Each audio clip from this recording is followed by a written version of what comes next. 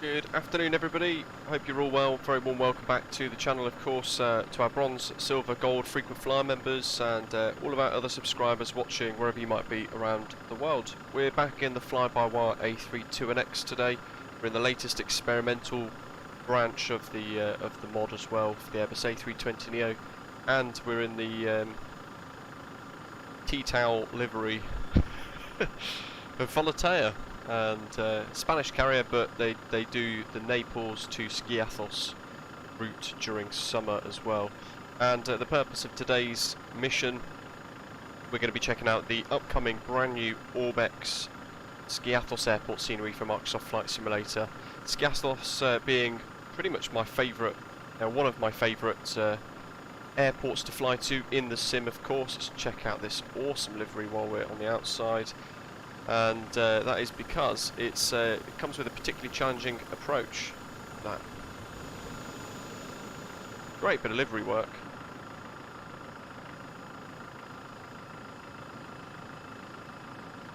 We're on the VATSIM network, of course, and we filed our flight plan as well.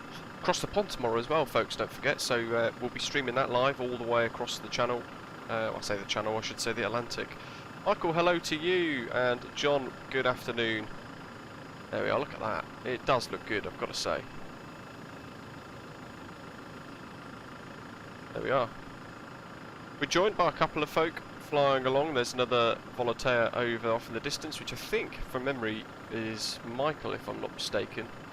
And this is obviously Naples, but it's the default scenery, and there's one of our Osprey liveries there too, looking good.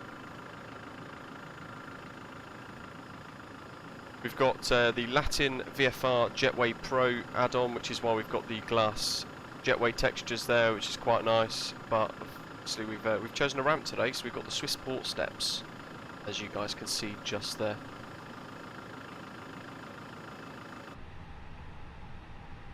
Aviation simulation. Why have I put Grandma's curtains on my plane? That's because you requested it. Quite a while ago, I must admit, you requested this particular route, and we're waiting for some decent scenery for it, and here we are. There's our takeoff information, and there's actually a... Let me put the link in the live chat once I find it, so bear with me, I just need to get the link back up. There is a new takeoff performance calculator which you can use, and Neil, one of our viewers, was kind enough to send me the link actually. It's all under test at the moment.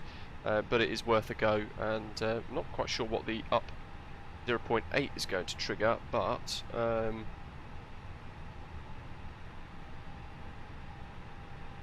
we'll find out. There you go, it's in the live chat, folks. perfcount.bradze.de/test.php 1228. That's generated a V1 of 137.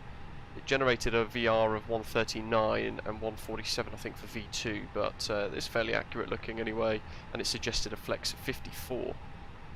QNH 1016. And we are flying a bit of a weird departure from Naples today, and the flight plan manager can't seem to work it out. In fact, let me show you. If I zoom out slightly to 20 miles, we're actually going to Vunho first, so we're departing out to Vunho, and then we're flying back round to RN601, then up to Gemma.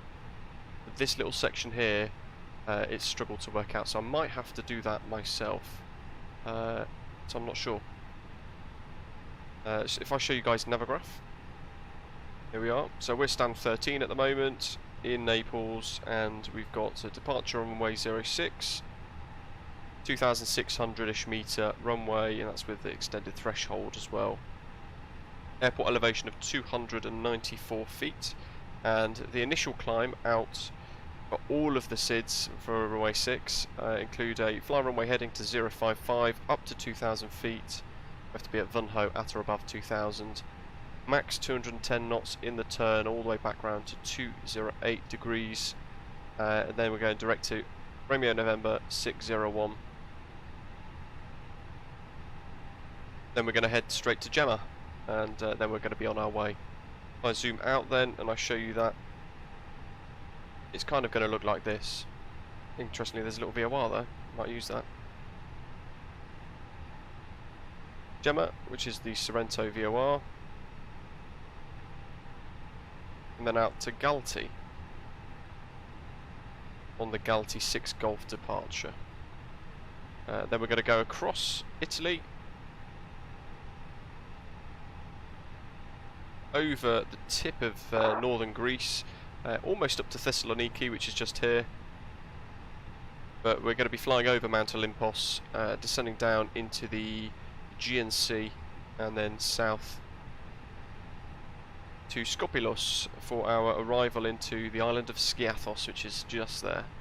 Really looking forward to that, and we'll brief for the approach on the way in. This is one of the approaches actually that I've done for my tutorials, but I've not flown it for a very long time. And of course the flybywire mod has progressed quite significantly in that time as well. So there we go, that's our departure. I will leave that up on my screen because I'll need to refer to that in a little while. And we're going to taxi to apron 1 and then hold point Alpha.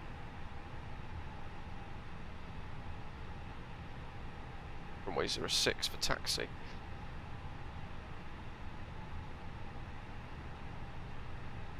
Easy peasy. Right, what else do we need to make sure that we've done? Transition altitudes, 8,000 apparently according to the departure charts. So let's pop that in. And we filled out everything else. Cruiser flight level 350 today. Juliet Mike radio check. Readability 5, good afternoon. Yeah, readability 5 and good afternoon to you. Init B, there we go, I knew I'd forgot something. Yeah, 5.8, but that'll do, we'll do that as predicted block. And we've got our RadNav stuff tuned in, ready to go too. And our flight plan is all ready to go as well. I've checked the departure for any discontinuities. We don't have any, which is good.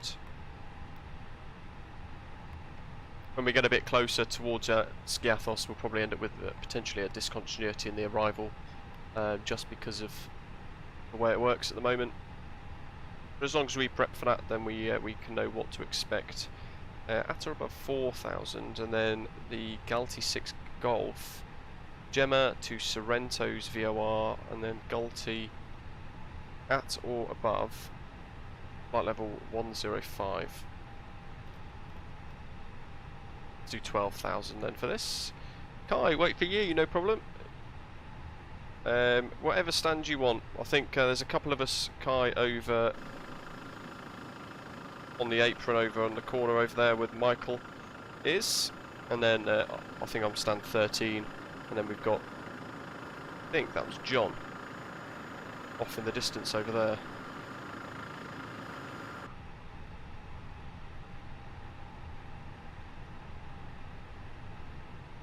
Doctor on board, can I show the beautiful Mount Vesuvius on the east? I'll try, you'll have to remind me where to go actually.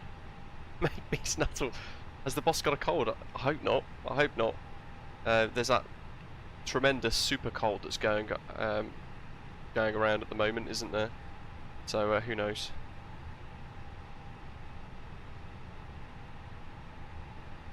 Kai is tending me out to Dubai.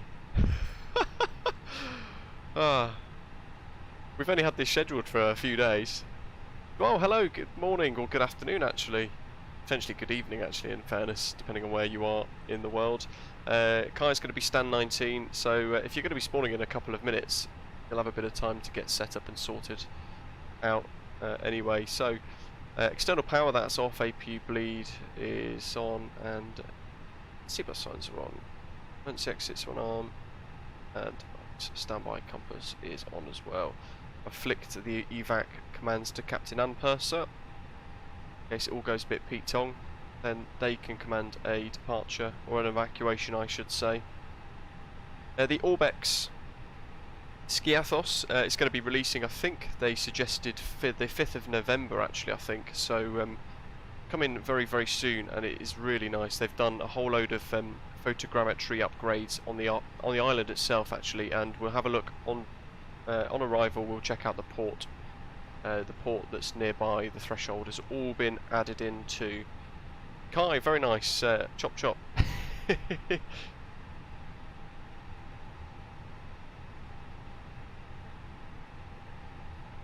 So 12,000, QNH1016. Let's get the final check of the METAR. METAR, LIRN. Winds are variable at 2 knots. Ceiling and visibility okay. Plus 19 degrees Celsius for the temperature, and the dew point's plus 6 degrees. QNH1016, which we've got set there and set there. Okie dokie. Let's arm the pushback mod. There it is. Big button there at the Cockpit to ground.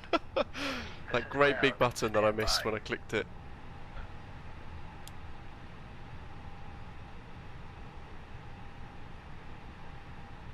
Naples traffic. Volotea 1634, stand 13, push and start facing west. Oh, that sounds like you're going to be timed quite well. Oops, fat fingers, I wanted to go the other way. One of those is that Mount Vesuvius over there by any chance? I don't know, I'm not great with Italian geography. You'll have to you have to point it out to me. Okay, sir. There we go, look at that. All doors and hatches closed. I think you're right, Aviation Simulation. The parking brakes are set. You may lift. Love this. Set. Lifting the aircraft. There's a lot of detail to all actually. We're approaching runway 01, so on the left hand side as we make our way in, there's going to be lots of scenery to go and see and enjoy actually. It does look really good.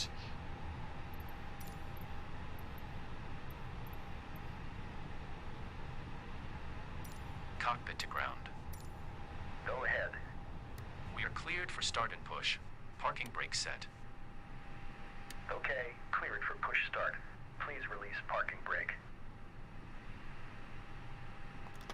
Wrong Parking button. brakes are That's the released. gear lever. Commencing Good job the pushback. pin's in. You can start the engines in sequence. Kai, It will start you in can still sequence. join. We've got a couple of minutes.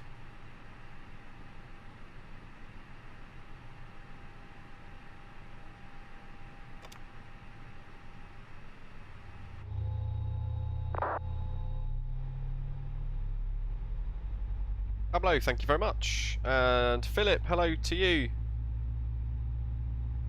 Oh, that'd be great if you can. Been a while, I hope you're well. There go the blades. Yeah, Kai, do that. You'll be fine.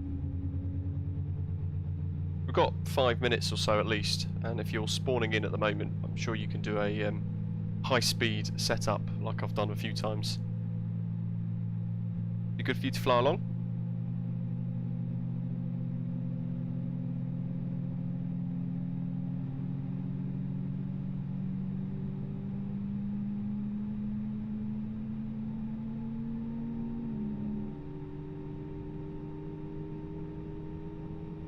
There's Michael off in the distance there.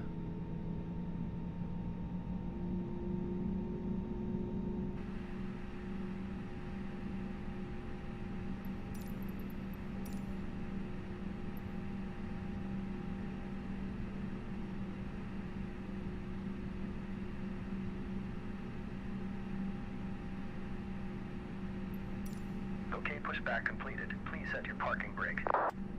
Parking brake set. Parking brake set. Lowering aircraft. Doctor aboard, thank you very much. Ground. You may disconnect. Okay, sir. Clear to disconnect. Pin has been removed. See you at the side. Have a good flight. Holding position waiting for the visual. Thank you and goodbye.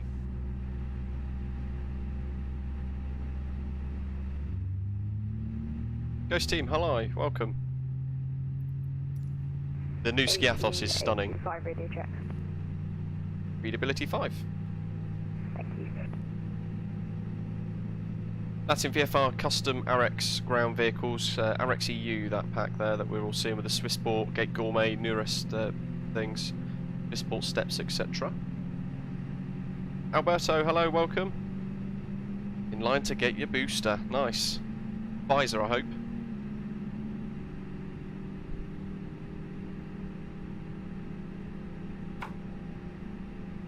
Love all the little clicks and things that you hear now. Very good.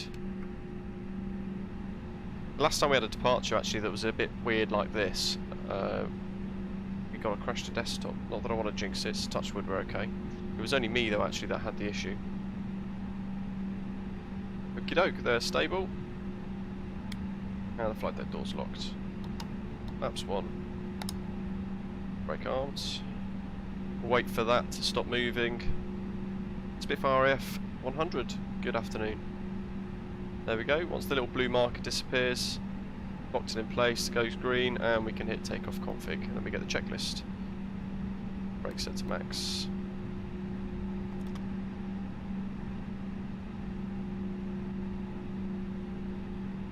Naples traffic, Volotea 1634 is taxi to runway 06 hold point alpha via the apron.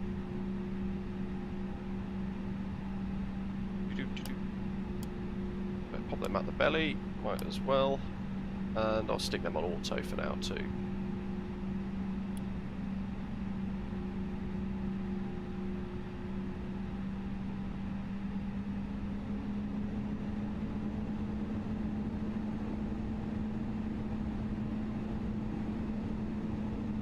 Big brake check.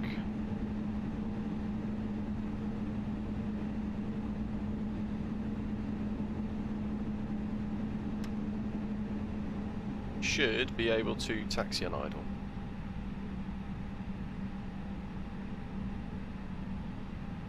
Hope you're well, Zach. Who's got across the pond slot, by the way?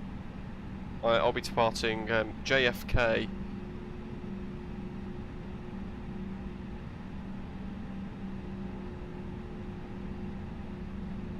One of our viewers, by the way, Wojtek, I think it's called Flight Club on Twitch, or Moradin's Flight Club. He's doing a big charity stream through Cross the Pond all day tomorrow as well, so do drop in there. It's starting tonight actually, and he's going to be doing a charity stream for up to 48 hours, which is mad.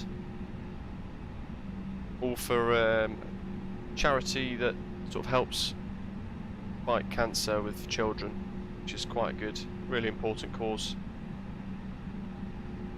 And we're going to be tuning in and doing, oh look at that, Aegean as well, fantastic.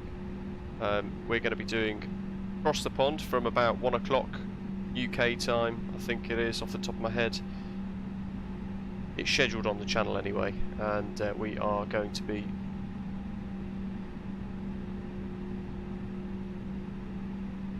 Philip, that's not good.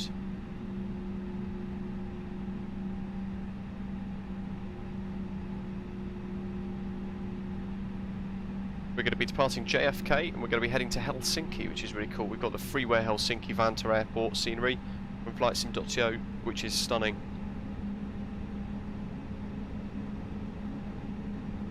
Wowzers, Alpha's already coming up. Naples traffic, Aegean 85 pushing back, stand. That's Kai, that is rapid. There we are, that's a little hint into FSLTL as well, Aegean A321. Some of the progress that's been going on. That is going to be freeware. Facing west, stand 19.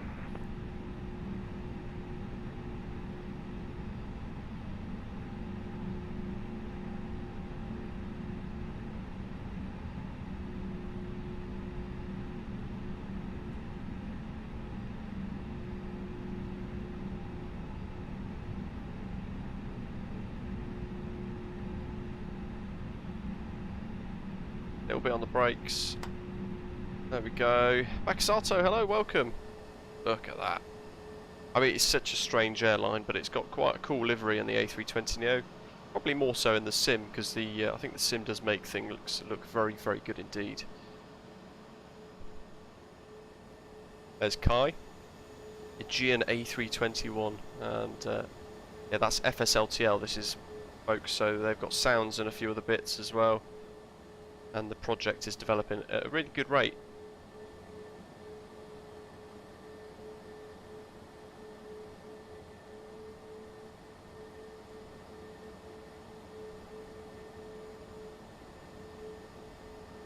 Callum, can't load into... Oh, there's the sounds.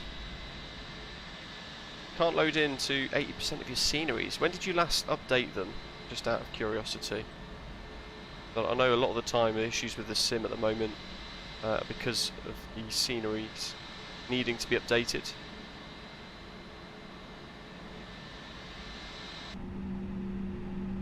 Ooh, a bit of CRJ ops into that. I like it. Into Skiathos. That's going to be cool. Should probably turn that off. Flight attendants, please prepare for takeoff.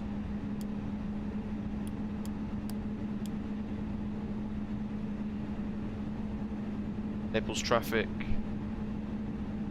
Volotea 1634 is lining up runway 06.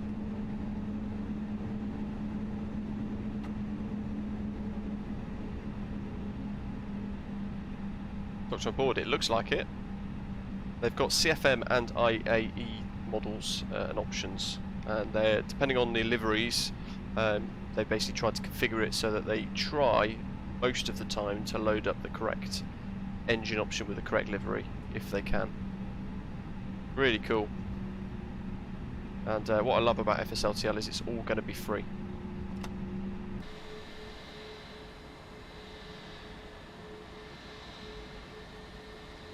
There's a few more. I'm assuming that's Vesuvius. Looks like a volcano.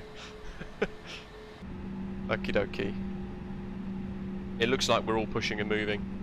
Naples traffic, Volotea 1634 departing runway 06, GALTI 6 Golf departure. Naples traffic, Osprey 27 Juliet Mike, taxiing Quebec for holding point Alpha runway 06.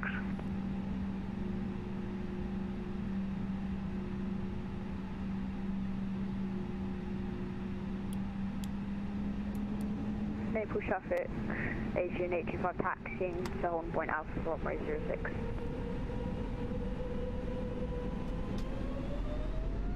Lex SRS. Might manually fly this first bit just to see what happens. Here we go.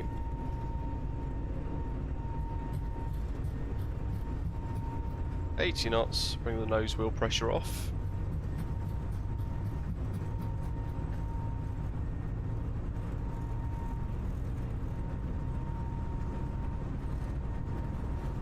B1, rotate.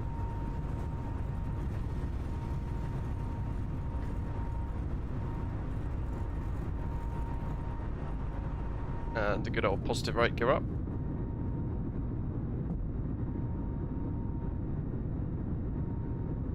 Reset, really not sure actually, to be honest, when FSLTL might be available. I'm hoping it will be some point in the near future, in the very near future, but it all depends on how far they get with it all, really.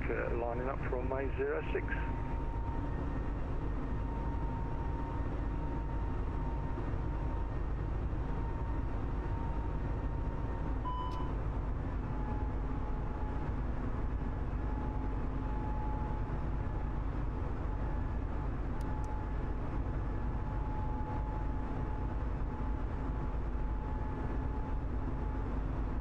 See, this is where the flight plan manager has bugged out quite a bit.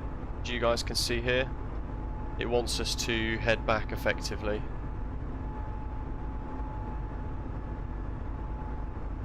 So I'm flying this manually. The vertical profile should be okay, so I'm going to try and hold that as best as I can.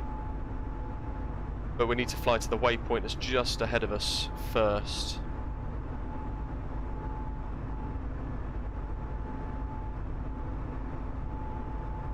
Bunho.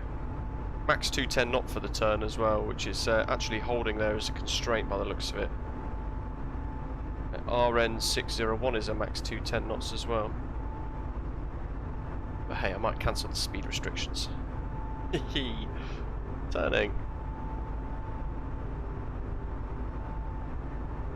Naples traffic, Osprey 27 Juliet Mike is rolling runway 06.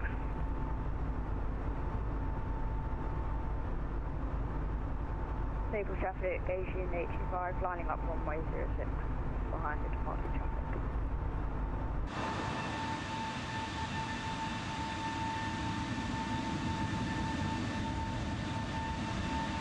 That sounds like Mount Vesuvius is that one. There's Naples down below. And the departure on the other way, by the way, off on the other direction, is quite stunning. Still flying this manually, so I can't spend too much time out of the flight deck.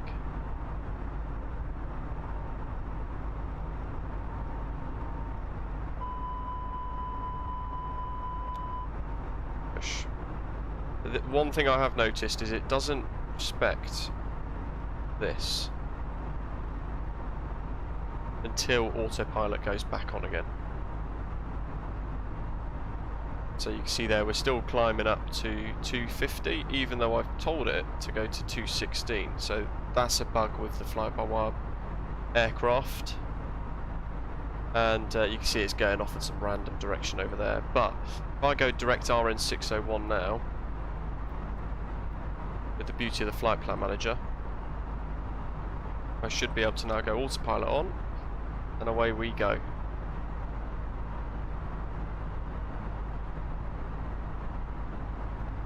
Now I'm just going to leave that into managed mode now. That can come off.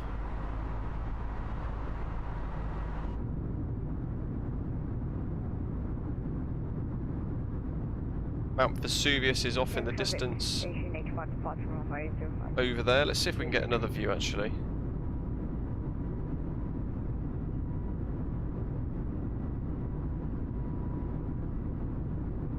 There's Naples. That is a really stunning departure if you're going the other direction. There's a departure that actually takes you up and then it takes you left over the coast back on itself, which is a really nice departure route.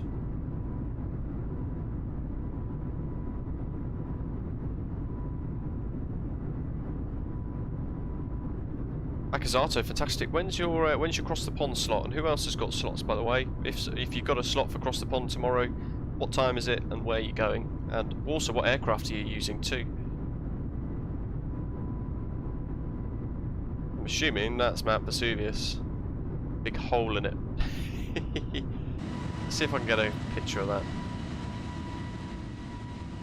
I say picture because it always usually looks quite good in the sim.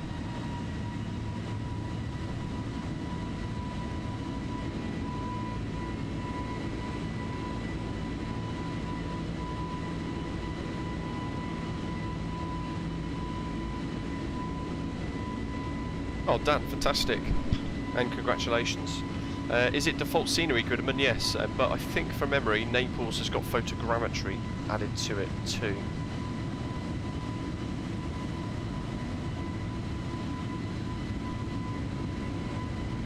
Orbx Skiathos though coming up is really good, and of course we've got that stunning approach to do as well to tackle.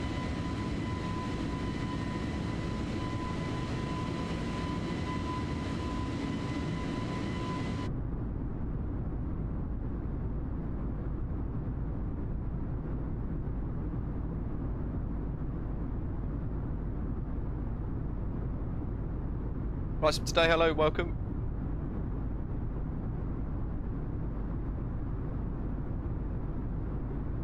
Yeah, landing 06 is a good one as well, actually, to be honest. Wait, look at that. That looks so realistic. That window view.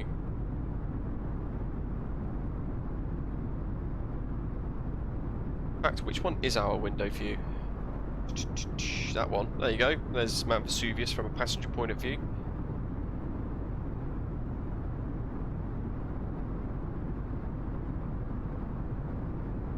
And off on the other wing, got the coast. Sorrento is just here, isn't it? I believe. Coming up, so yeah, that looks like this tip down here is Sorrento, potentially. Let's see, transition, so standard, standard. And to be honest, we could probably continue climb now all the way up as well. Cruise 350. Let's go.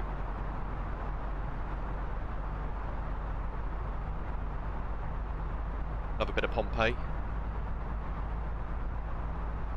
Don't forget to give the like button a smash, guys, while you're here as well if you're enjoying today's stream.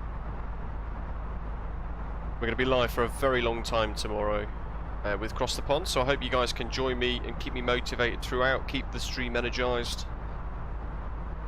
It'll be the third long haul I've ever done. It'll be my first Cross the Pond as well, actually, which I'm really looking forward to. That's going to be quite cool.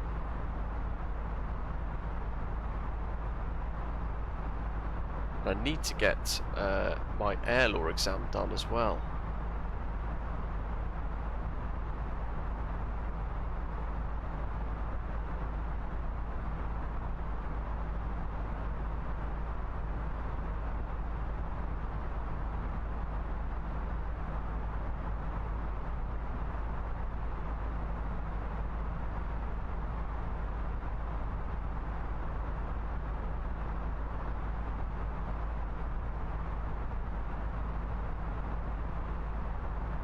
Oh, hello, welcome.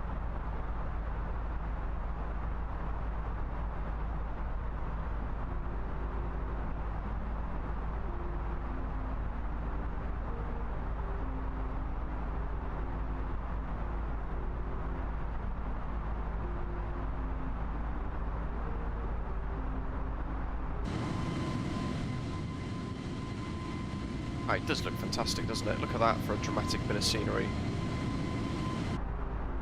How you doing, Paul? Hope you're well. Plenty of mountains around here, to be fair. Probably get rid of VOR2. VOR1 is Sorrento, so we'll leave that one on. 16,000, 17,000 now.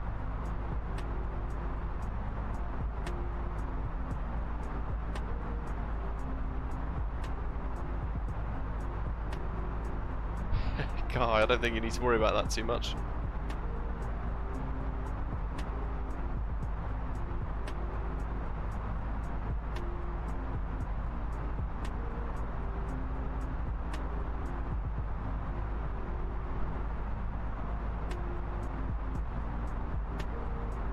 Generally a very scenic part of the world to go and fly around this.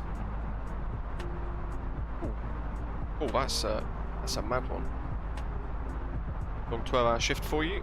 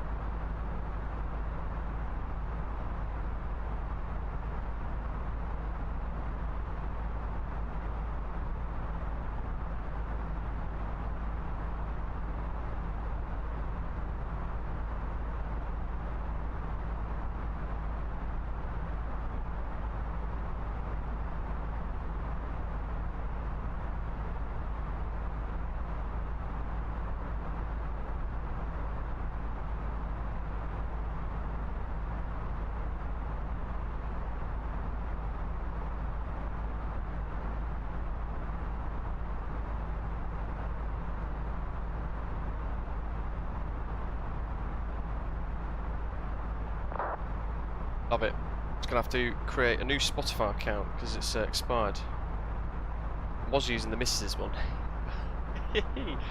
but Spotify Premium's run out with that.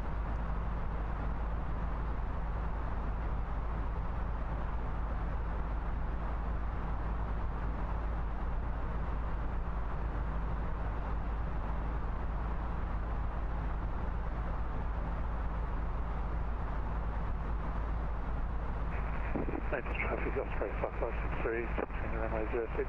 Hey, it's Philip. Awesome.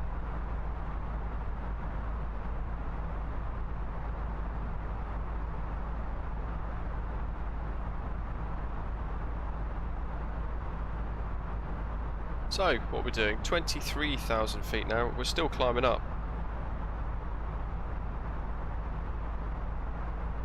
Which is mad, because that's a long... I feel like we're climbing a lot slower than usual actually today. Perhaps it's the centre of gravity being shifted ever so slightly.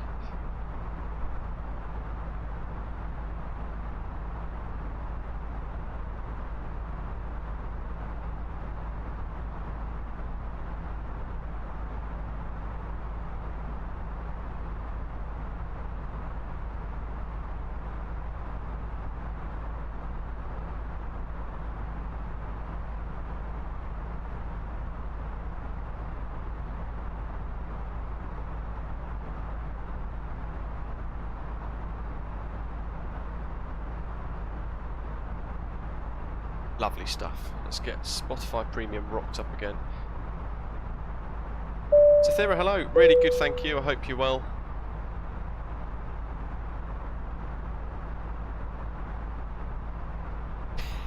That's Dodge aboard. Yeah, that is a little bit longer. It's about 1 hour 30 max, I think, for us. Flight time today.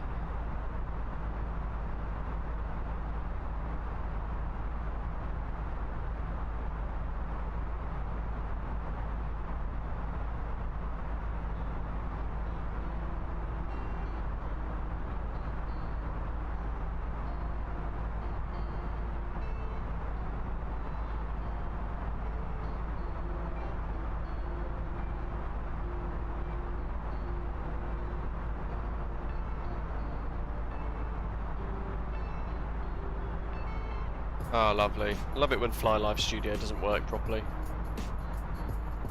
Even the ETA is all a bit bugged out, isn't it? Let's refresh it. Fly Live Studio is one of those things that seems to be quite unstable for me recently. Well, pretty much for the last couple of months. Sim Update 5, I think, seems to have a bit of an effect on it. Not that I want to make an excuse for it. 1634. There we go. That's refreshed for you. That time to go looks a bit better, doesn't it? Wow.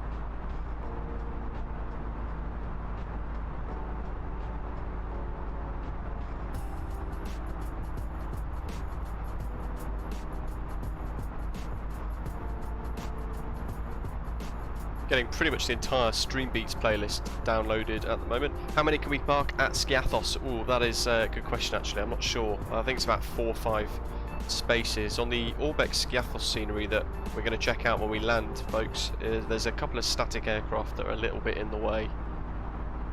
Which could be a little bit interesting for us. We'll have to see what happens. I'm not anticipating many problems, to be fair, with that, so I think it's going to be okay. And for those of you without the scenery, of course, the freeware version doesn't have all of the add-ons or the statics. There's about 3 static aircraft in this Orbx scenery. No way to turn them off, sadly, either.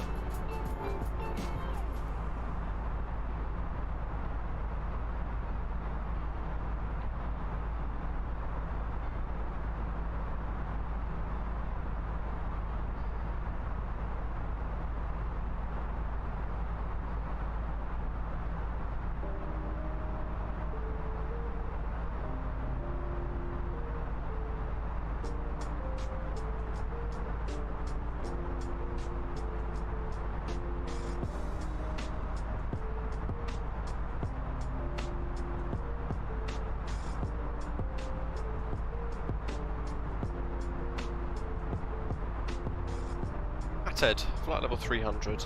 We're doing alright. Multi-storey parking indeed, Dwell, yes. The best kind. Imagine if that was a thing at real airports. Pretty much directly over central Italy at the moment. I'll show you guys Volanta actually. We've not shown that today, have we? So there we go, there's Volanta for today. Volanta Premium, of course, as well. Let's add those 3 screenshots that I've taken already as well. Pop them into the pool. Then cross in the breach between the Adriatic Sea and the Ionian Sea, cross over Albanian airspace before heading into Greek airspace. Across northern mainland Greece, down into the Aegean Sea for our descent and our arrival into Skiathos. So almost a quarter of the way there already. Once we're at the Skiathos as well, as a little reminder, we're going to be doing a turnaround. There's the amount of bays that we've got. We'll turn around and we'll head back as well. So we're going to have a short landing, a short runway landing with a tricky VOR approach, all with live weather switched on as well, of course. We're then going to configure for a return from Skiathos back to Naples, and we're going to then have a short runway takeoff, departure. Quite an interesting skid, SID I should say, over the island of Skiathos, heading back over the island directly, and then our route should take us back towards Naples, expecting another approach, this time into runway 06, which is going to take us over the Gulf of Pozzuoli and into Naples, pretty much directly across the edge of the city, which is going to be quite spectacular. So looking forward to that very much. There we go, we'll keep that updated as we go. Eggy boy, hello, welcome.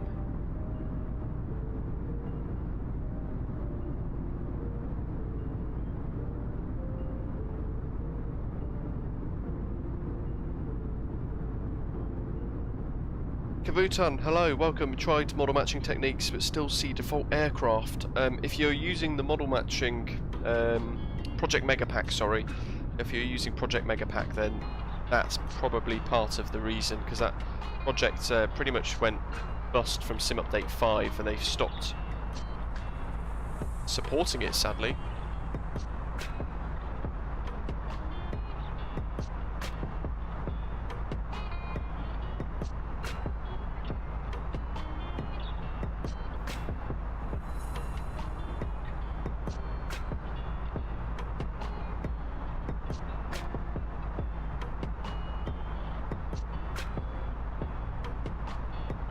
FSLTL, of course, as well, is going to be it's going to be freeware, like I was saying earlier. But when it does get released, it's going to be a little bit while off. But when it does get released, it's going to be quite good, really quite fun actually.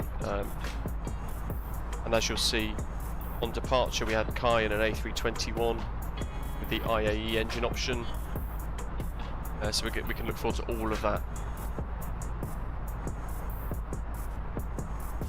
Yeah, so all the PMP liveries and things like that, I'd recommend just getting rid of them all entirely, delete them, send them to the recycle bin, clear the recycle bin, then just go to flightsim.to and download whatever liveries that you want for model matching, and then run Model Matching Magic, which is a program, freeware program you can download on flightsim.to, and you basically create your own custom VMR then, depending on what you've got installed.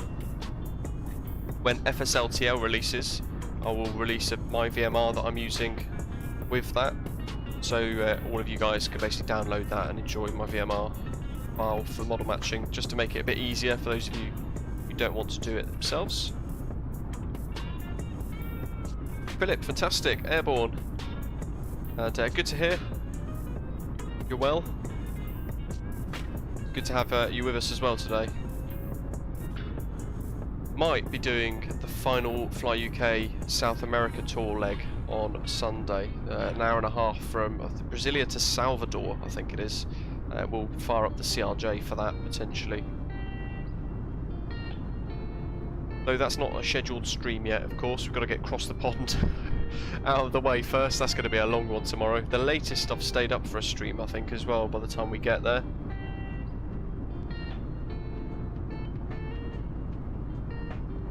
John, wow, Pack 1 and Pack 2 fault lights on the experimental A32nx.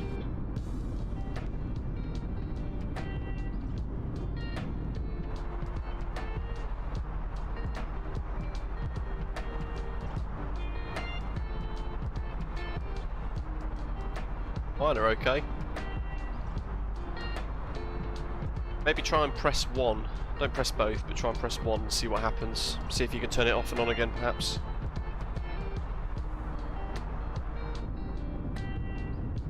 What views have we got? Let's pick a nice view to enjoy. There we go.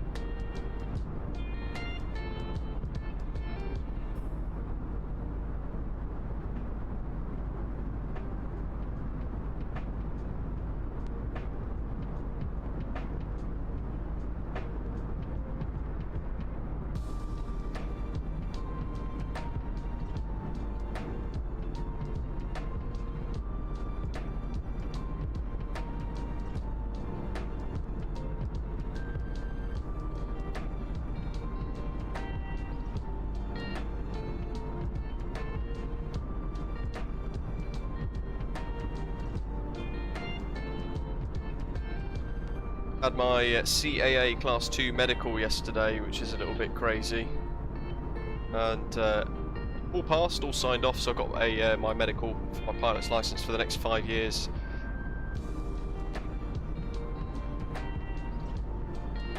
Very in depth actually, more so than I remembered it being. So all good.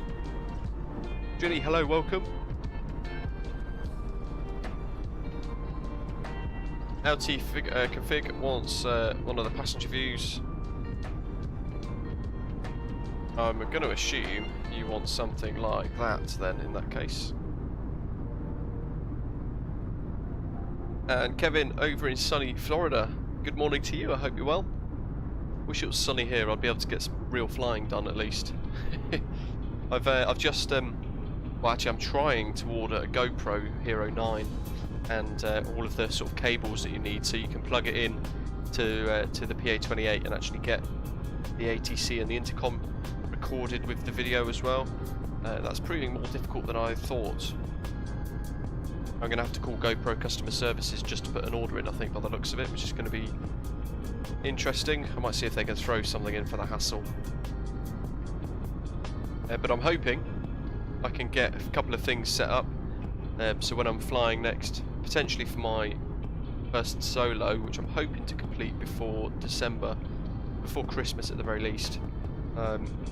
Before that happens, I'll be able to stick a GoPro up and video it. Along with the rest of the training as well. I'd love to record my qualifying cross country and a few other bits as well. Ashley, hello. Skiathos, fantastic place to land. I really do enjoy that actually. Great scenery for it as well and the sim. Nice, bit of a crosswind as well. That's what I quite like actually with Skiathos. When it is a bit windy and it's coming in across the runway, it's really quite challenging actually. Very entertaining though as well. 737-800, I'm really looking forward to the PMDG one that's coming to Microsoft Flight Simulator. I'm hoping we've got less than 4 weeks to wait now. Just a fair one, yeah. I had to do a P sample as well actually on my class 2. And stripped pretty much all the way down just to my boxers as well, and had my stomach prodded and all sorts of stuff, and had a full ECG as well, top to toe.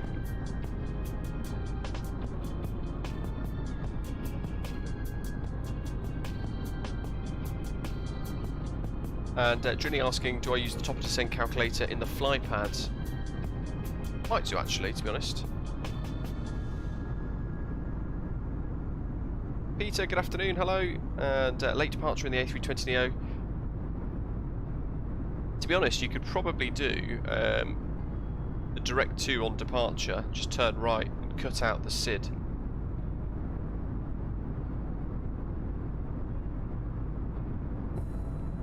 If anybody wants to join us for the return, by the way, you could always spawn in potentially at Skiathos and join us for the return to Naples, if you wish. Leave one parking space free for me at least, though. I don't know where I can't remember where the statics are. A bit bizarre they put 3 statics there, though. The one criticism I've got with this scenery is the 3 statics. It's a small airport with a really small apron and only about 7 parking spaces anyway. So, not quite sure why we'd want to stick them on with statics as well. Callum, what's the medical for my pilot's license? And I'll have to renew it in 5 years from now.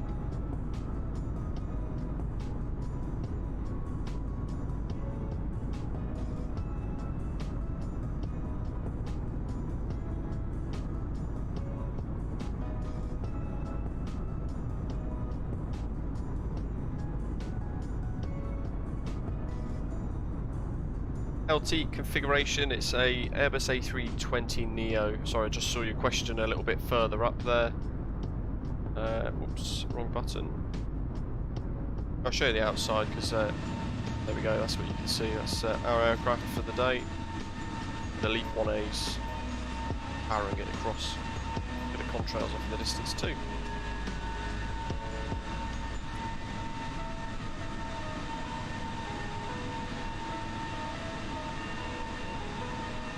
That's it, Ashley. That's the thing. I've always been an advocate for being able to remove statics. Actually, to be honest, one thing that's really good with I think it's Drazeki Designs, maybe Pyre Devco as well, is they've got the option to remove statics, which I think Orbx needs to be pushed to do for Skiathos. Michael's chasing Kai's tail. That's the one flight sim today. There's 3 in total. Little private jet near the terminal and the self-manoeuvring parking stands, and then you've got the 2 in a Jet 2. I think it's a 757 at 200, I believe, parked up too.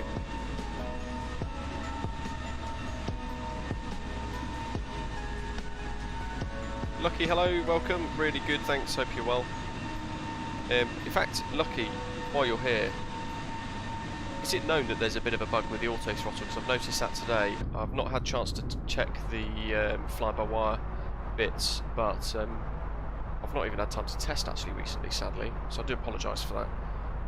But on departure, we had a constraint of 210 knots. Once I tried to stick it in anyway, and I tried to select 210 knots as a targeted speed, it bust above it anyway, just ignored it and went to 250 regardless.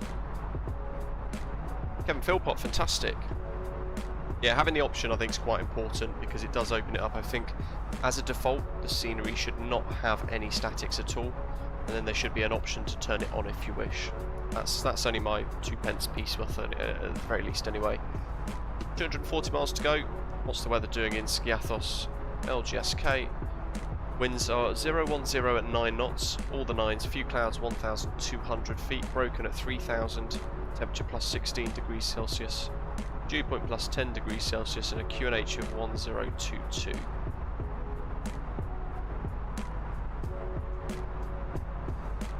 Chase, hello. Does anyone who wants to stream or upload a video of them playing any game need permission from game creators? I think it depends on the game or the sim or whatever else, but in the main, no, I think you're okay with that. Mostly, providing you explain what you're playing, of course. You might have some game manufacturers, game creators specify that. Oh, Nox, we did. We selected it as 210 knots in here, and I engaged that specifically because of the lack of VNAV, as you just mentioned there. So we selected that manually, and it still ignored it. So we've got to have a little look at stuff for the arrival then. Where's trusty Navigraph? There we go. So about halfway, but it's a very short route. We're hurtling across one of the best parts of Europe to fly around, and we're expecting the EVIKO on Charlie, I think it was actually, bizarrely.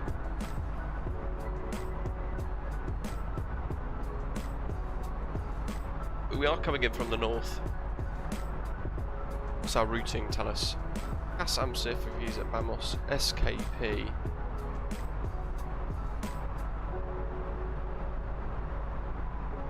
So what you can do, if you're not sure, you can see here we've got a couple of different routings in. What you can do is just go, you know what, I want to see them all please. You can see Thessaloniki 1 Charlie, we're kind of using that, but we're not actually using that. And then Skopilos. I might tune that anyway. PINDO, UP.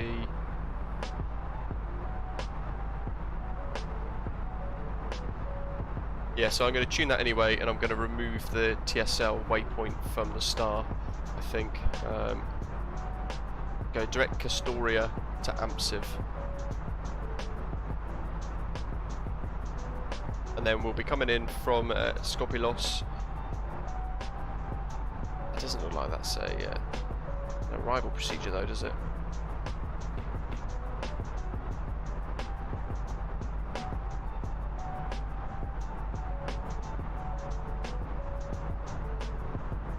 After Skopilos, we're going to be flying the VORs. This is one of my tutorials that I've done a little while ago. The MDA is 1,600 feet, which is actually above the few clouds that we've got at the moment according to the METAR, so we'll see what happens when we get there. But we need to tune the Skopilos VOR of 113.4. There's a hold at Skopilos there as well. and we're going to then fly outbound 203 degrees track down to 10 DME, away from that VOR, descending down to 2,000 feet, and at 10 DME we're then going to turn right to head back towards the airfield at 008 degrees for a track for final approach. It's an offset final approach, and we're going to also descend down to 1,600 feet by that point, tracking the Skiathos NDB. We should then get visual with the runway. We should be able to then turn autopilot off and fly in ourselves. And the descent profiler looks something like that. And there's our minimums, 1,600 feet. With an RVR of 5,000 meters.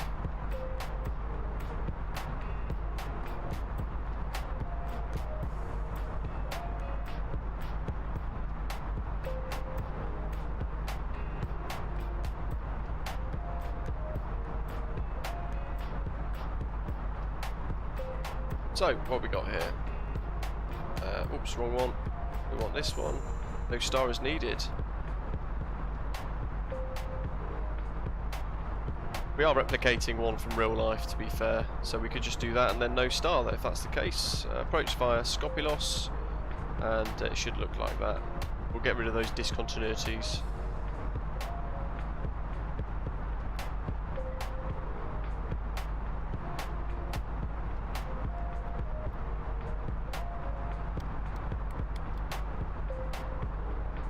There's some messy lines. Let's have a little look through. Samos, Bamos I should say. Skopilos. So we want to clear that. And that. And the discontinuity. And there we go. Fixed it.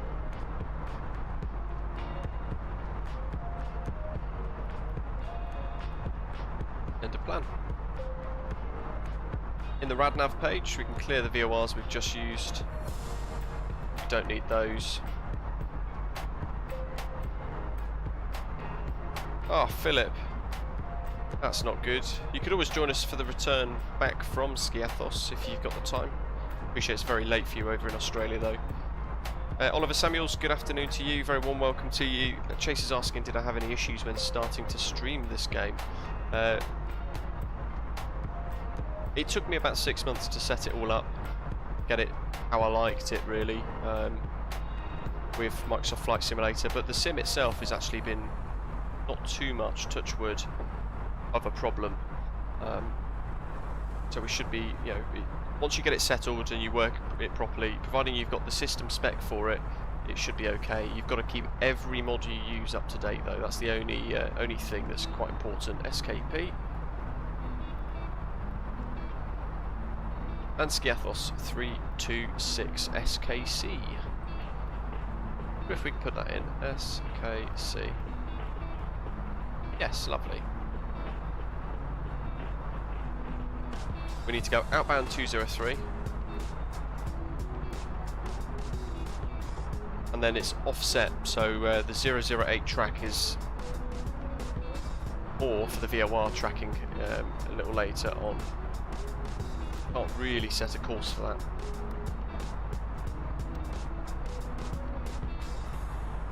Kai, welcome back. You missed the rifle briefing.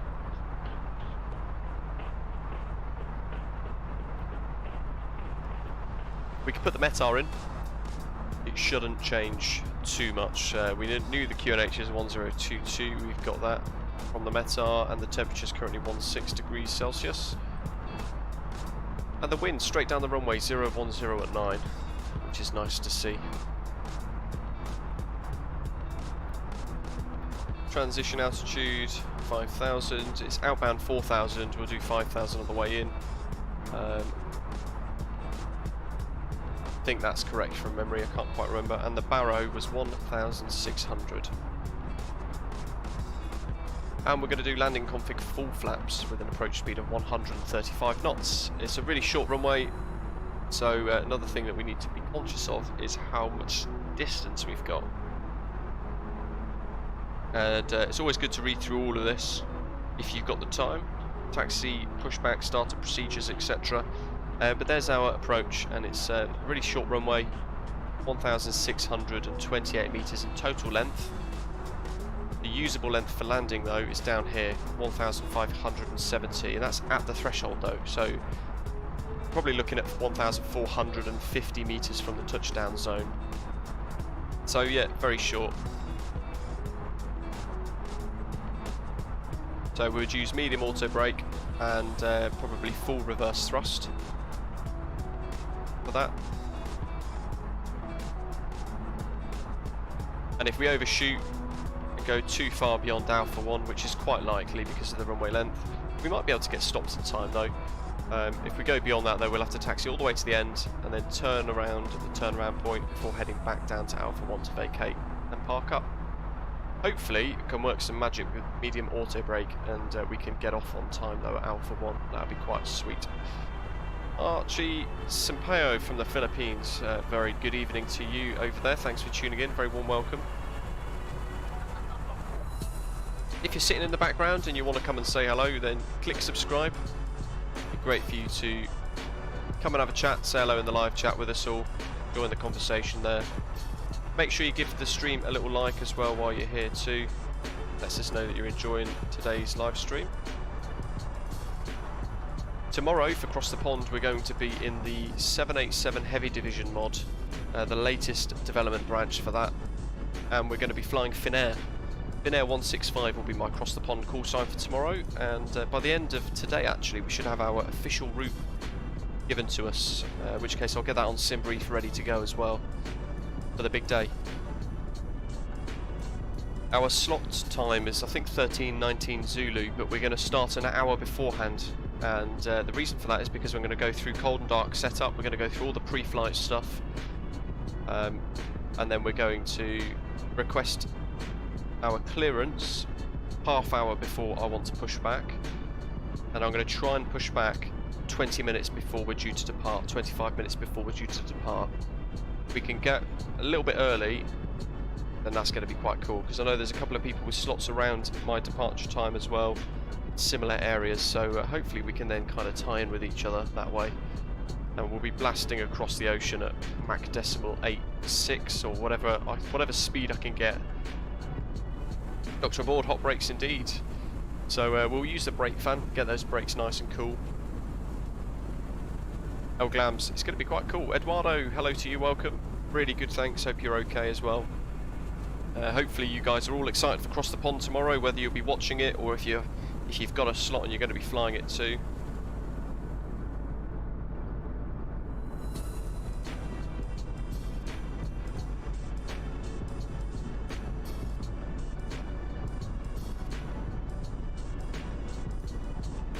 Clayton, hello! Manchester to Gran Canaria. We haven't got a route for that planned yet. It's on the list though still. I know you're waiting. We're getting lots of scenery released for the sim at the moment, and also we've got a couple of aircraft being released for the sim too, so we are having to sort of cover those as and when they appear. So it is pushing back some of the route suggestions, and because yours is a slightly longer one, I need more time for it as well.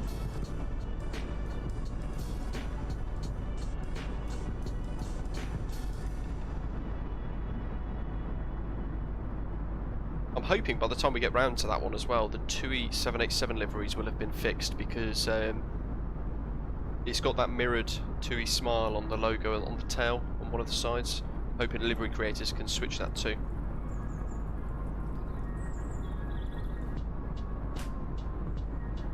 And Archie, why not try fly from the Philippines? Hopefully I can get one of them done soon as well. Great part of the world to fly around.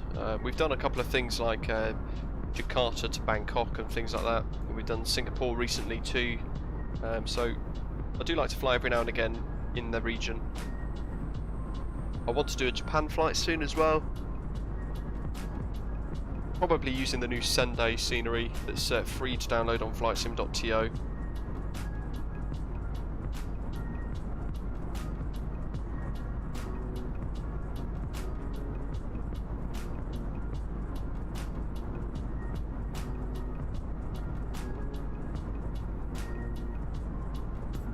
Bumpy bumpy.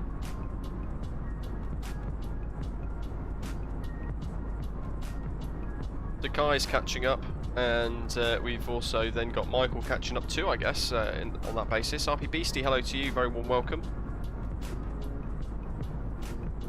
I should probably work out top of descent too, because Skopilos, so we could go progress, SKP. That's going to be the deciding point for me. 193 nautical miles, there we go, 192. We're at 35,000 feet at the moment, and we know that at Skopilos we need to be at 4,000 feet. Maruthi, that's a great question. When is the CRJ 1000 coming? Well, they've released pricing information now, so that's a great sign. Hopefully, not too soon. Peter, yep, we used it today actually. I think if it's the one that I'm thinking of, one of our other viewers, Neil, sent me a link to it. I put it in the live chat earlier on actually, and that's what I was using for the flex temperature calculator for the Neo. It's another website, like it's very similar to WAB Pro actually, for those of you who remember that. Wesley, you promised a trip and a visit, an appearance in your A350. Albania down below.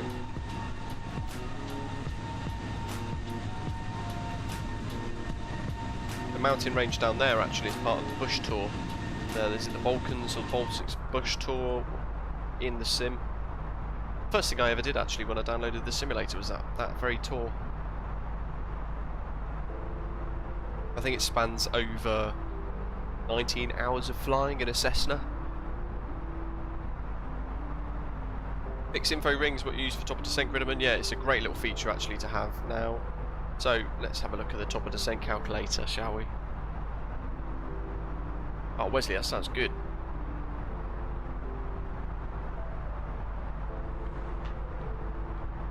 We wanted 4,000, didn't we? So there we go, 97 nautical miles. We'll round that to 100.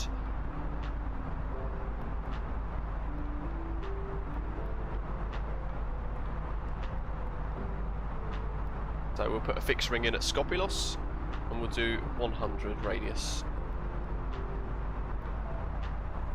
There it is.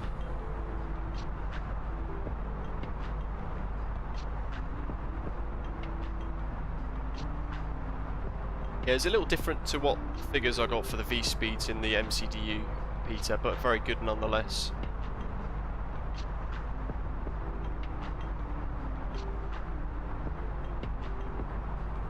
In fact, I've still got the link copied, so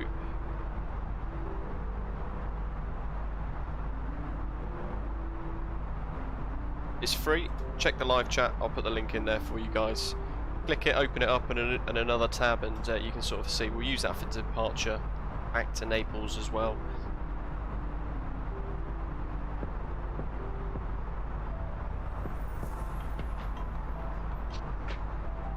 Don't let me forget to show you around the island as well for Skiathos, especially the port town near to the airport. That's stunning. We're going to go down to 4,000. We've got the VOR tuned, we've got the NDB tuned as well for the inbound track for final approach. We know that we're going to be doing medium auto brake, we're going to have we're going to have ground supporters armed, and we'll require full reverse thrust as well. We're still on Unicom, and we've got the approach data added into the MCDU ready to go as well. That's pretty much all of our arrival briefing complete, except for missed approach. We'll review that when we get a bit closer.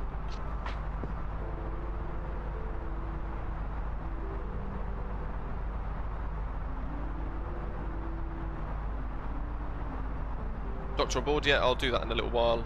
So the 10 nautical miles, the 10 DME, I'm going to put a fixed ring around that, and I'm also going to do a fixed ring of 5 miles too.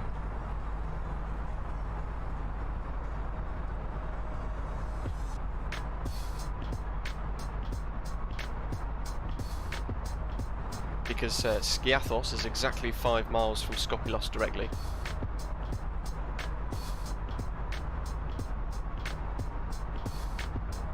Missed approach, climb on 008 degrees from the LOX centre to 2,500 feet. Then turn right, max 185 knots to the VOR of Skiathos, climb to 4,000 feet and hold for the missed approach.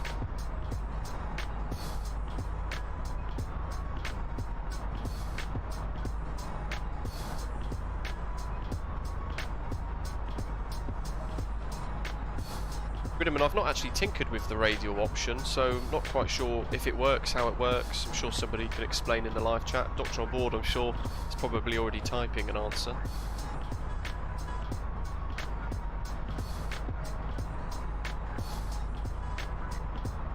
Might do, let's see, runway 01.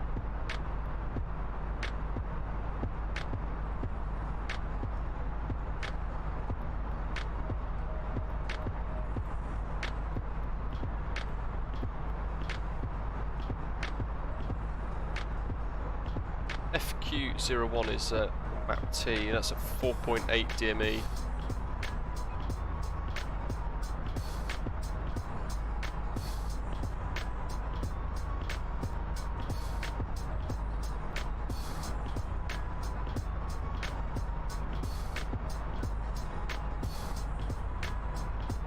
There you go, so there's another fixed ring gone in there.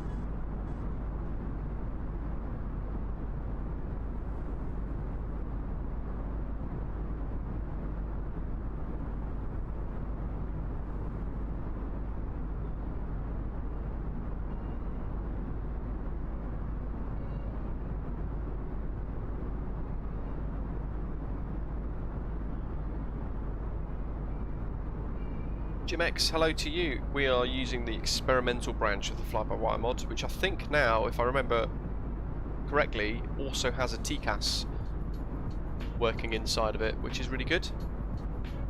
In some respects at least, although we've not triggered it at any point to sort of test it out, so perhaps we'll get some warnings as we get closer, we start to stack up around Skiathos. Need to also prep sim brief for the return journey, so let's go on to that.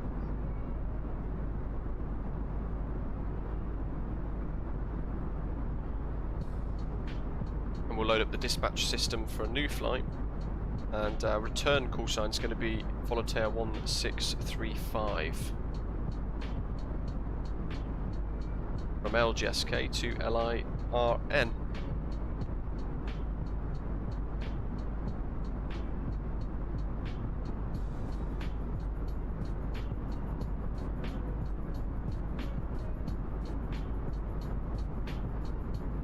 A cost index of 50 on the way back. EVIKO 1 Bravo departure is what it's telling us for the return.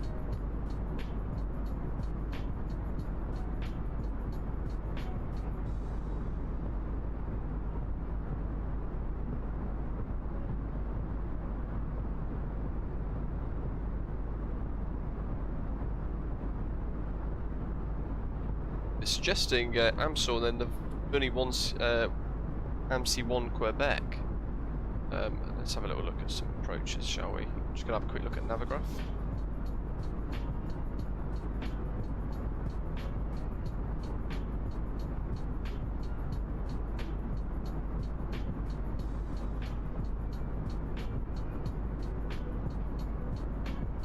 Vino 1 Papa. That's gonna be a cool one. We're gonna do that. Vino 1 Papa.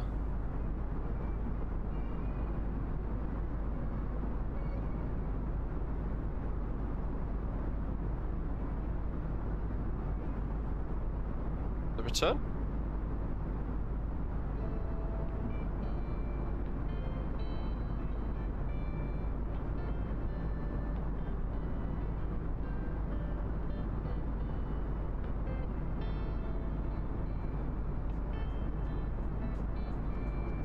Peter, awesome.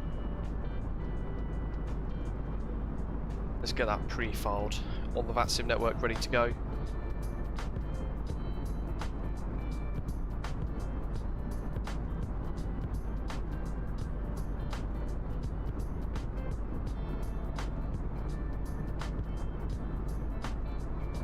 En route time on the way back is only 1 hour 15 minutes.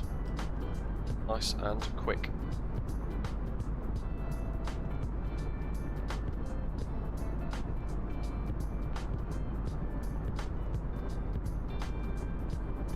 There we go. Boom, filed. Jolly good. T's 1S, nice.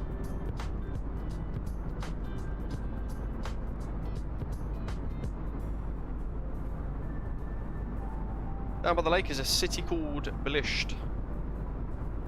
Down there. You do need to read it twice. Is that Belisht Airport by any chance?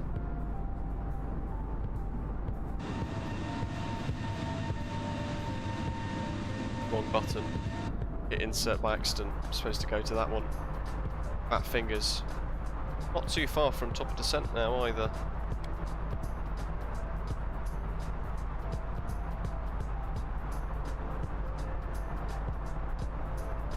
.33 knot headwind, and we've selected NDB1 up on the top. There's the mountains. In fact, when I was in Thessaloniki, which is just over there, funnily enough, I stayed in Neomodania, which is, in fact, I think that little part of the coastline there, I believe. In the mornings, across the water, we could actually see Mount Olympus, or the mountain, both of these mountains, in fact, from our resort, which is really nice. Mornings and sunset too, which was spectacular to see. Almost at top of descent. Before we hit it, I'm going to quickly go and grab some crisps.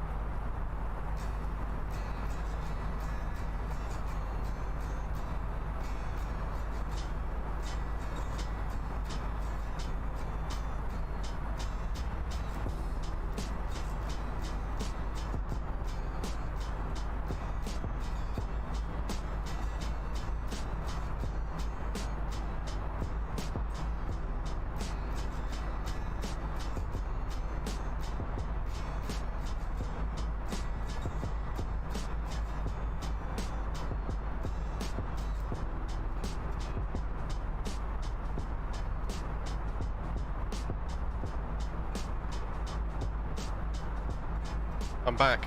I found some hobnobs instead. Even better.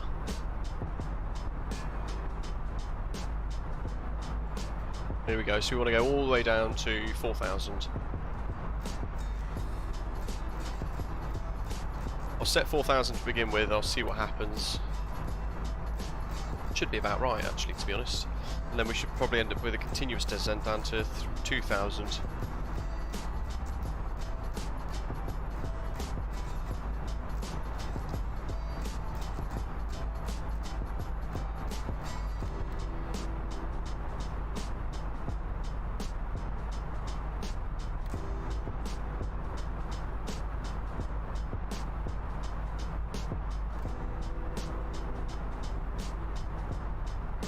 And if that's your top of descent marker, you want to hit it ever so slightly before it,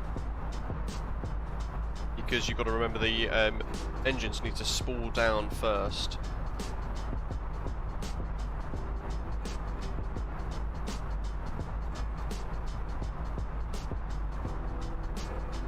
Like so. Then once the engines start to spool down, the nose goes down. You can see now we're just starting to descend, and we're just crossing that top descent line as well. Seems a little early though.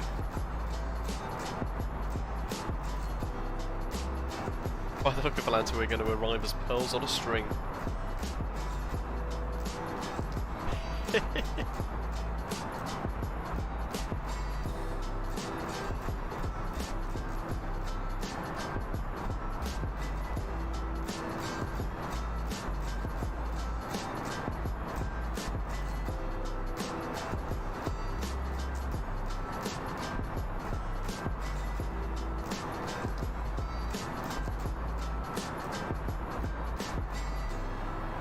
I can see Philip down in Skiathos ready to go for the return.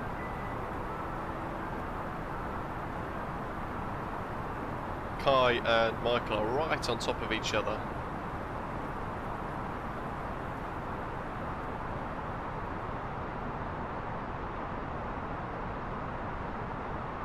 We have to monitor the descent. If we get a bit too low, too quickly, we might want to maybe kill off the rate of descent ever so slightly.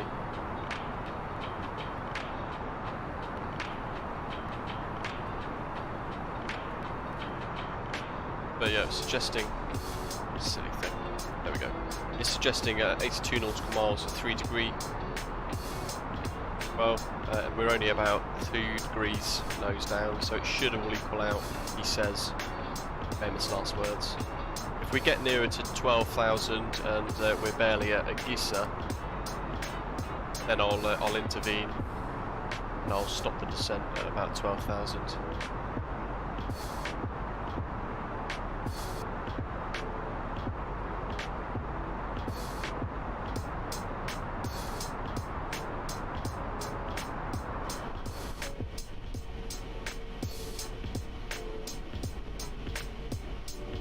Scenery looking fantastic down below.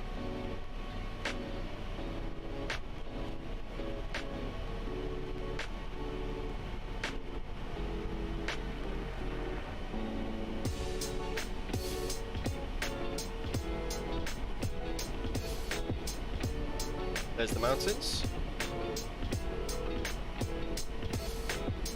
Some random little houses on the top. Impressive that I could spot them from there though.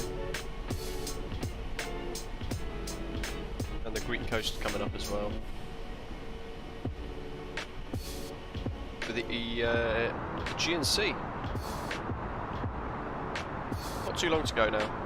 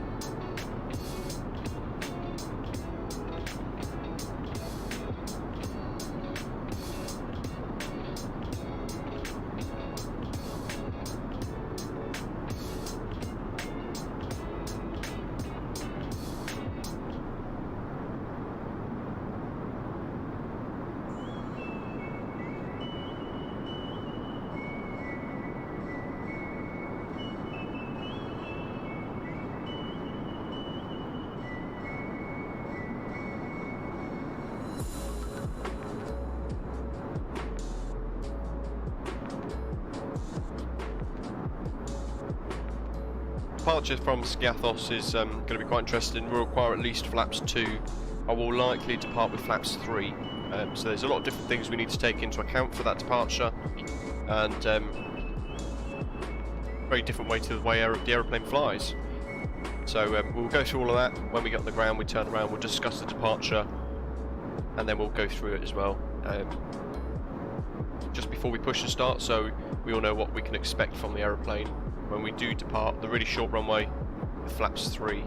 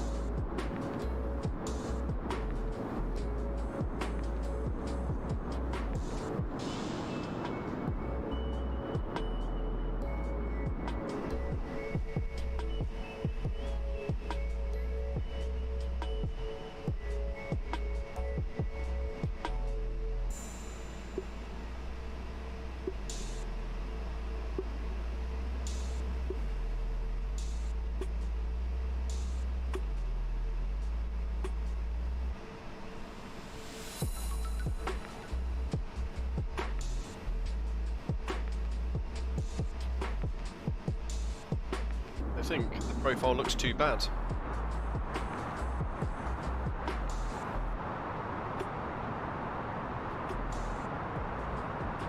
Actually.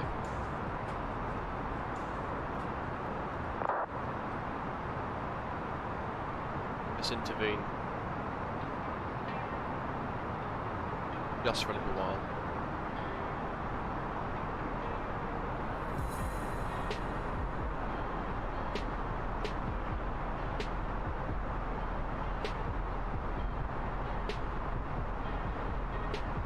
Miles early, basically, it reckons, potentially there.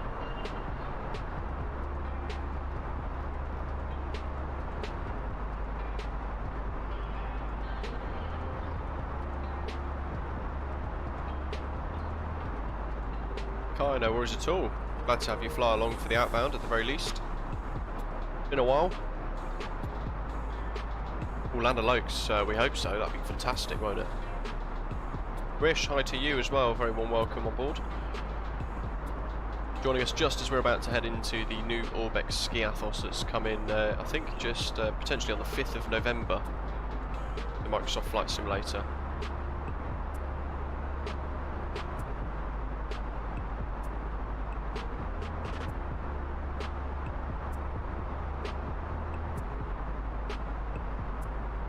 Now we know the QNH is 1022, so get ahead of ourselves, and we can pop that in there. Go back to standard, and 1022 go back to standard. So when we get near to transition, all we need to do is click it across, click that off standard, and everything's then all just set ready for us. Quite nice.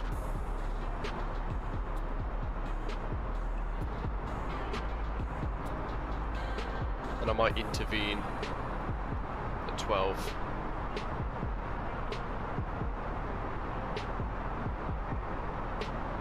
Kai, wow, yeah, that's quite a while ago.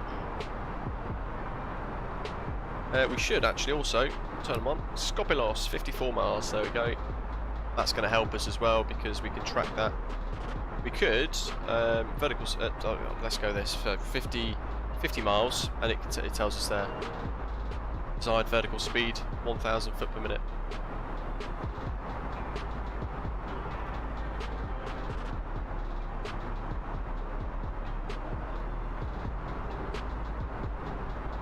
So that's another way of using the calculator. Here's all the cloud that's built in as well, so visibility might be a bit of a challenge for us as well, which is going to be fun as always.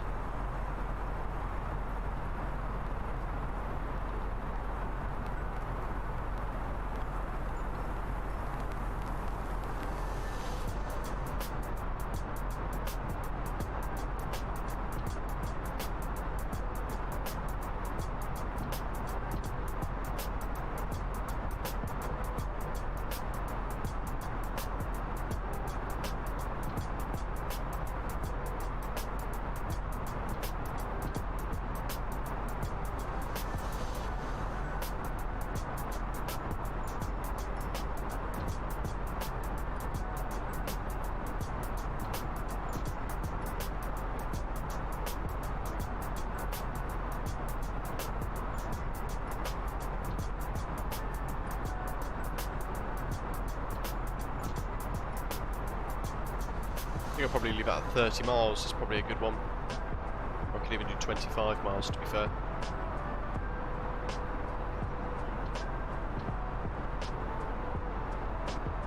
Blasting on in.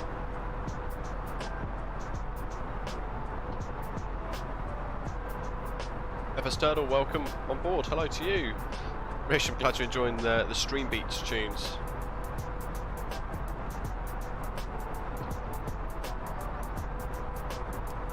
About 10 minutes to landing now. L-Glam's interesting. Never knew that was a thing.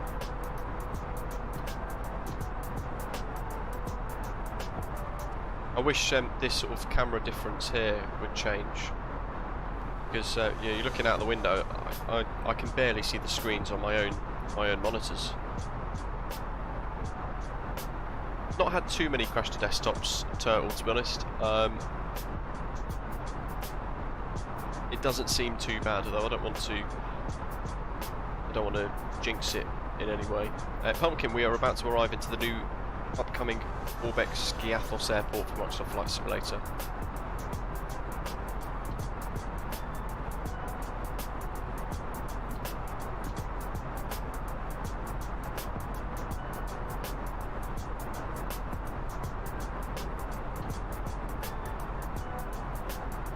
I'll start, and at 12,000.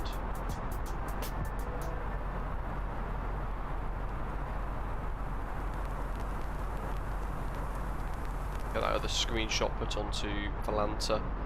For those of you taking part in Cross the Pond tomorrow, by the way, Volotea are holding a competition, which sounds like it's going to be quite cool.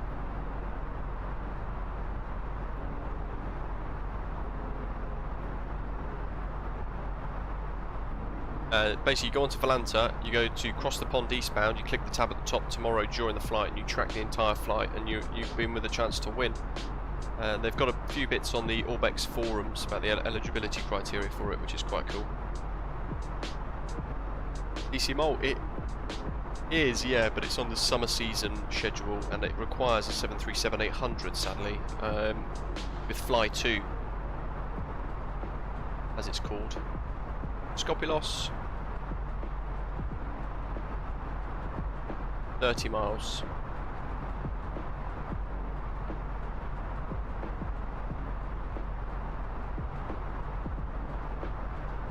Aer Lingus, it's alright, it's part of IAG, which is obviously the parent company of British Airways, so it's that's a positive. Oh, Philip, what happened? Another crash to desktop.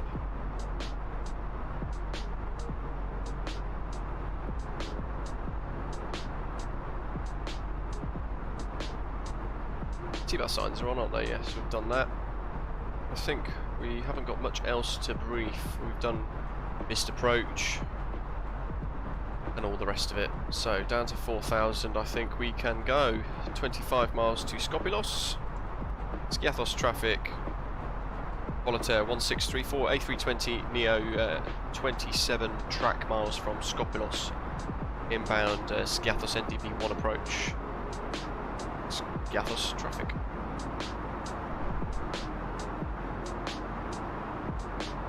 Volotea is a bit of a mouthful, isn't it?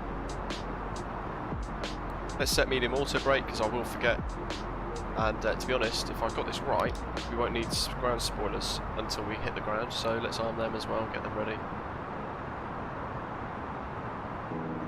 Okay, so this should potentially have counted up for the deceleration effect here at 10,000.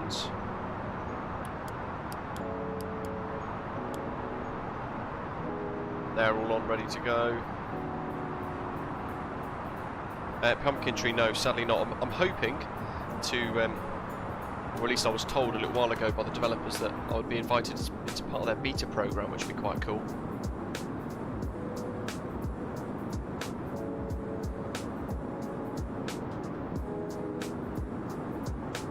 Land O'Lakes, the print bug, I don't think it has been fixed. Somebody, I think yesterday or the day before, mentioned it on my Discord server, that they thought it had been updated and fixed, so they printed it, and they still got a crash to desktop after printing, so it's definitely still around as a bit of a frustrating bug. There's our first glimpse, I think, of Skiathos. Let's see, about 15-20 miles. Yeah, there we go, there's the island. There's the runway, actually, there's the airfield. So we'll go sterile cockpit shortly. Can't wait to show this to you guys. If you've not seen it already, it's really nice. I was hoping to bring you content 3 or 4 days ago when they sent it to me, but I've been at work, sadly.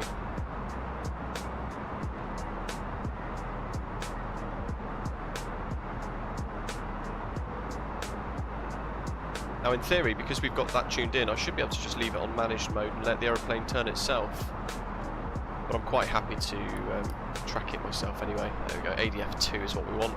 The green flashing line is telling us where the Skiathos NDB is.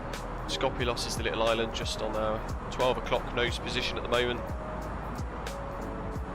And that's where the VOR is, which is kind of what makes it a bit tricky, because it is a approach which takes you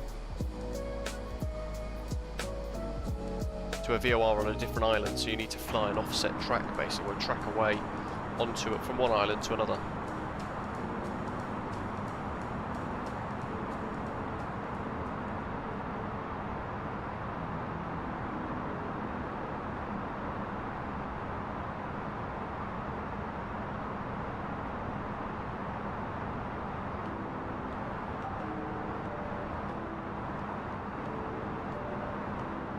Skopelos in 10.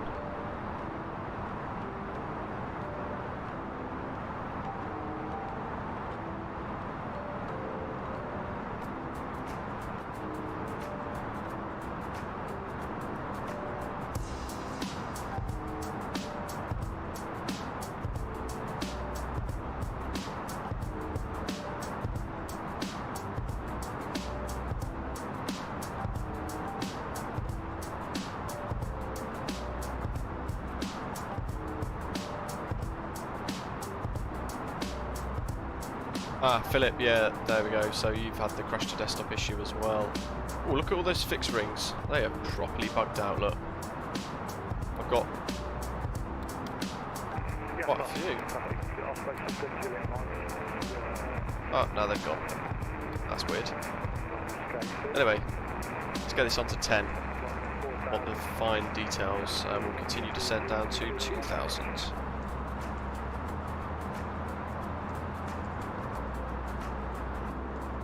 So we're slightly above on the profile. Let's turn that off, we don't need that now. You know what we're doing.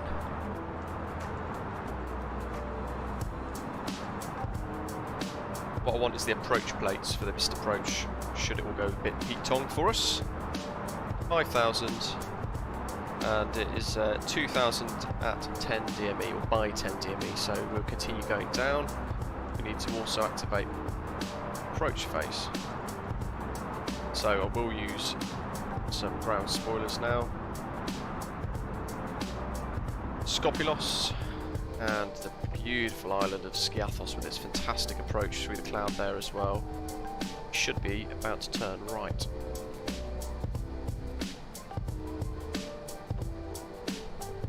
Look at that, wow.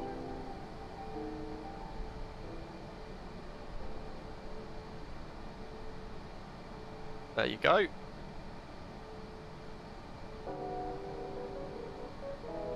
And they've done photogrammetry on pretty much most of that, which is quite cool.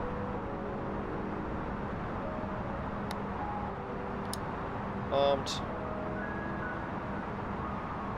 Skiathos traffic, Volotea 1634 is over Skopelos and inbound on the VOR NTB approach. Runway 01, Skiathos traffic. Transition.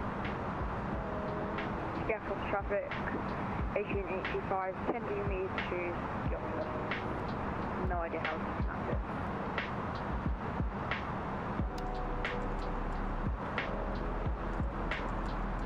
Here we go. Flight attendants, please prepare for landing.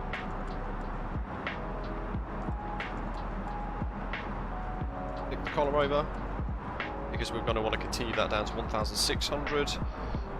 That's our minimums.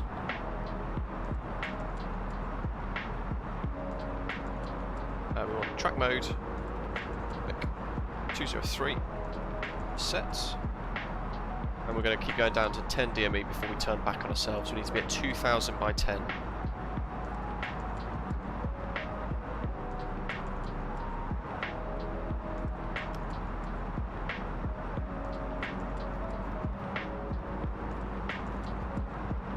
We'll do 180 for now. Got a couple of people behind us.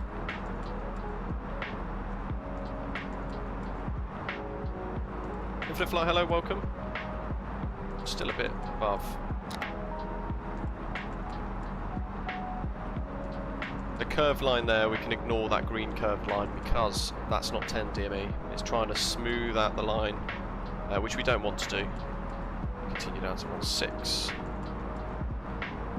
7 miles.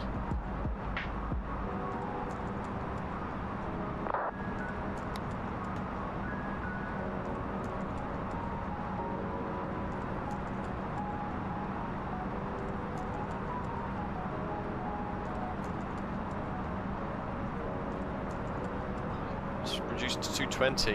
Kai, wow, brave. I'm doing 180 thinking I'm trying to keep my speed up for you.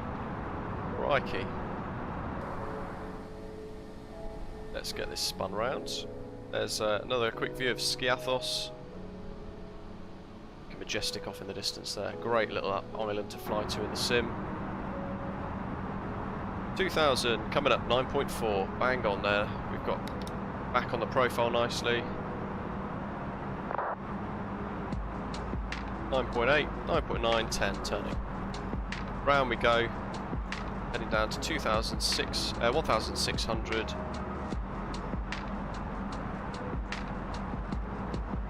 Max 185 knots in the turn, we're doing 180. We should be able to go all the way around onto a track of 008 degrees, and that should get us 008, so that should get us on the profile quite nicely. Yeah, this traffic, Asian 85 ascending 2,000 feet, 5 QME, radio, correct, discard, that offset. Laps 3, and we'll go back to manage mode. Traffic Osprey 27 Juliet Mike, LGSK on the NDB GME approach for 01. Okay, let's do that rollout here actually, ever so slightly. Just to bring us back in line properly. We'll do 160.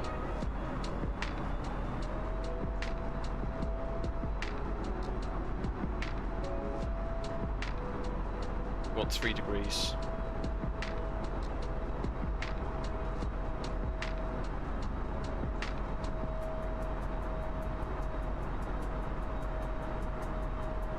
Skiathos traffic for Volotea 1634 is 5 miles finals. Skiathos traffic.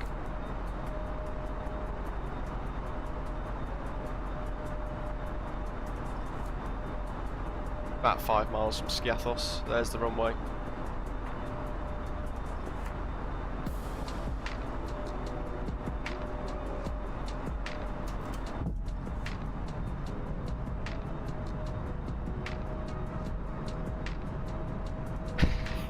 Out of the box, yes. It does, doesn't it? Here we go. Orbx Skiathos. Free resort, welcome aboard. Autopilot off.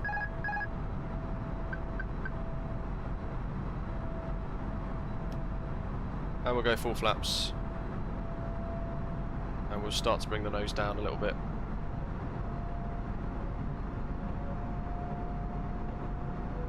Yep, air brakes or ground spoilers are armed. Skiathos traffic, Asian 85 turning base final for NDB GME approach 01. Continue, visual, stable, all that. And we need to get rid of the music because it's very distracting.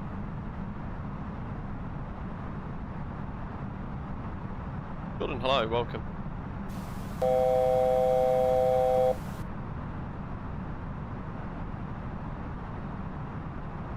And Pumpkin Tree, welcome aboard. Join us as a bronze frequent flyer. Thank you for supporting the stream. We need to get this shifted around to 008. He says allowed himself to come adrift slightly. There we go. Now, look at that town. Look at that.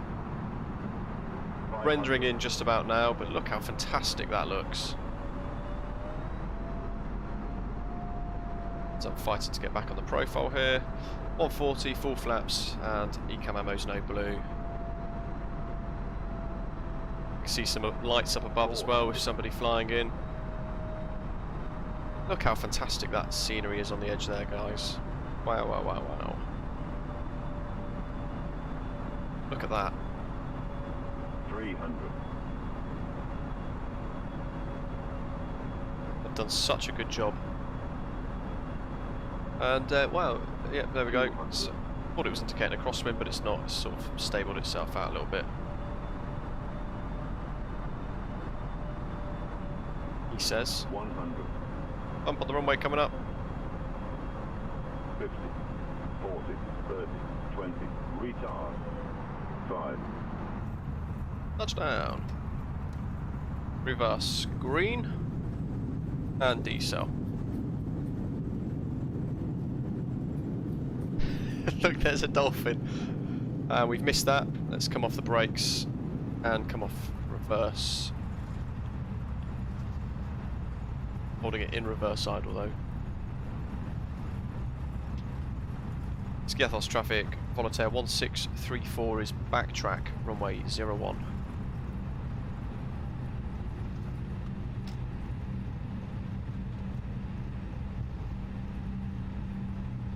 Let's go on to the yellow line on the left.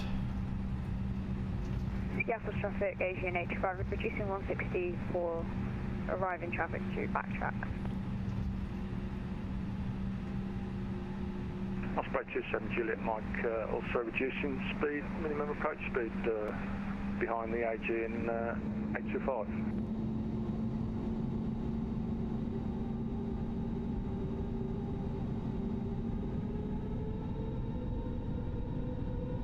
See some lights up there. Oops.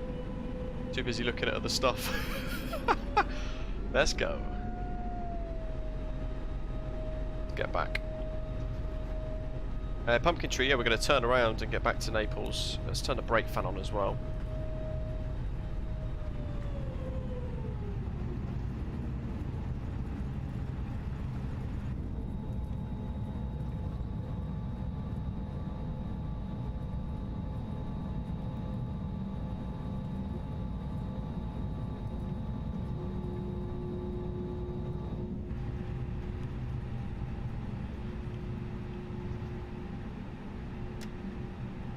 Skiathos traffic, Volotea 1634 vacating and Alpha 1 Skiathos traffic. Give me shelter. I can't show you the sound settings because if I go into the menu it might do the thing that bugs out. In which case I have to then bin off the entire flight, sadly. So when we get to Naples, please remind me, because then I can potentially show you then. Here we are, nestled between the statics. Awesome. Jet 2 and their 7.3 loading up there. Taxi lights off, APU still going. Alex F. Skiathos traffic, Asian 85, 2 is DME, VATSIM. NDB 01. Wowzers, that's a tight one, isn't it? We need some wing walkers for pushback, I think.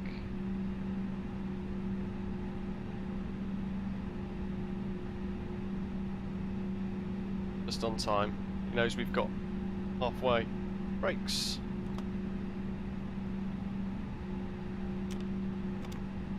Shush, shush. We'll shut down. We'll set the continue. Beacon, seatbelts. Skiathos traffic, Osprey 27 Juliet Mike, 4 mile final, runway 01. Runway turning lights as well.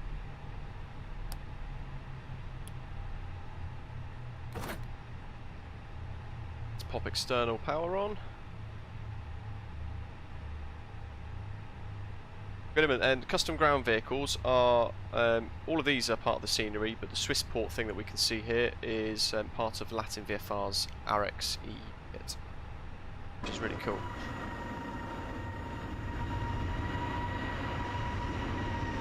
Oh, just caught Kai, wow. He's going to have to backtrack.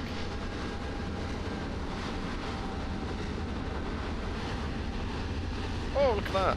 He's got off in time. How did he manage that?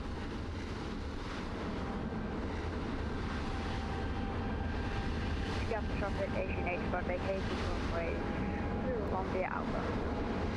Not going to be a go around.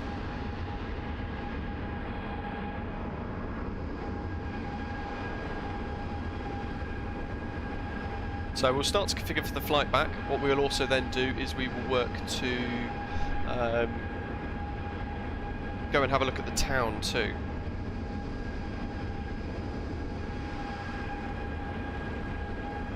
Good grief, there's lots of lights coming in. Pink jet.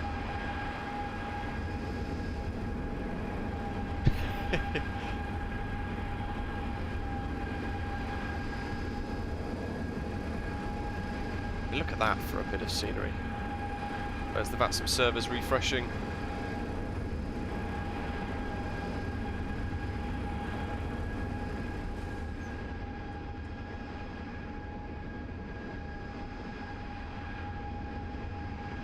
And he's coming in for the backtrack.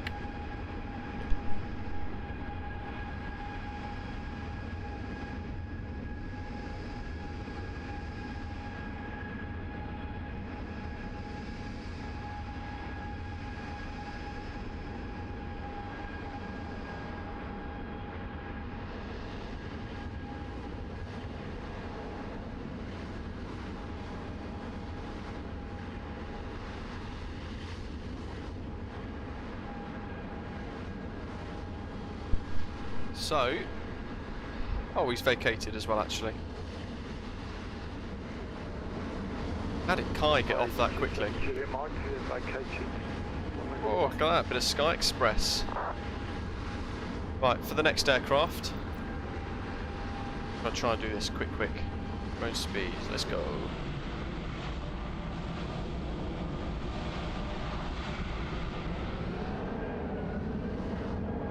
Because we've got to.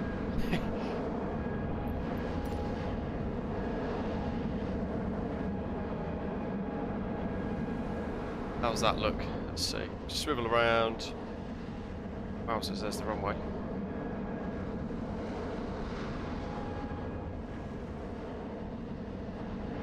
Out of the box, we're on VATSIM. Probably going to have to turn that up and actually make it rotate a lot quicker too.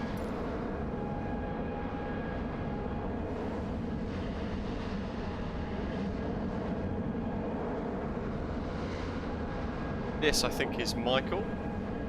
Pumpkin Tree, this FSLTL. It's a freeware project coming soon. I'm helping do bits with, but it's not yet ready for release. Where's he going? I'll show you guys the town in a second as well, because that is quite stunning.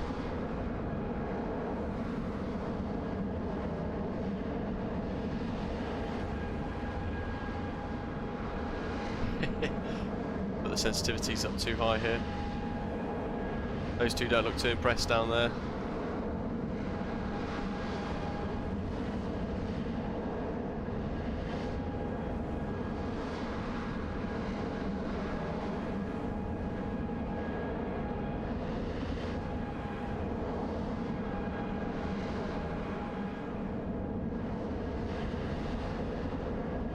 This is giving me the added benefit of allowing my brakes to cool down as well.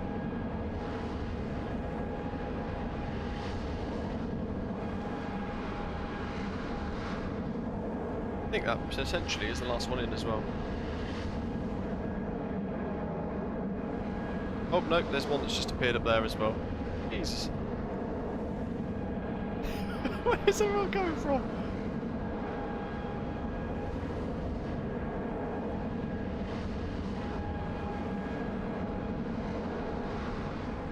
Oh. Wow, he cocked that up. There we go.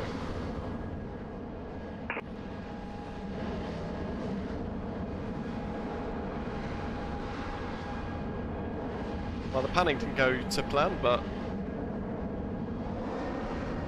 Oh, look how good that looks. We literally filled Skiathos up. So, let's quickly go out, and I want to show you guys how fantastic the wider parts are. So you got all of this scenery added in on the approach. Look at that little restaurant. A couple of people sat around having a snack. That's a great place to watch aircraft come into land, I think, if that's a place in real life that we can go to. Zoe, welcome on board as well. More tavernas, look at that, on the water. Marina. Look how good this is. Do love a bit of highly detailed scenery.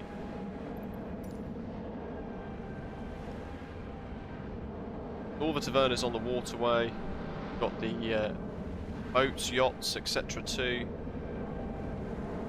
Today's pilot, we're on VATSIM, so it's just there's no AI traffic or anything like that. There are other people flying alongside us doing all the ATC and things too. There's the Hellenic Seaways ferry and the ports.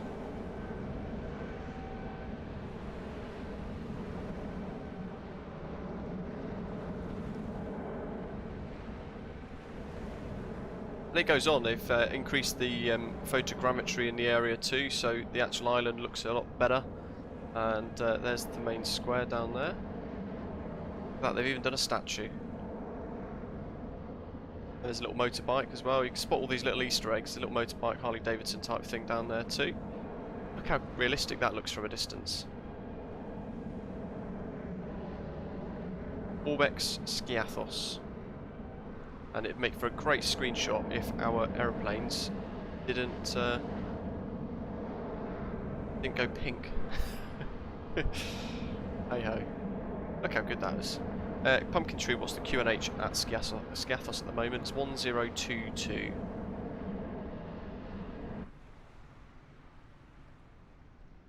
So we've obviously got the return to do as well. We've got to head back to Naples, and the departure actually takes us over the island. Look at that. I'm sure you guys will agree this is a really good bit of scenery. Not sure what price point it's going to be at the moment. How much it's going to be. I know it's going to be releasing very soon though. But what do you guys think? You guys are watching it, of course. What do you guys think of the scenery seen so far? Let us know in the live chat. Let's snap back to the aeroplane.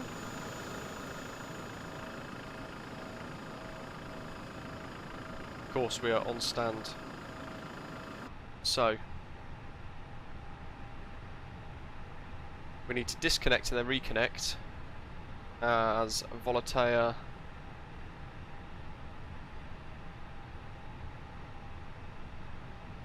Volotea 1635.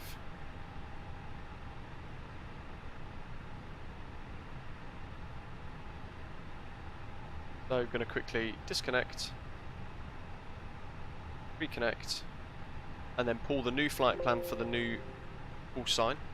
And then we go to MCDU menu, ATSU, AOC, init press, init data request. Go back one, wait and balance, we refuel it, and then we can begin. So we resend our data for the boarding, and we can start the boarding process again. And in the meantime, init request, so we can begin doing our flight plan route. Cost index of 50 this time, and flight level 340 I think I am going for.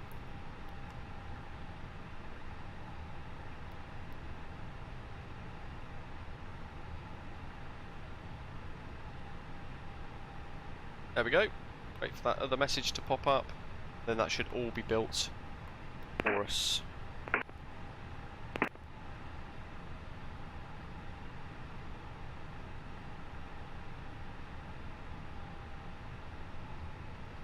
Now I've got to find performance calculator that I linked earlier on. A320neo, and we need to update the gross weight shortly and the centre of gravity. I'm going to go config 3 for departure. Air conditioning on. Runway length is 1,500. 1,600 meters.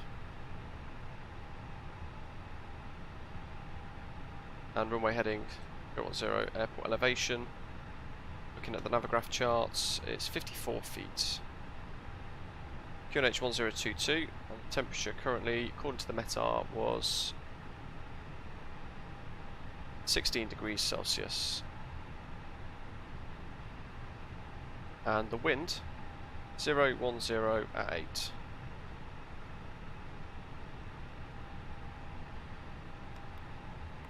We know we're going to depart on runway 01, and we want the EVIKO 1 Bravo departure, but let's have a little look here. New flight from SimBrief. The link to the Skiathos scenery, by the way, guys, is in the description for today's live stream. So if you do want to get your hands on it, you can click the link that I've put in the description for today, and it will take you straight to the product page on the website. EVIKO 1 Alpha, I think it is. EVIKO 1 Bravo.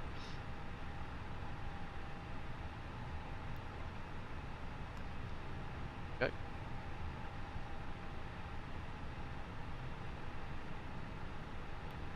And even though it's not released yet, you can basically monitor it there. The VIKO to AGH. Let's get rid of that one. There goes the line again. Let's clear that because that's balanced out now.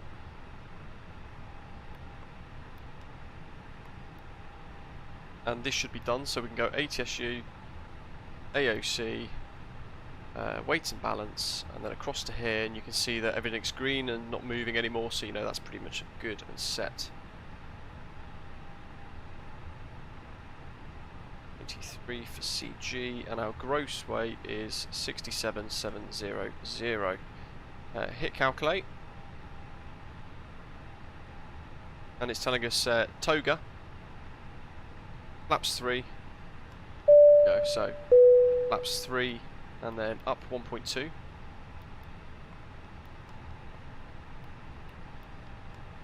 And the setup for departure out of Skiathos is really important. No flex, it's telling us, and 854 is suggesting.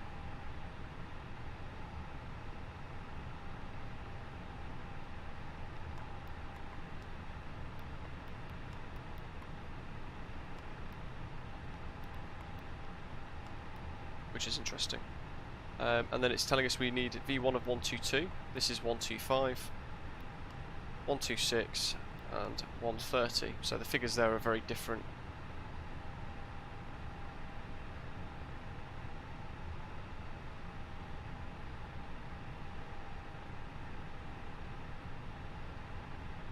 VIKO 1 Bravo is around there, 6,000. Max 210 in the turn. And what's the departure transition? Have we got one? Transition altitude 4,000. Okay, so that's set. Init A, Init B,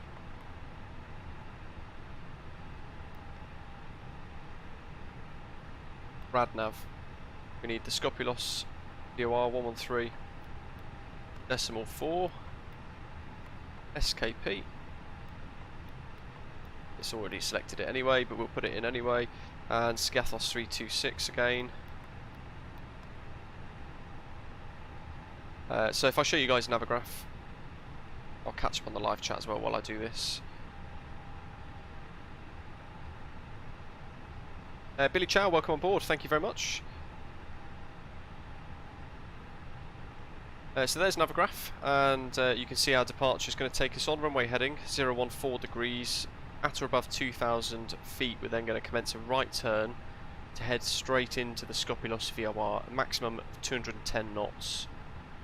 Maintaining that, we're then going to turn. We're going to overfly Scopulos, then we're going to turn right to intercept a outbound radial of 269 degrees from Scopulos. It should take us straight out to EVIKO, where we need to be at or above flight level 90, and that is the EVIKO 1 Bravo departure there. And you can see on the flight plan, you've got SKP in the triangle, because that's the aeroplane saying we need to overfly the Scopulos VOR before we commence to a turn, or commit to a turn, I should say, which is always important to check. Eduardo, yeah, we're going to depart Skiathos and we're going to head back to Naples. So we've just done a really short runway landing. And we're going to do a short runway takeoff as well. Doctor on board saying thrust red 1008. So interesting, that website that I was using is a little bit incorrect. Alex F is asking, is the stairway an add-on? Yes, it's Latin VFR's RX EU pack, which is really good. Alex is still on the way in. Alex F is also saying, I've seen people not put in trimmable horizontal stabilizer in the perf page. What does that mean? So 3/up 1.2 means we're going to tell the airplane that we need to depart with flaps 3. Anything other than that is going to give us a warning. Because of the short runway, we need the performance and the extra lift. and then up 1.2 is that. And all it's doing, in effect,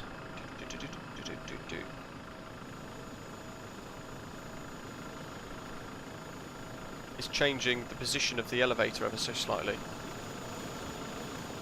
to give us a tiny bit more deflection up.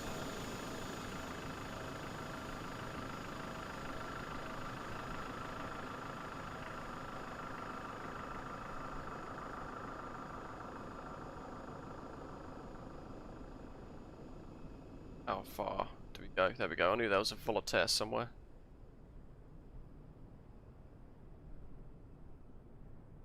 A little screen grab of that because it looked pretty good. And we haven't yet checked out the terminal buildings, so we'll snap back to the aeroplane and we'll then break off.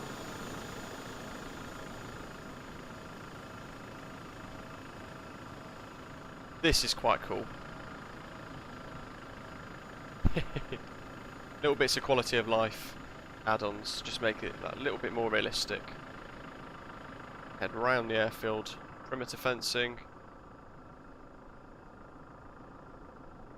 The landside area, and here's the drop-off for Skiathos.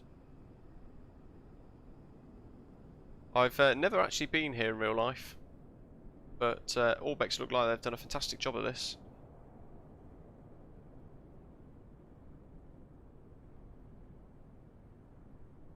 Well, they used to with the 757. They now no longer have any of those. Quite sadly, actually, to be honest. First aircraft I ever operated on as cabin crew was the 757. With, at the time, Thompson Airways. Look at this, really cool. There's the baggage facility and the control tower.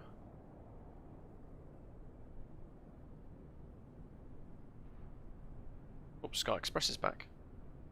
There's the B terminal. It does look so good.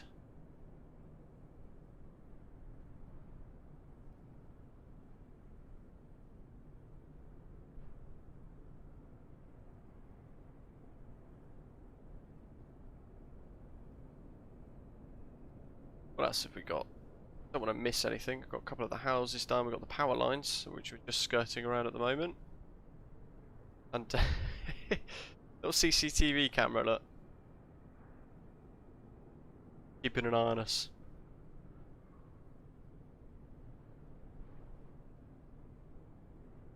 Sunset's the best time to fly here. It's pretty fantastic. Back to the aircraft. Pumpkin tree, fantastic. What have we got left to prep?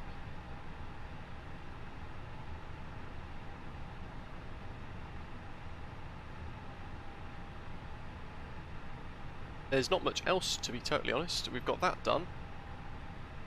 Frustratingly, the fixed ring hasn't gone away. But if I go to flight plan, LGSK, fix info. Interesting, so they don't exist.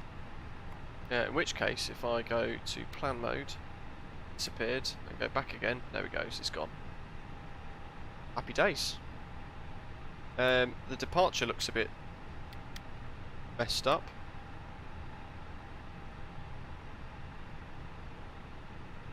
Departure, turn right to Skopilos, so we're going to be departing up there, right to Skopilos.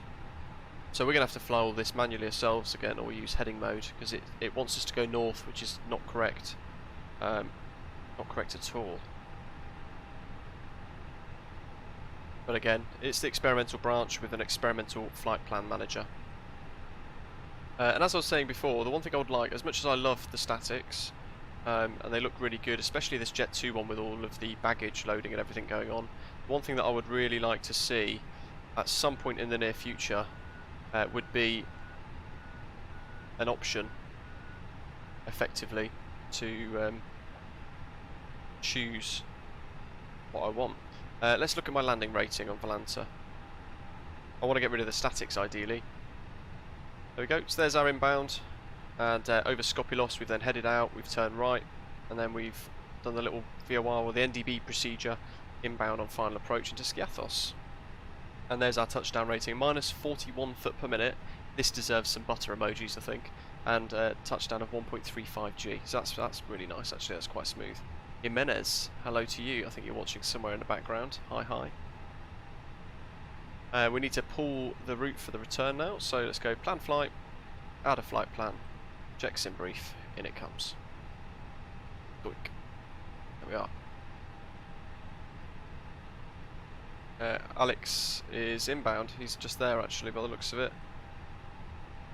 Who's that to? Wiz778. They're not on they're not on VATSIM apparently, so we can't see them anyway.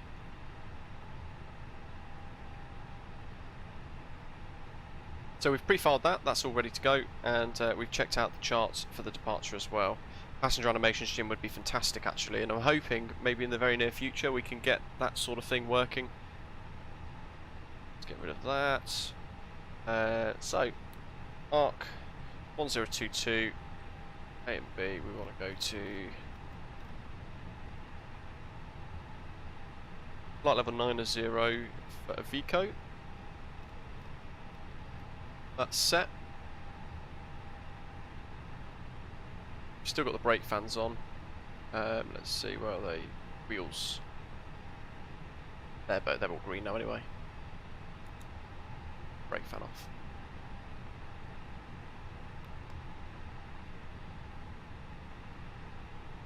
Off external power. Do the ding dong. There we go.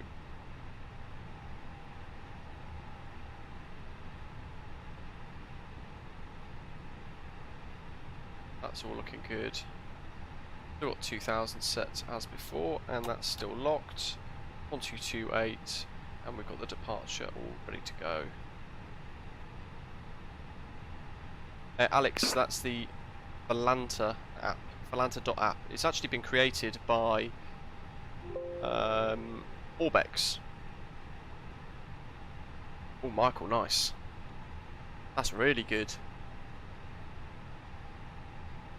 What's the stage before butter? Cream, that's cream. 9000, speed 210.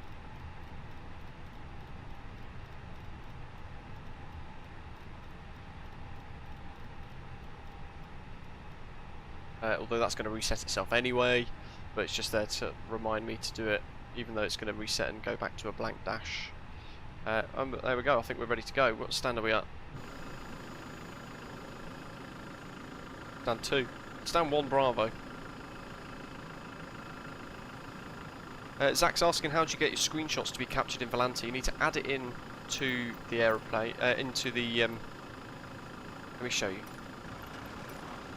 As we get the pushback truck in place, you need to go to start your flight, and then you click the screenshots tab, and then it will say here set up screenshots. If you've not done that, you need to go to the settings menu and just feed it across to wherever your screenshots get saved in the sim, basically.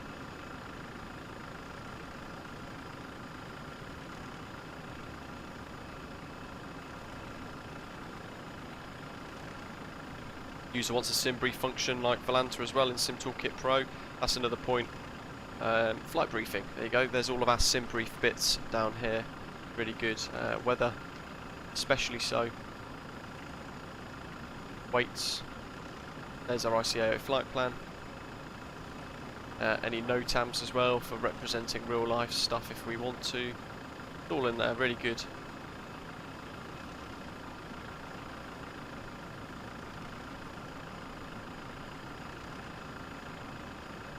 Skiathos traffic, Volotea 1635 at stand 1 Bravo, push and start facing south.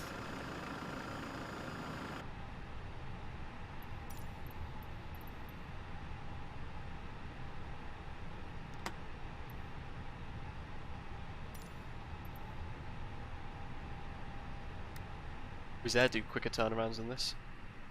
Probably put the beacon on.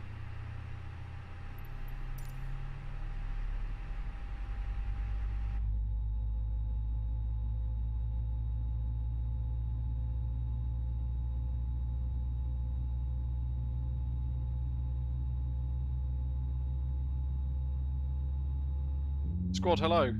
Welcome, welcome.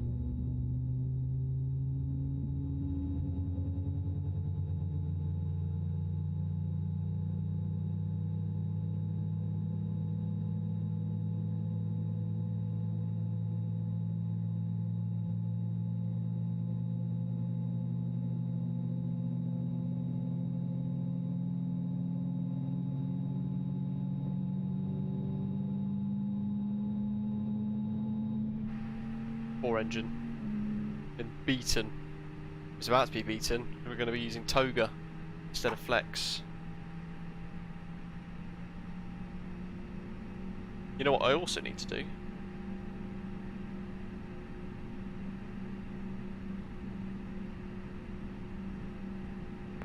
Skiathos. Update the overlay. I spoke to 7 Juliet Mike, stand for pushing back facing south.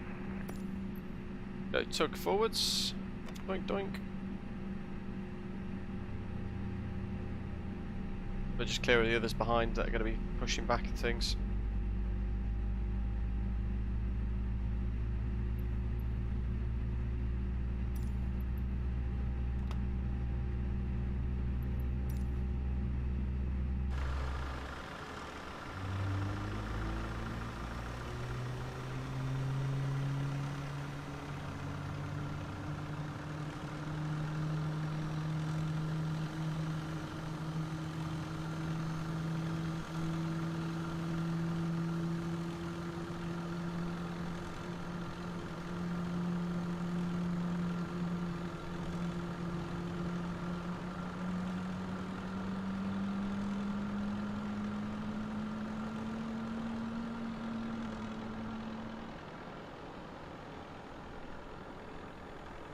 Try and get a screenshot with all these as well, I think.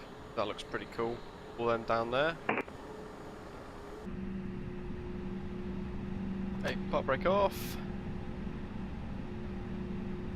And this is where we've got to be careful with flaps 3 for departure. Skiathos traffic, Volotea 1635, taxi to hold point Alpha 3, runway 01. Skiathos traffic. Pushback mod. See you later.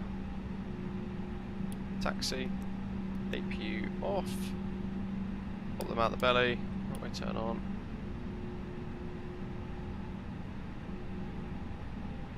Get rid of that.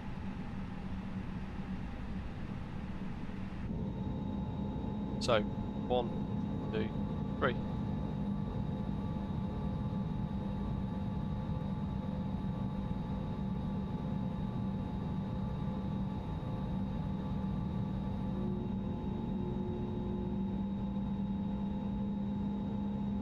Now, AviationSimulation good. And Adam Cooper, hello, welcome, hope you're okay. And Doctor on board, yeah, I can't, as user's saying, or as Doctor on board saying, sorry, user, I can't see the overlay at the top of your screen. It's only for sort of like viewers in a stream, such as yourselves. Don't forget to give the video or the live stream today a thumbs up as well, folks, while you're here. Alpha 2. Skiathos, traffic Osprey 27 Juliet Mike, taxiing Alpha. Alpha 3 for runway 01. And we're taxiing along on idle.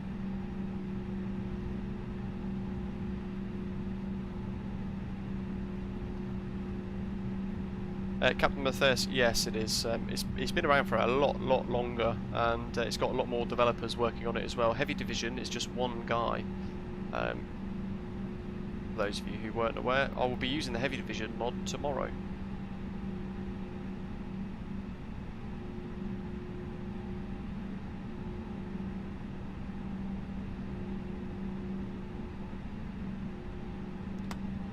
Bar brake on.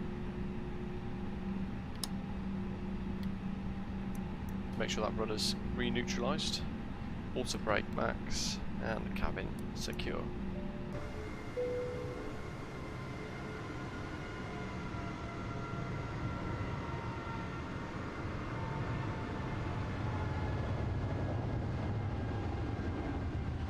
That sounded like somebody flying over or landing. Really good this does, doesn't it? This is kind of where I wish I could do like a bit of a replay from inside the flight deck for departure 2. Let's go on. Can't see anything coming, to be honest. So part brake off. Skiathos traffic, Volotea 1635 via Alpha 3 is lining up runway 01 and departing EVIKO 1 Bravo departure. Skiathos traffic. So strobes are on. Clear left as well.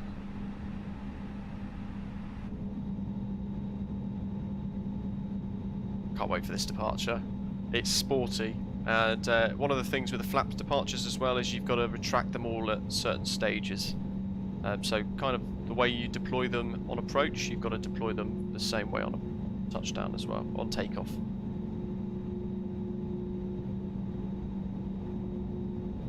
With 778.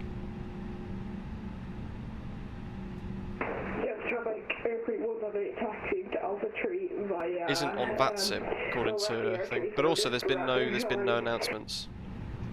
So he's not announced anything. I'm not sure where they are. He's not now anyway because I spoke to 7 Juliet Mike on the runway. Alpha 3 and waiting in turn number 2. Can't see anybody.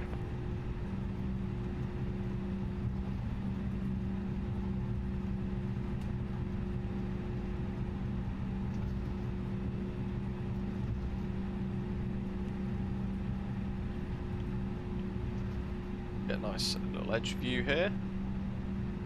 We can turn. So flaps 3 and toga.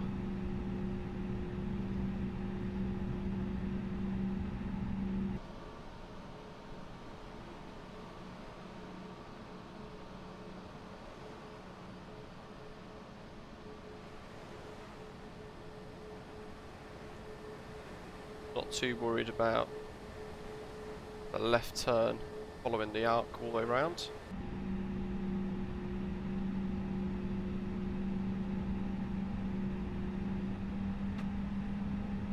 Doctor on board, he might be on VAT spy, but if he doesn't announce his position then nobody knows where he is. Need a bit more power just to help line up here.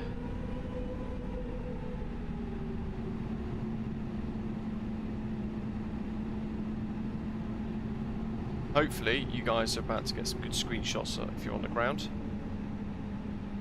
It's past Skopilos. I love how you're doing the position reports for him. Anyway, let's go.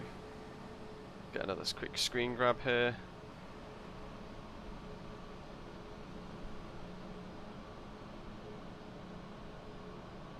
Look how good that looks. Stunning. Skiathos traffic, Volotea 1635 rolling by 01. Bar brakes off, but on the toe brakes, and the sticks down. Chrono. And toga SRS.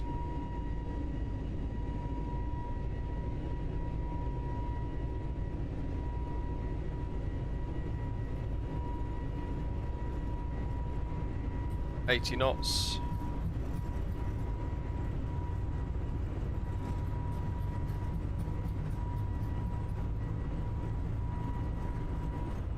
D1, I'd say. There's the end of the runway. Positive rate, go up.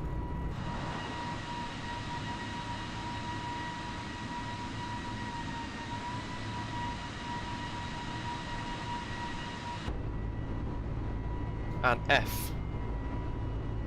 Laps 2. Straight to 7 Juliet Mike, engine runway backtracking runway 01. Lever climb. Skiathos traffic, Volotea 1635 airborne 2300. Well, 1400, but flex.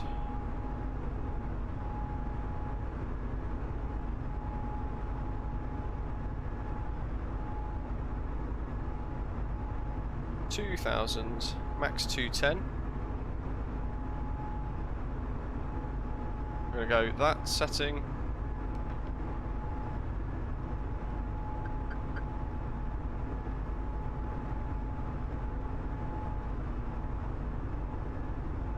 $205. Laps 1 now. And we're turning.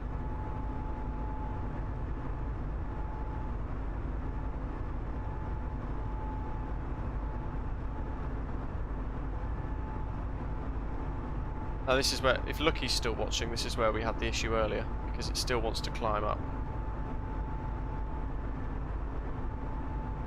Got to go to Skopilos.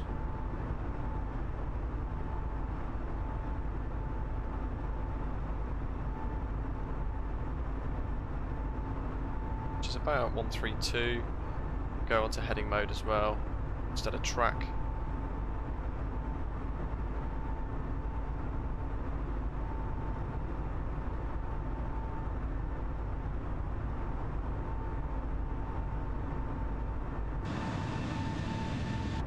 Wow.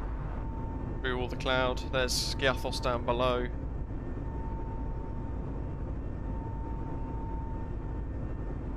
It's a sporty departure for you all. Back into the flight deck.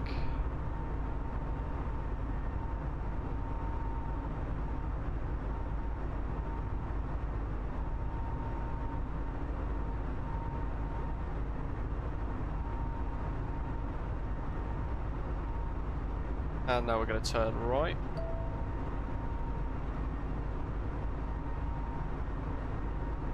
And we need to intercept the radial of 269. So we could use that if we wanted to. Although the course is still 203. And we're going to go for 269 initially. Skiathos traffic Osprey 27 Juliet Mike is rolling runway 01. There you go. So you can see our position relative to the VOR now. So we probably need 300 or so to bring us back north of the airfield slightly. Now we can allow the aeroplane to accelerate. Through transition.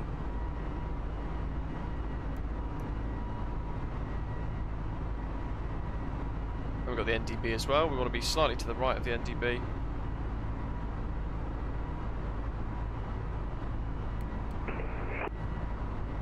And Skiathos is coming up down below. Catastrophic airplane, what if I back up in the one? Catastrophic.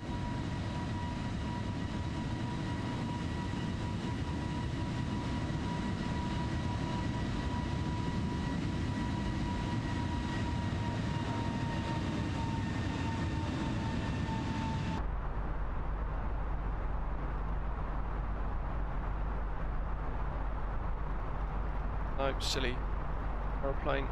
Direct to EVIKO. So there's a problem, but we fixed it with the direct 2. And 340, wasn't it?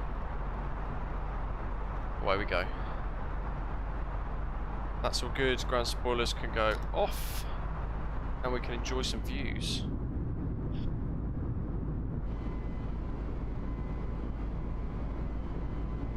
As we leave Skiathos. And we need to do the standby instrument as well. But hey, we want to see the views first.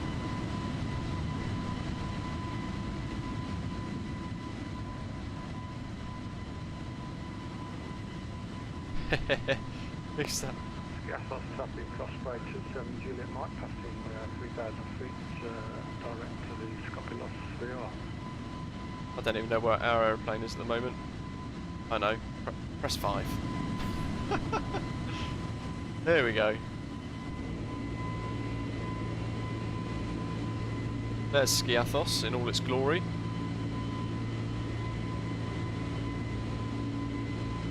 Releasing in a few days by Orbx. And we're going to head back to a rather default looking Naples. But it's another scenic approach.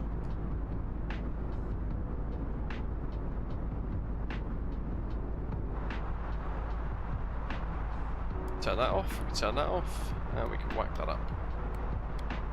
Go standard pressure. 12,000, so we can turn those off.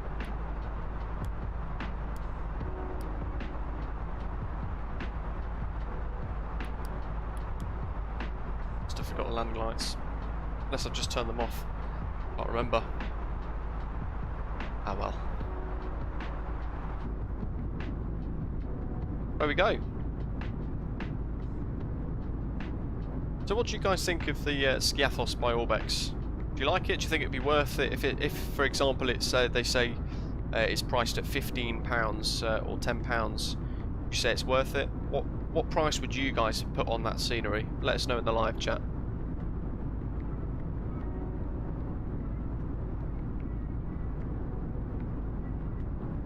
Gimme Shelters, loving the scenery, says superb scenery, I'll get it for my short hauls. Adam, time to blow some people into the water, I love that. And Aviation Simulation enjoying the scenery as well.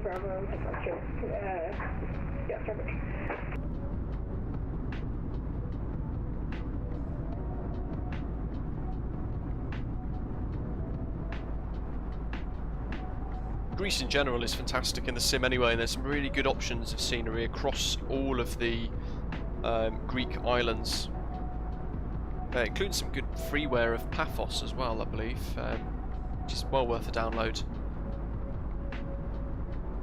Gimme Shelter's dropping £10 as a limit for the scenery, or is that more of a general limit you set for yourself? I'm a little bit like that. I'll set sort of, yeah, if a bit of scenery is no more than £15, any more than £15, I won't consider it. I'm not sure what the price point of this will be actually, although I just thought to myself, if I go on the link, let's have a look. The link in the description for the live stream today takes you to the product page for the Skiathos payware. I'll put it in the live chat as well. There you go. And I think it has the price on it. 28 Australian dollars, so 28.36 AUD in GBP. Good old Google, £15.64. Apparently. I think it looks wonderful though. For 15 quid, I think they can justify that. 15 quid certainly are reasonable in my mind. And like Sathira's saying there, it includes the port town nearby the airport. You've got all the little tavernas on the water's edge as well. Really nice sort of realism and edges to it. Yes, Patrick's going to cross with an A320neo for across the pond tomorrow. Wow, Sathira, see that? That's a good budget. €40 a month for scenery. You'll have most of the globe by this time next year.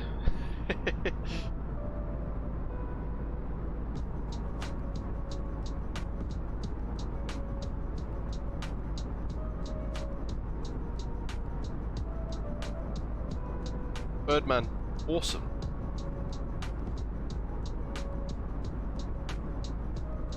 Much shorter on the way back, an hour and 10-minute flight time I think it was, so we're going to be hustling along. We had the tailwind pushing us back to Naples.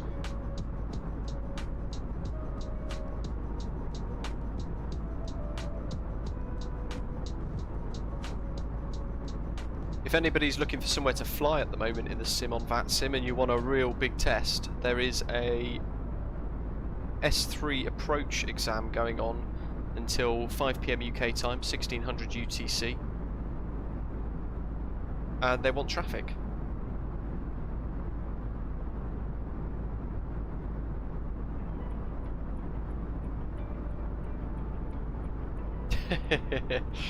Nice.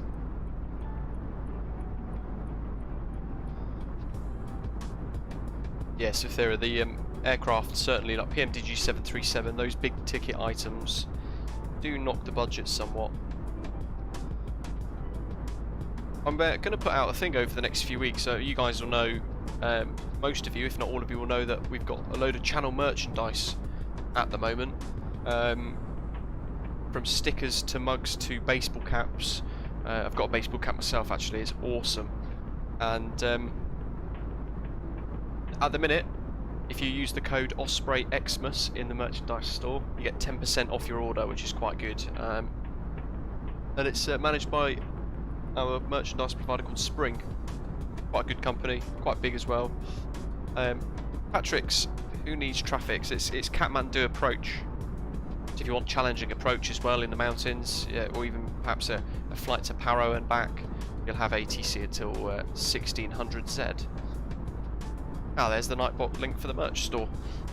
What I was mentioning with that is if there's any products that you guys would like to see in the merchandise store, whether they be posters or digital products or particular designs, then do let us know in the Discord server, and we can see what we can do.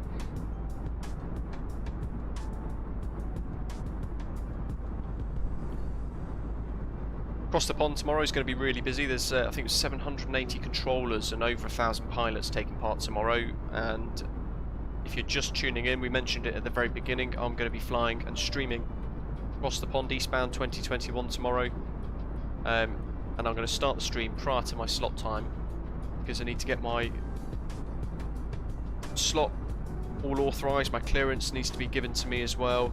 But there's 3 big documents of pilot briefing notes for the departure from JFK. I think it's about 50 pages. My arrival into Helsinki is about 20 or something pages. And the oceanic crossing briefing is, I think, similar, about 20 pages long. So there is a lot to go through tonight prior to cross the pond tomorrow. I need to wrap my head around.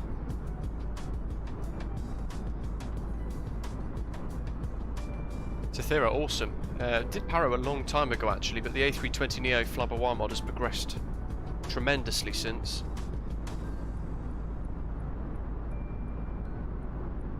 So it'll be interesting to see what happens with that. Let's get them screenshots added in to Volotea. Beautiful screenshots, wow. John's airborne.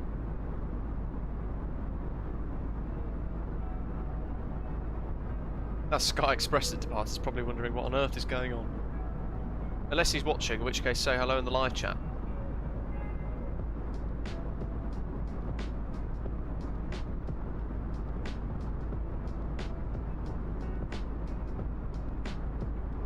So I'll show you Volotea because it plots our route as we go, and you can see there that we departed and we then did 2,000 foot turn right towards Skopilos, and then we went on the right turn back, so just ever so slightly north of the NDB. We then headed up towards EVIKO. We did a direct to there because it bugged out a little bit on us, but we're on our way. It's just uploading all the pictures at the moment. Look at that for a screenshot. I did have the landing lights on. Jolly good.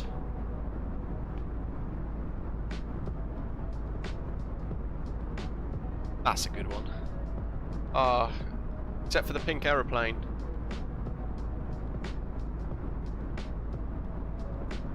Ah well. Need that new Google Ocean, was it Google Pixel 6 Pro with the magic eraser thing. Alex couldn't get a slot across the pond, sadly.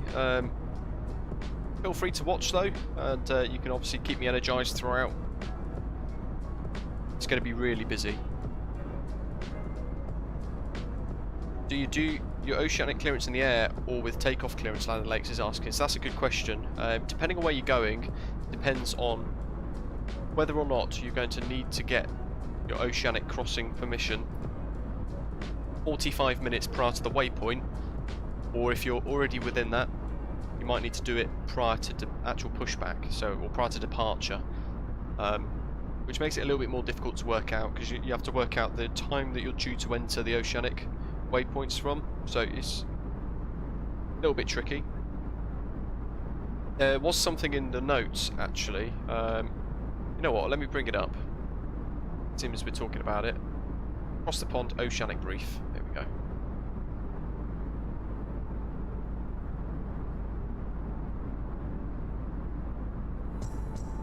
So the oceanic briefing is 10 pages long. It talks about the different splits between Gander, Shamwick, New York Oceanic and Reykjavik. And then it splits it, so Reykjavik requires certain clearance requirements into the oceanic tracks, as does Gander. New York though, which is where we're going to be departing from, it says New York Oceanic does not require pilots to contact an oceanic controller to obtain a specific oceanic clearance. Continue flying the last clearance you received. When entering ZW Yankee, Zulu Whiskey Yankee, The last radar controller will assign a MAC number prior to oceanic entry. 3 things comprise your oceanic clearance: your route clearance on the ground at your departure airport, your last assigned altitude, and your last assigned MAC number. Unless instructed by a controller, you must always maintain the last assigned route, altitude, and MAC number.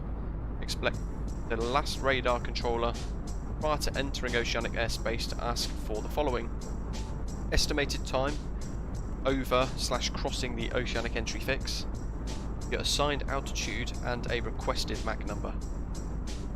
Estimate position reports beyond the first fix are not given. Remain on your last ATC assigned squawk code until 30 minutes after passing 60 degrees west longitude. Aircraft must have unique squawk codes within the western part of the New York oceanic airspace. So, little differences. It then goes on to talk about mid-Atlantic handoffs as well, so there'll be a CELCAL check. After progressing through one of the aforementioned airspaces, you'll be handed over to the eastern side of the Atlantic around the midway point. Monitor your frequency closely when approaching the sector boundary not to miss your handover instruction, and when you've switched over to the next station, request a CELCAL check. And position reports again are not required, which is good.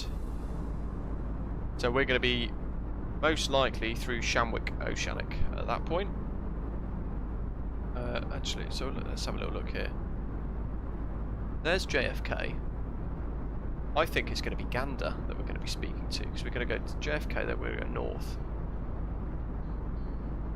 So for Gander, all oceanic clearances for aircraft inbound the Gandhi oceanic airspace must be obtained via the NatTrack website. So that's super easy. You go on the website and you plonk in all your details, and then it sends it all off online.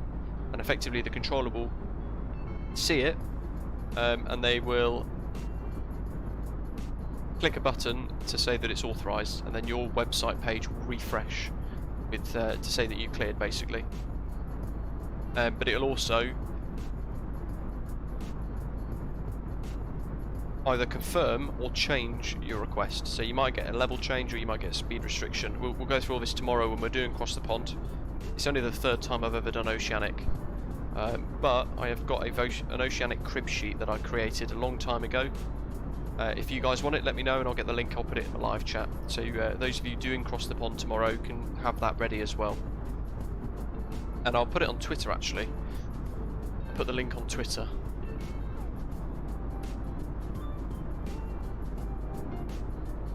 You need permission with the current controller before you change level. Ask them to climb descent to achieve the level that you've been cleared for.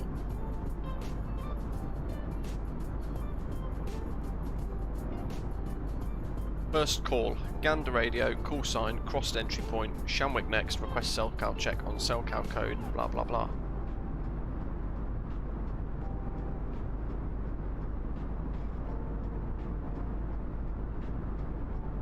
"30 minutes after passing your entry point, squawk 2000. There we go. They spell it all out for us, and it's very handy. Let me get the oceanic crossing crib sheet that I created for Alex. In fact, I'll put the link that I did for all of my PDF tutorials that I created. So feel free to check them all out.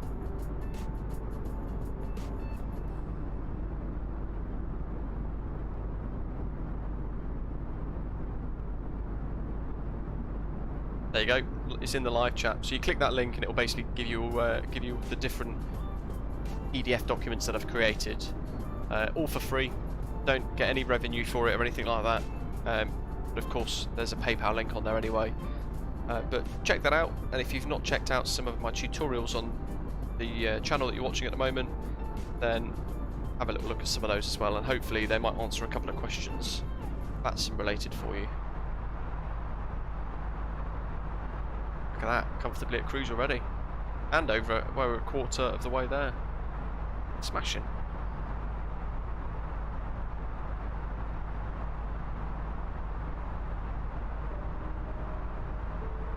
There's a discontinuity.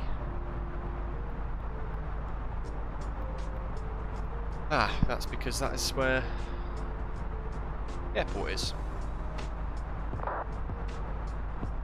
So a flight back pretty much takes us the exact opposite direction. but we're drawing a straight line across Greece instead of coming in from the north. We're transiting over AMSOR into Naples. So if I bring up Navigraph, I know we're a little way away, but we can talk through everything. And what have we got here? We've got an AMSOR arrival, RNAV transition from way 06.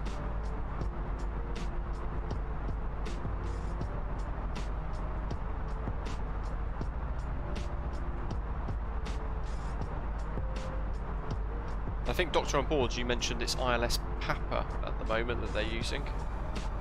But we're not going to use the AMSOR approach. I want to do the really scenic one, which is the Vunho 1 Papa arrival. So we're coming via Bento, Vunho, past the airfields, over the city, descending down to 6,000 feet. We're then going to turn right to a lever, all the way around on the initial approach fix.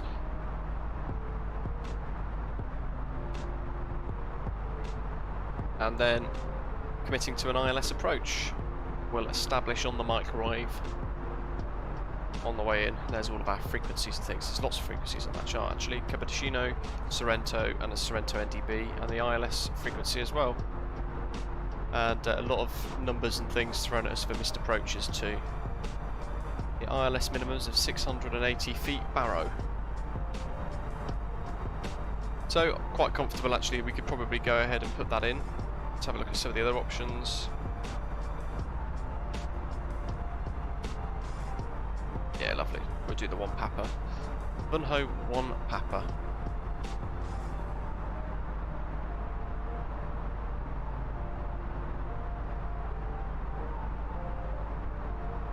Land O'Lakes, it appears a lot more complex, but I've been usually when you're doing it, it's a bit daunting, but you kind of get used to it as well. Vunho 1 Papa, there we go. Just feeding itself in there by a lever.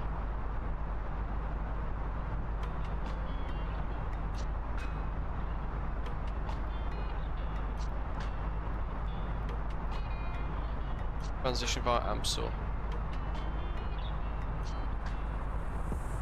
Lovely.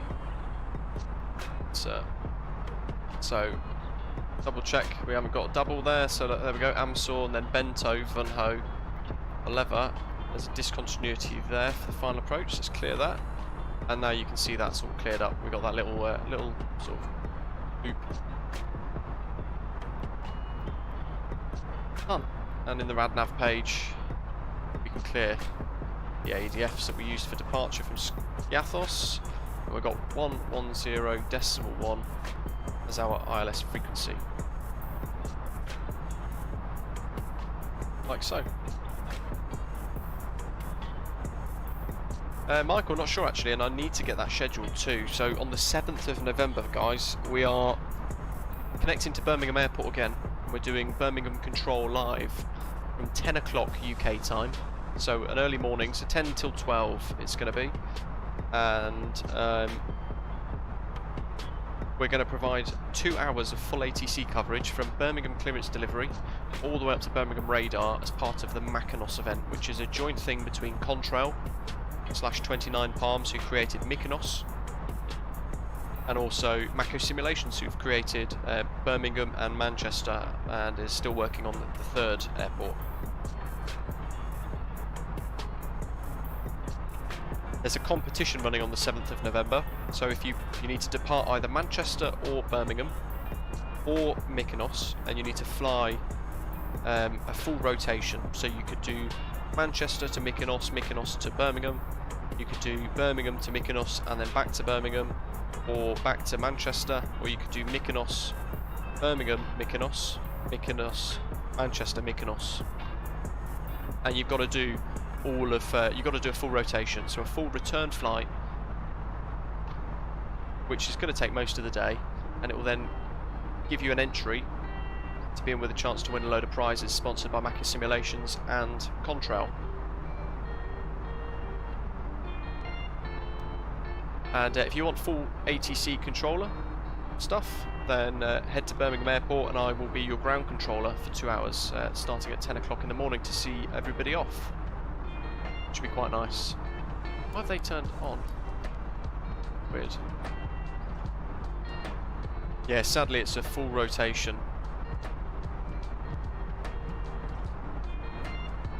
Which I know is not for a lot of people. But for those of you taking part, it increases your chances of winning. Michael, you should come to Birmingham. I'll see you off. Or you could do Manchester to Mykonos and then... well, you could do Birmingham to Mykonos and then Mykonos back to Manchester. How's that for a solution?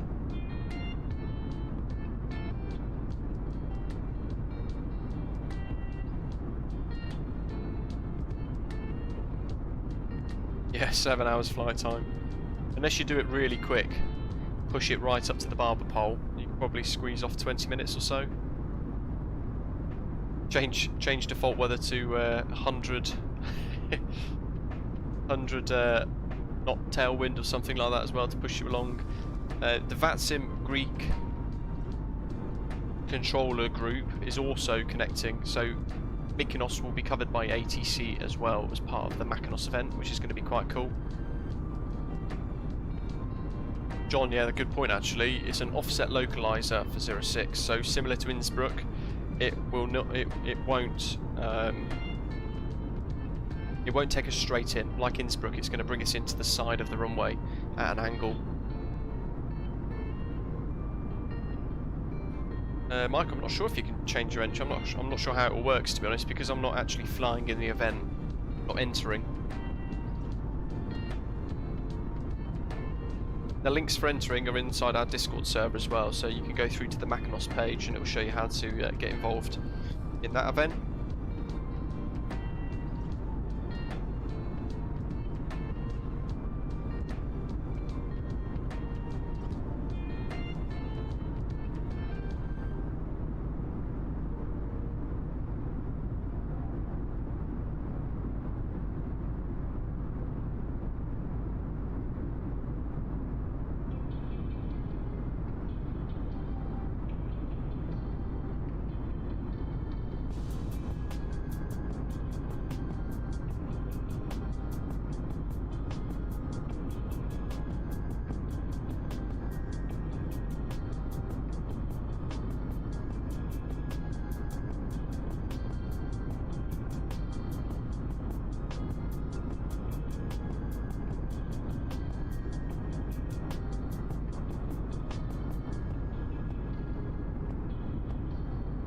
Justin, how much better do you think this game can get?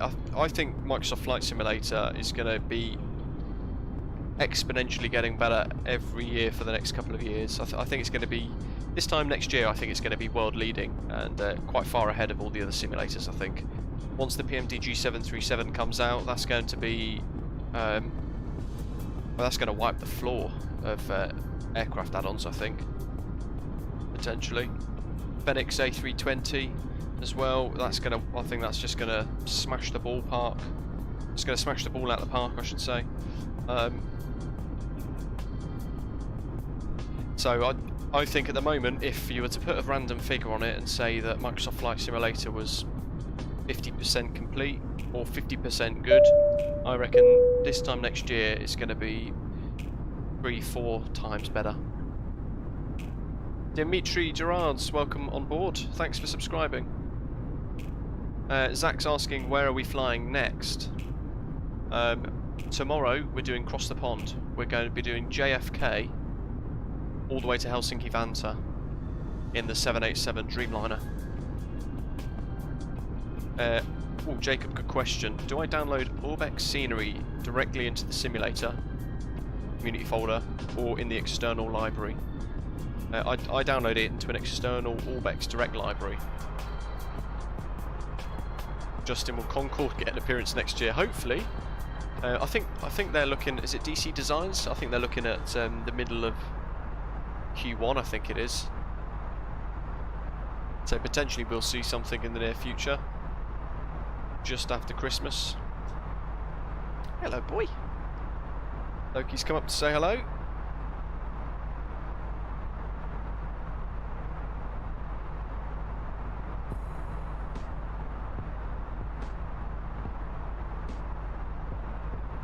Birdman, as an ex-explainer, I really don't think X-Plane 12 will beat MSFS.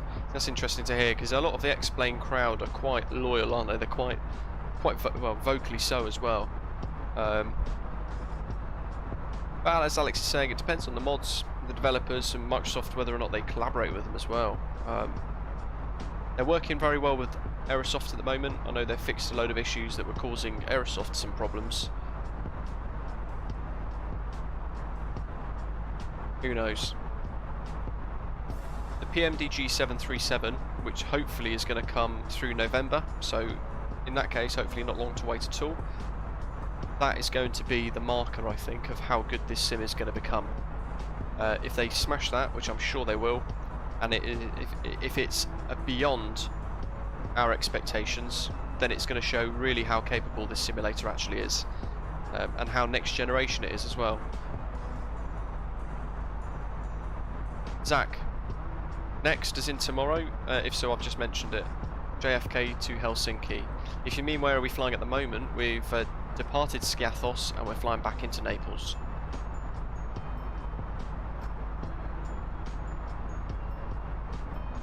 Sathira, and if I'm right in saying DC, it's not going to be high fidelity, is it? It's not going to be study level as everybody calls it.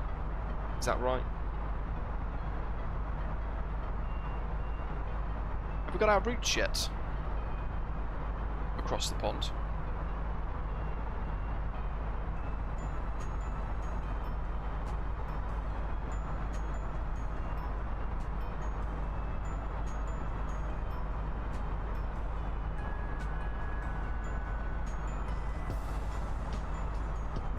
Yeah, no news about Fiumicino, Michael, sadly. Hopefully soon.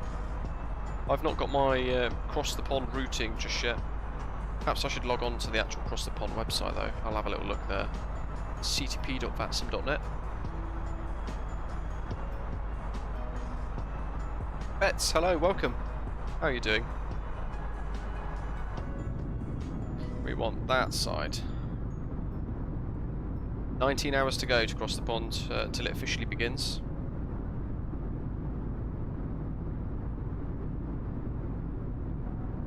And it says no routing information available yet. Check back 6 to 12 hours before the event. I've got my Cellcal code, Papa Quebec Golf Juliet.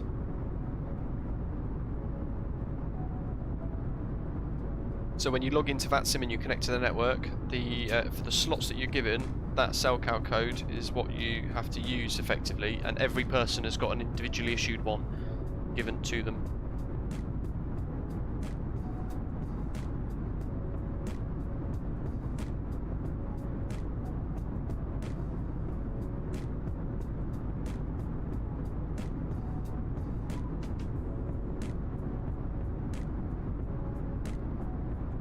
That's a good question. Hopefully Sunday we jump back in the CLJ. I'm most likely going to be doing Brasilia to Salvador, our final leg of the Fly UK Scenic South America tour, and we'll use the CLJ for that.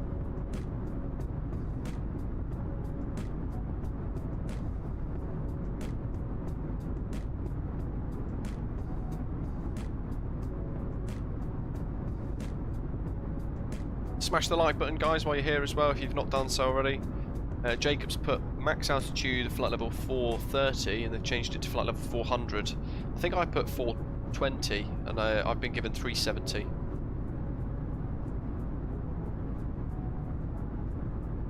I love how organised it is, and it feels more realistic as well because it's them giving us a route. Rather than us having to plan it, it's almost like the airline's giving us a route and we're putting that into Simbury, feeding it into the aeroplane. And everything's been done as properly as possible, really. Departure time 13:19 for me. That is in Zulu, isn't it? Don't want to be an hour late. Personally, I would have liked an earlier route, an earlier slot, but in the thing that I was doing. Haha, yeah, check it out on Twitter. Volotea. Oh, that's great. Volotea have liked my tweet.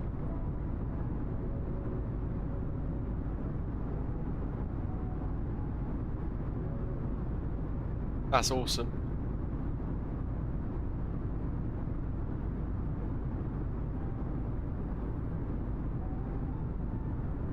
I think that's the first time I've had an actual airline drop a little like and a comment on a tweet for a live stream.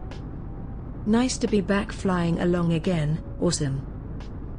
John, thank you very much. That's awesome. Really appreciate that. Thank you very much for your super chat. Thanks for supporting the stream as well, as always.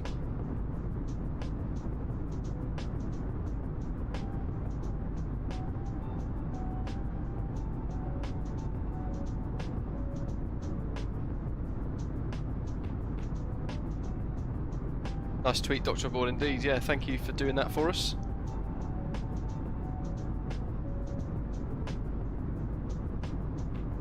Biggest event of the year in VATSIM tomorrow. Really looking forward to taking part.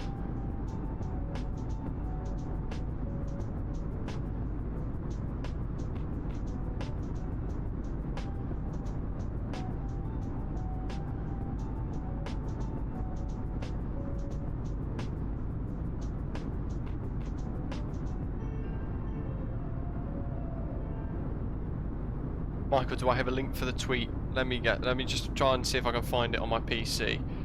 Twitter.com/BritishAvGeek.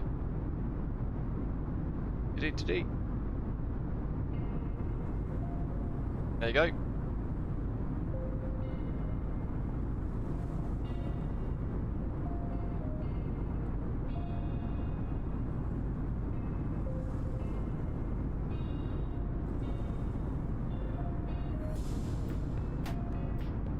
Eggy, we are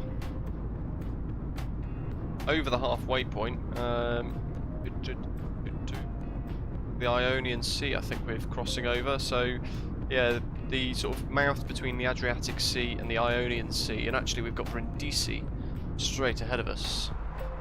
So, let's see, that's a lot of water. No, actually, there's the coast.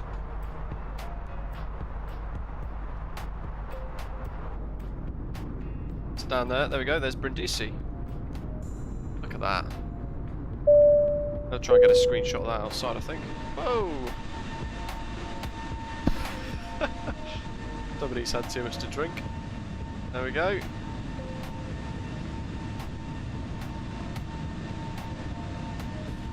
All the vegans are going to be very angry at me for chemtrails. James, thank you very much for subscribing. A very warm welcome on board to you. That cracking livery.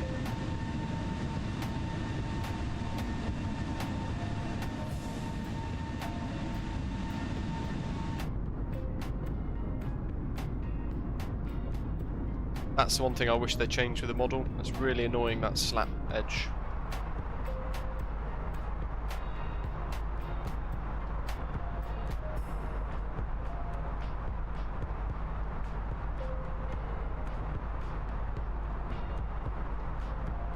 So we're out of Albanian airspace and we're into Italian airspace now.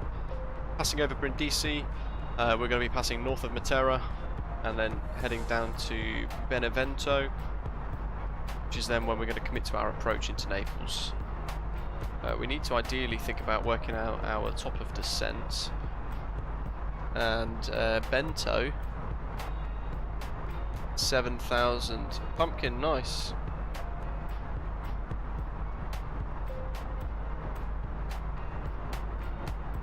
7,000 at Vunho, 6,000 by RN363, so we'll do 6,000.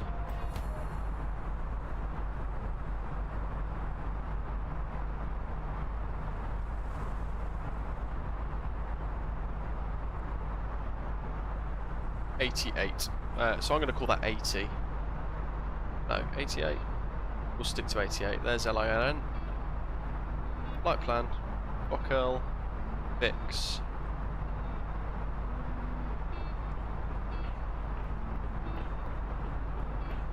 Vunho,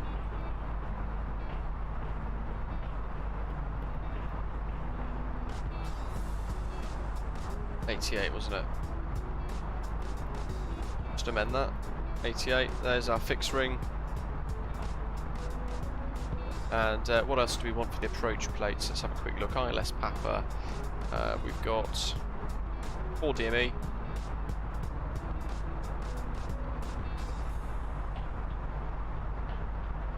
And 10 DME.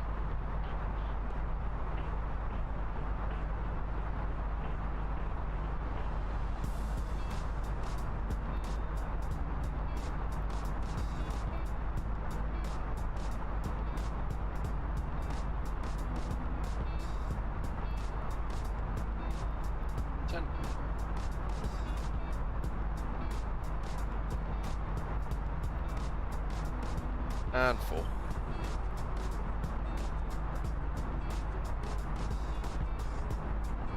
we go. Eggy boy, it depends on your system. I think if you've got a mid-range PC that can run Microsoft Flight Simulator, then absolutely get Microsoft Flight Simulator. It's like the sim of the future. Especially if you're just getting into simming, and you know it's a very expensive hobby. But if you can put the money into the right things, you're going to get incredible scenery like that. That's just default.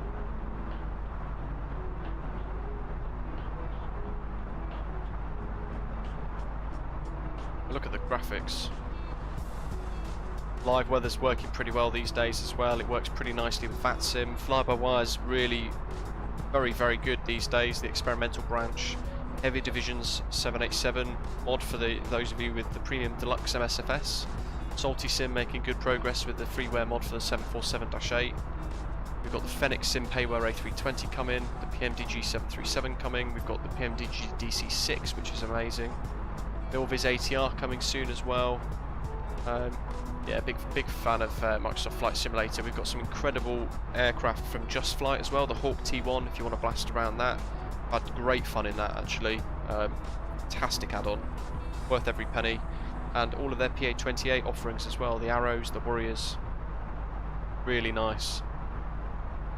Pumpkin Tree, how do you get rid of static aircraft in MSFS? If it's default scenery, you need to go into the menu settings, and there's a setting that you can tick that is, I think it says ground aircraft density or something like that, I think.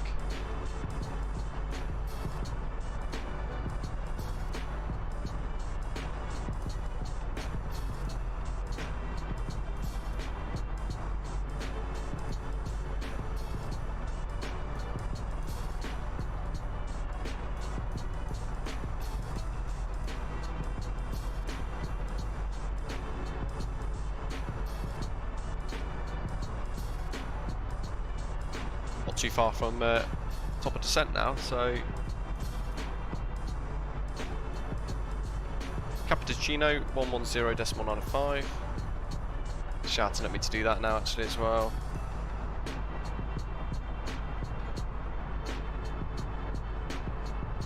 Winds variable at 3 knots, 1015 QNH. No, wrong button.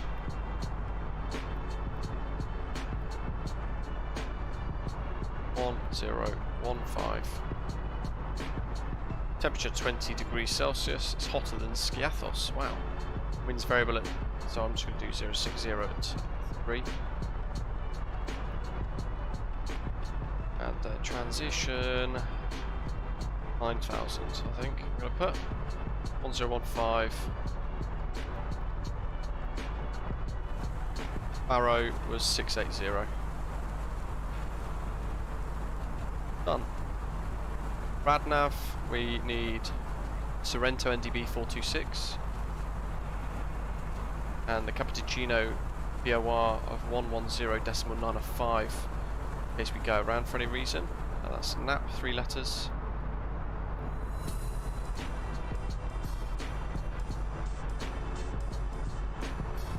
Uh, 110.15 is set there, and also the Sorrento VOR 112.2.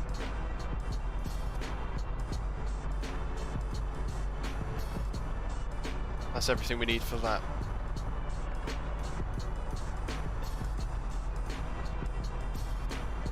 Heading back onto Navigraph. we can look at the airport charts like we did at Skiathos. I always look at the length of the runway and where we might want to try and vacate. We know the apron's on the south side here for us. And landing 06, extended displaced threshold, can't touch down before that. And I'm going to try and vacate at Delta. So we've got, it's a 2,628 metre runway length, but usable. Does it tell us?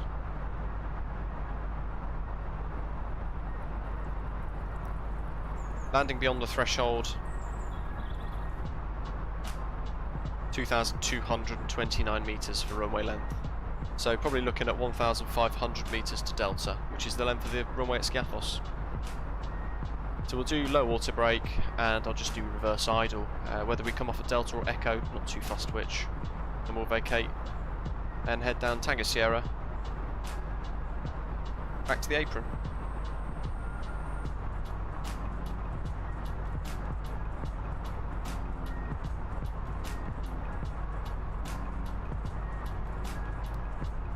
We are almost at top of descent. Eggy boy, the chart's on Navigraph, so head to navigraph.com and you'll need the ultimate subscription for all of that stuff. And Alon, hello to you, asking what version of flybywire are we using. It's the experimental branch, which I can highly recommend now. It's really nice. And it's got TCAS as well now, which is great. Eric, do I like synthwave? Very limited when you're streaming to what music you can use. So the reason why we're using this is because it's Streambeats, sorry.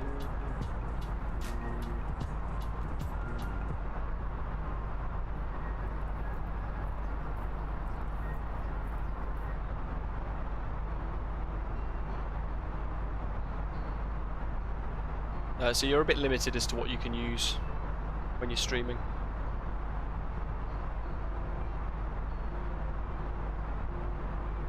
101 Papa, Bento, 7,000. We're going to target 6,000, which is what this radius is for. So let's go down to 6. We'll just set that, we'll monitor it as we go. Cythera, some Russian aircraft. I'm sure Aviation Simulation would love the same as well. Some Aleutians. Aviation Simulation is going to land 10 minutes after as well. I think you've got a gap there, Aviation Simulation, then you need to fill it.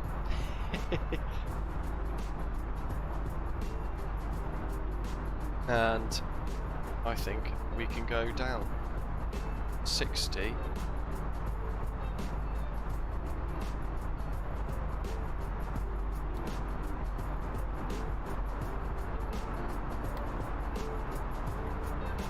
We'll monitor that.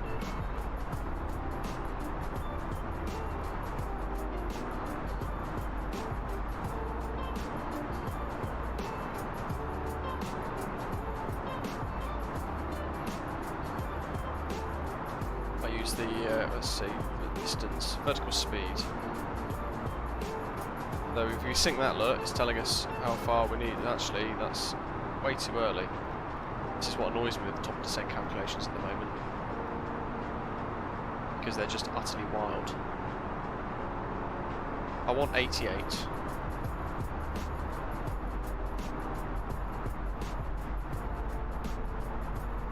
Anything shy of that actually would be handy. To give time to slow down as well, so 77 might be a good one.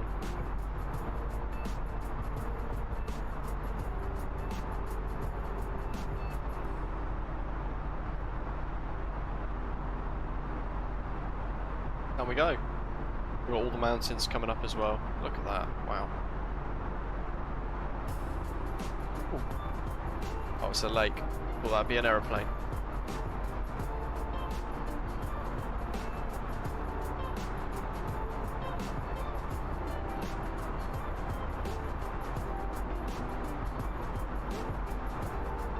Yeah, as George is saying, Eggy Boy, Navigraph use Jeppesen charts, so they're real-world charts, but they manipulate them into flight sim use only. And you get all the AirRack updates, all the nav data updates every month as well. So what I'd really recommend with Navigraph is buying it outright, so you pay for the whole year at once. Works out at about £60 for the year, same price as an aircraft add-on. And you actually save money than rather than paying monthly. A little money saving tip of the day. Do 2400. Pumpkin tree, how did I make your liveries? I always wonder how hard. Yeah, it's really difficult, to be honest. The A320 livery, the 787, 747 and all that sort of stuff, I've outsourced that with fantastic livery creators who have done it on my behalf. Aviation Simulations, is the MK Studios Vagga any good? I haven't seen it. I've seen the reviews on Sim Market, which aren't great. There is also the Vagga, really good freeware scenery on flightsim.to, so save yourself some cash and download the freeware one instead. That's what I would recommend, especially if you only fly there every now and again.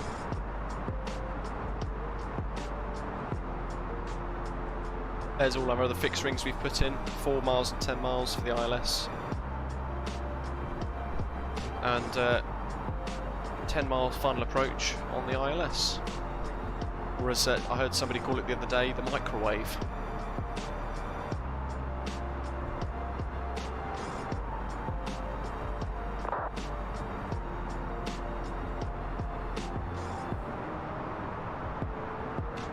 Kevin, weird. No, I haven't had to reset any of my custom views, I don't think, from memory.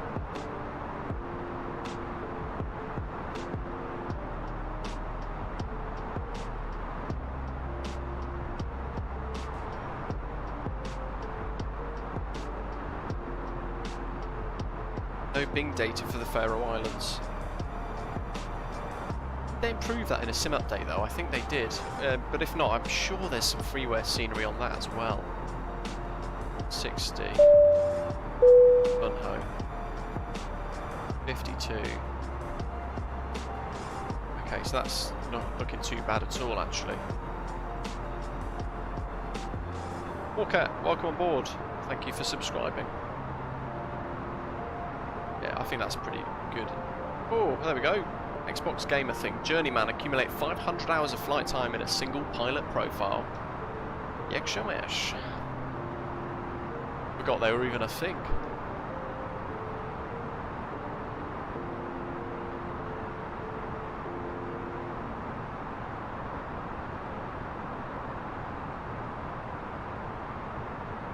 Eggy Boy, no, there's no ATC sadly. We've been on Unicom the whole way.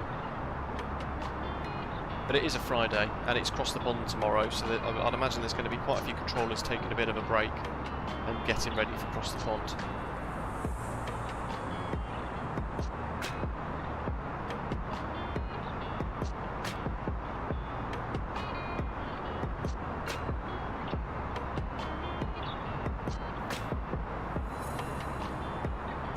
That should stabilise that approach. Train maps in op, but we are visual with the ground anyway. It's going to be interesting. 60 miles to the airport. By the looks of it, this takes us through the sort of gap here in the mountains, so it looks like we're going to go past this peak. We're going to head left then into towards the coast.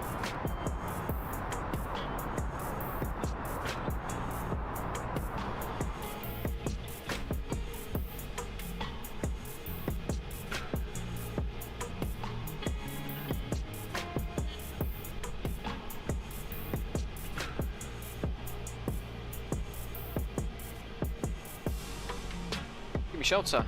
No worries at all. Hope you're enjoying it. God, look at all them wind farms down there.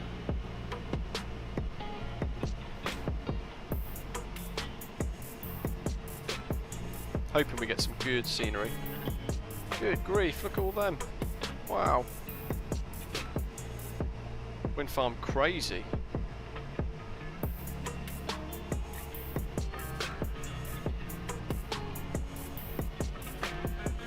And as Volotea says, we'll be home for dinner. Not tomorrow though, across the pond. Half Geek, hello to you, welcome. Let's get some of these screenshots put on Atlanta. It's only the one.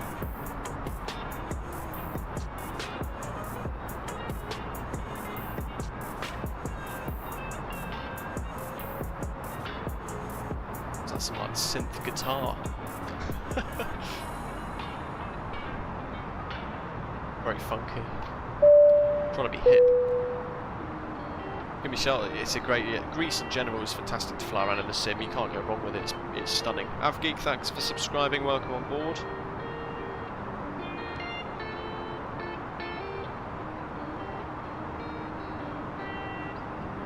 Guess it's windy down there. I think so. Yeah. I'd like to think so anyway. Otherwise, they're putting a lot of money into it. Oh, look at the mountain range. Alberta, wow, almost 11,000 followers. That's huge. And of course, thanks to every one of you tuning in all the time and taking part in all the live streams, keeping the energy going, dropping donations, super chats and things like that every now and again, and all your channel memberships helping to support the stream as well. Really appreciate every one of you guys getting involved, whether you fly along or just watch and chat in the live chat.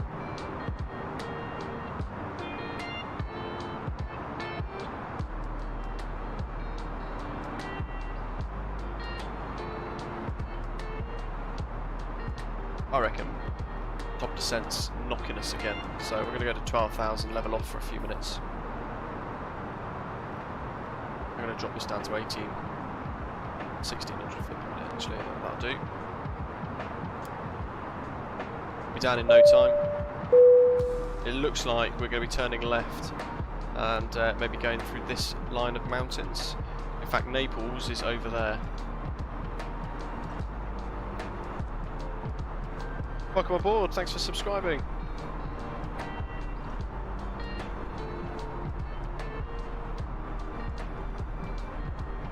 There's the extended centre line. We know we got the ILS frequencies tuned as well, and we should be VOR in range. Not Napoli though. Which is interesting, because Napoli, it's closer.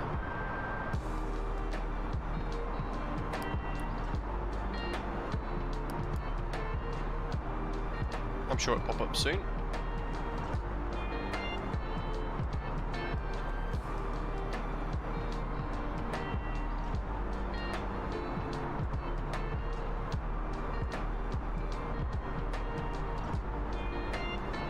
When that matches our distance that I want, I will then commit to a descent again, I think.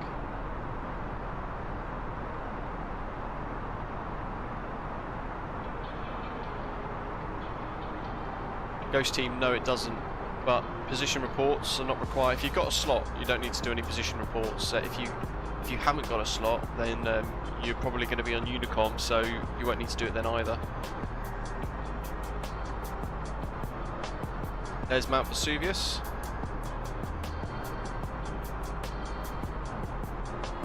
And Sorrento off down here. Naples is just down here somewhere, so almost on the nose now. A 17 knot crosswind. Look at that.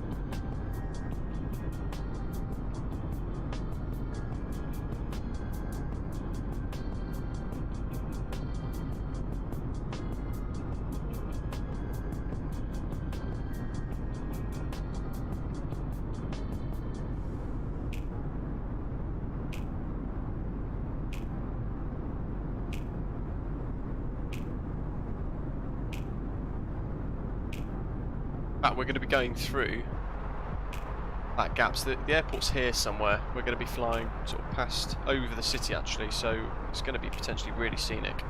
And while I remember, I will open up flight recorder for the approach, because it might be nice to get that runway view, or the wing view, sorry, as we turn right over the city, this sort of view, or even that one actually, that could be quite a nice one.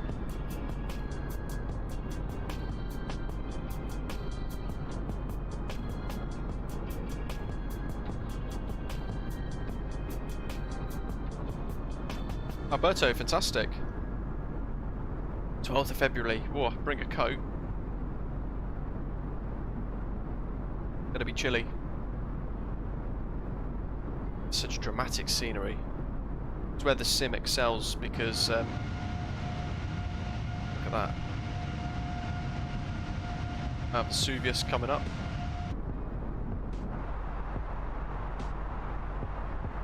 $30 miles. Let's go down to 6.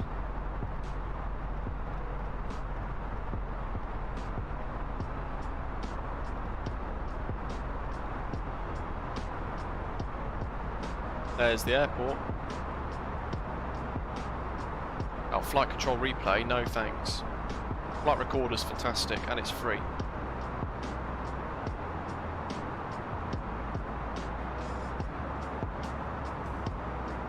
Freeware airport, sorry, it's default scenery at the airport sadly, but we've got the Latin VFR Jetway Pro for Microsoft Flight Simulator. Looks like the sun's going down as well, very nice. Obviously timed that to be intentional.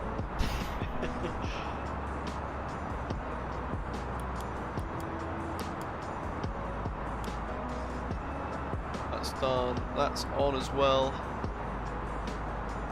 Can't see a chuffing thing until I do that. There we go.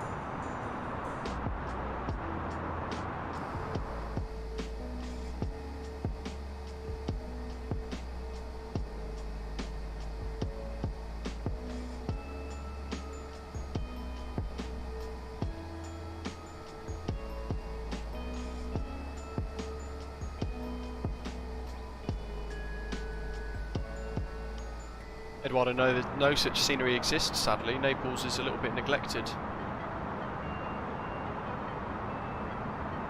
Look at that, sunset starting to bust down below the cloud. What was the QNH? 1015. We're going to be below transition anyway. 1015, 1015, low, auto brake, ground spoilers armed. 10 miles. RLS. Kevin, yes, it is.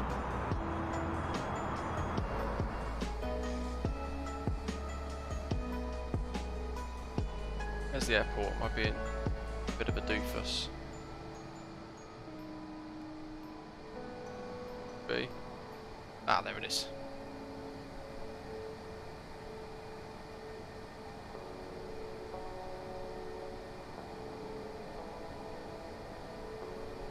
Want to get a couple of screenshots while we can, hey? Over the city at altitude. Look how dramatic that looks.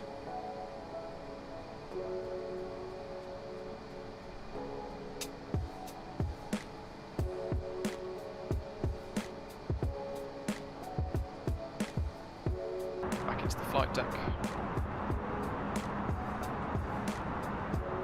Clayton, it's on PC, yes. Let's add them screenshots to Volanta. And also I need to do a POS rep. Naples traffic, Volotea 1635 on the dead side, heading south for the ILS Papa. Runway 06 approach. Will report when established. Naples traffic.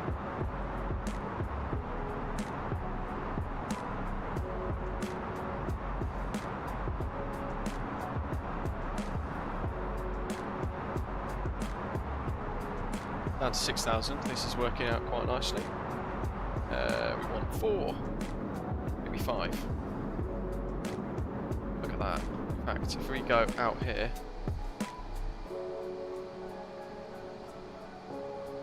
There's the airport. There's the city.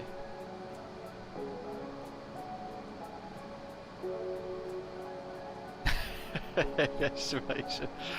You requested it. Oh, the sim looks so good, doesn't it?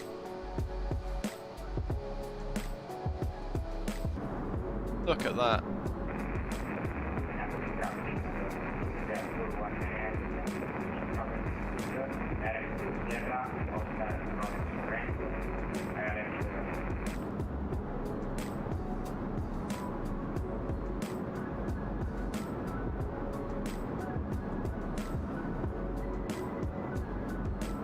Wow. Naples traffic Osprey 27, Juliet Mike. Abdul, hello.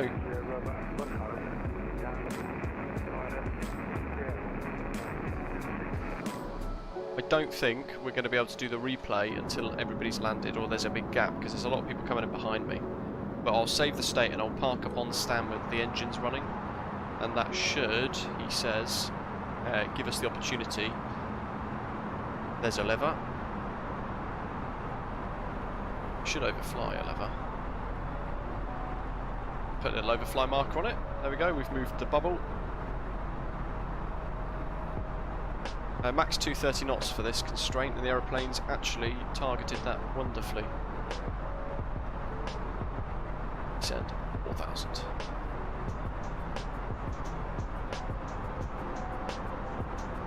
Approach charts. ILS Papa 06, 11 4000, 10 DME at 3.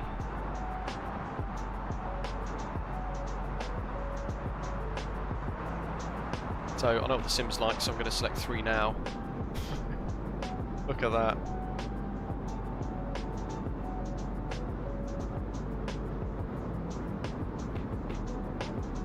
Theory's just departed Oslo as well. Stunning. Look at that distance sort of view. Give me some of that drone camera action. Where's it go? Let's look at that. What did I do? Move the bubble. I basically requested for it to overfly, so I told the aeroplane overfly. So I pressed the triangle and then I added it in there. And you can see there a lever, then the triangle. So I'm forcing the aeroplane to overfly a lever first, but we're going to be establishing anyway shortly. So let's go turn, turn, turn, turn. 020.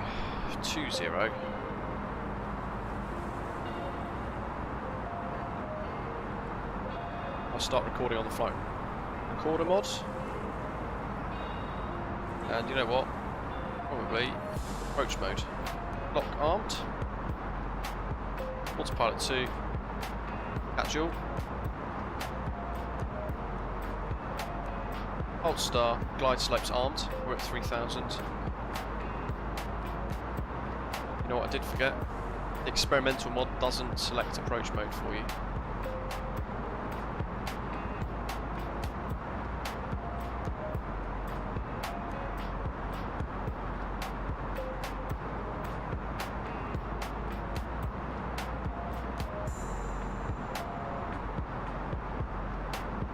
Hoping the speed bleeds off. There's the offset ILS. Naples traffic, Volotea 1635 established, ILS Papa, runway 06. 10 miles. Naples traffic. Green dot. Need to start slowing the aeroplane down. Ground spoilers armed with flaps 1, seatbelt signs. Lights as required. Secure. Flight attendants, please prepare for landing.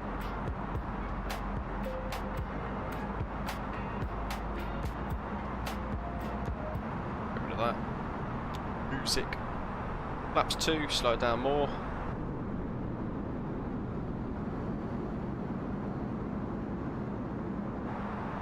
I get so many screenshots, and I'm going to go here down to slow it down even more.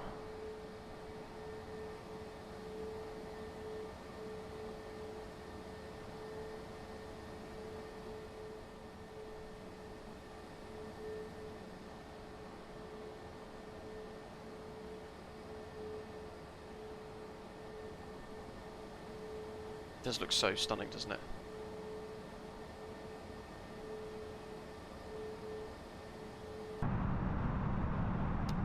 Laps 3.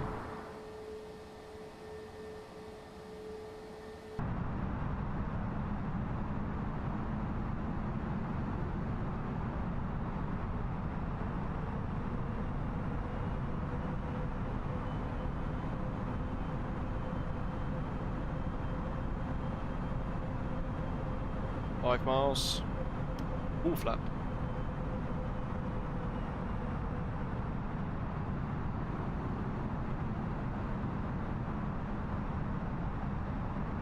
Oh, user, fantastic. Turn iPad off. Ecam memos no blue for landing, and missed approach. We want to go to 4,000. So we'll arm that.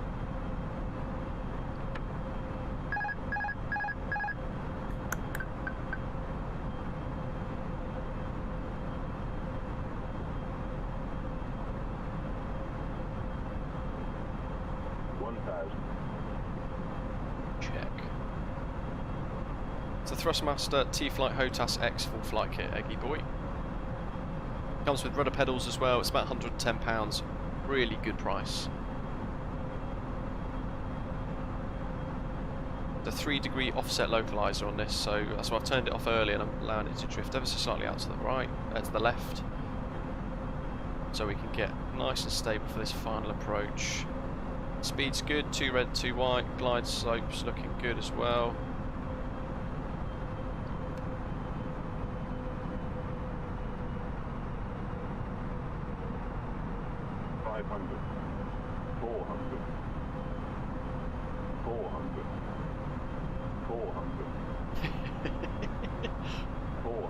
Yep. 400. Do it again. 100 above. 500. Oh.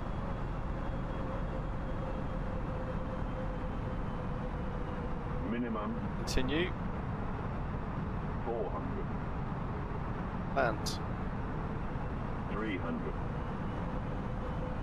200.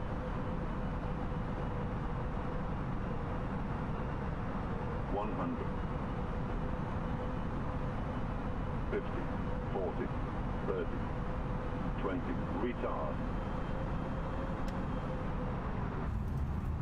oh, silky. And we'll do reverse idle.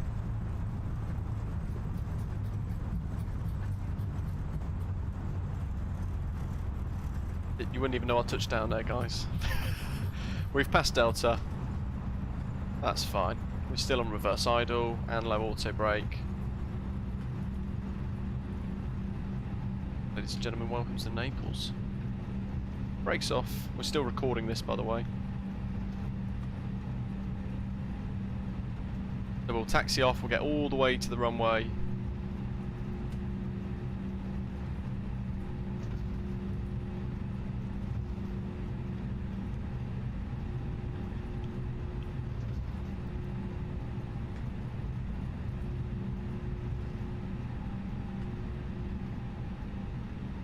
Naples traffic, Volotea 1635 vacated at Echo, and taxi to the stands via Echo, Tango Sierra and the apron.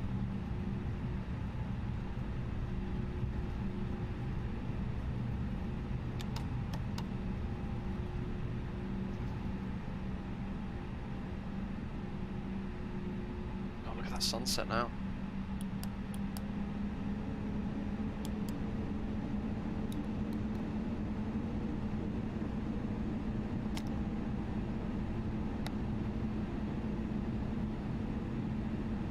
Brakes are hot apparently. Get the brake fan on.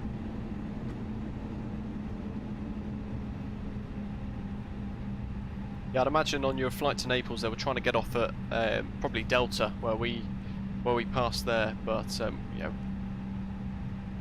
we weren't in too much of a rush. Now of course we've got to watch our flight back as well. That touchdown. Now do we go for a passenger view on the left or we do one on the right?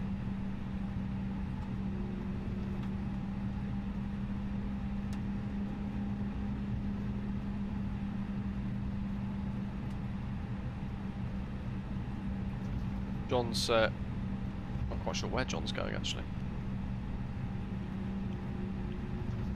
Is he establishing it?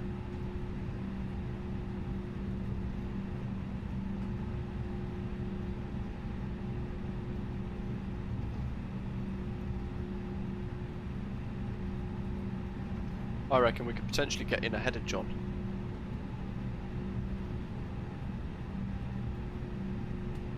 He's still showing outbound on Volotea. Where's that spy?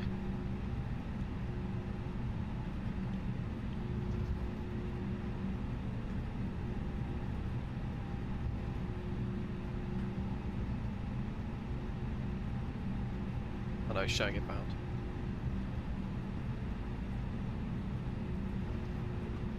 Traffic off 227 Juliet Mike. We've got 4 aircraft coming in. After the 4th aircraft, we will then replay the flight. Still got flight recorder running.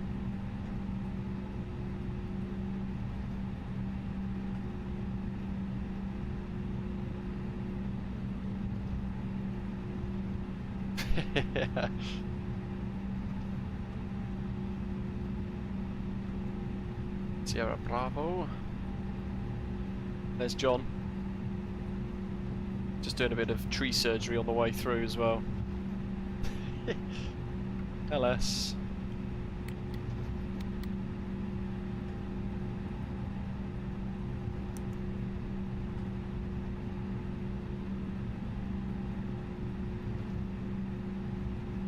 Now I've got to keep the engines on because that's how the aeroplane works with the flight recorder mod. There's the threshold. It's John. So camera, stop following me. Oh, where does this apron take me?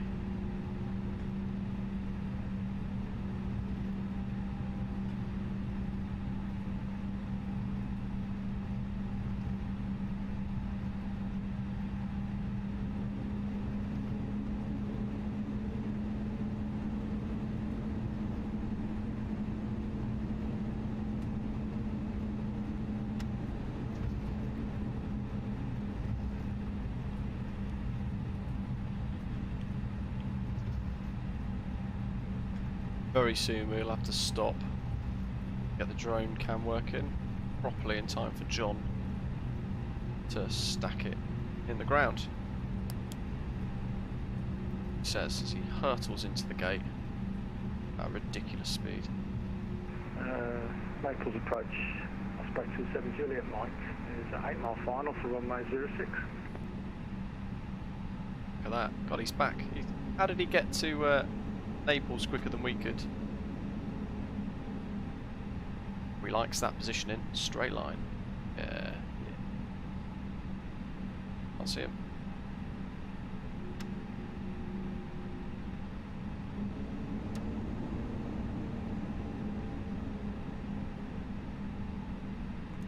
Bar break.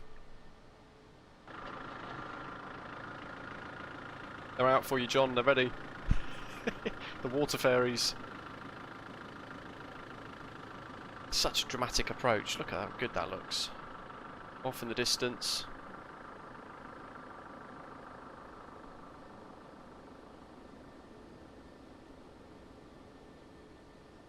So we've got John coming in first. We've then got let's see, John's in finals. We've got Eduardo, Volotea 419er. We've also got AviationSimulation coming in from Luke as Moldova, Air Moldova. That, according to my Volanta, is all of us. If I pause the flight recorder mod now, that's saved the states. Louis, hello. Where do you find different tow trucks? You need the Latin VFR Custom EU pack. Oh, look at that. We've even got the lights off in the distance of Eduardo. Just about see his strobes coming into view. Oh, look at that for a landscape. Microsoft Flight Simulator is really starting to come into its own now. User, completely agree. There's some photogrammetry landmarks and a few other bits in Naples anyway. But like you said, we need a Naples scenery. Such a fantastic place to fly to and from in the sim. One of the departures that takes you off 2-4 takes you up and then takes you left around the town before you head back up over the airfield and as if you come to the UK.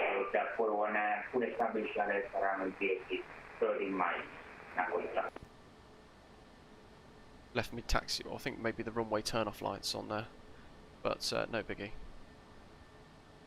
So we should, on that potential basis, see AviationSimulation up here somewhere as well. Look at the sunset. I mean, that's quite stunning. Naples off in the distance as well. Crosswind board ice from Chisholm. Okay, interesting. Look, as in the airport ICAO code aviation simulation. I couldn't be bothered to Google it.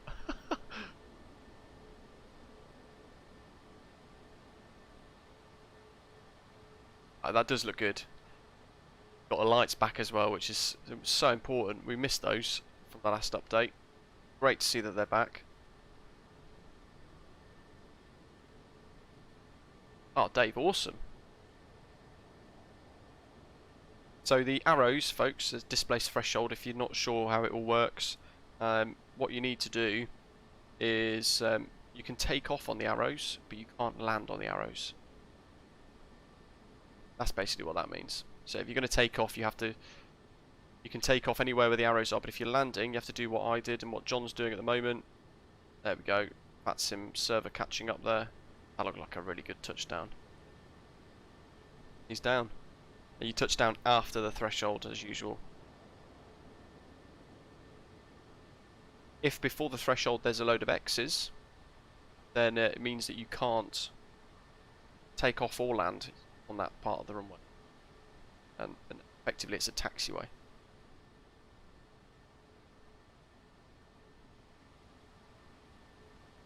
So we've got another one, and then we've got aviation simulation, and then we should have, let's get the tunes back on, we should have a good gap where we'll be able to just go straight into that flight replay mod.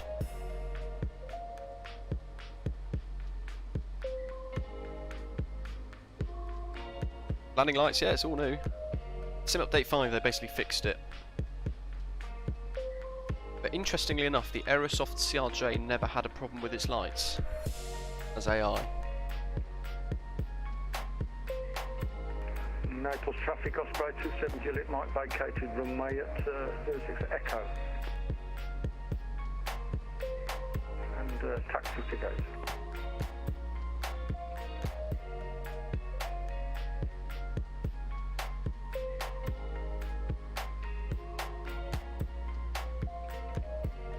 Can't see Aviation Simulation's lights yet. I'm sure he's not too far away.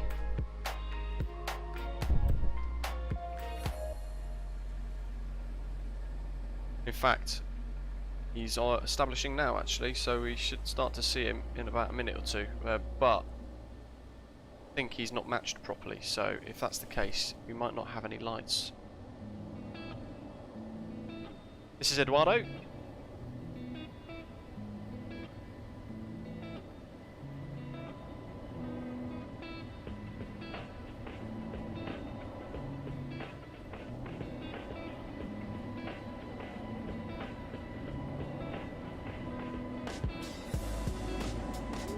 Check your frequency, aviation simulation.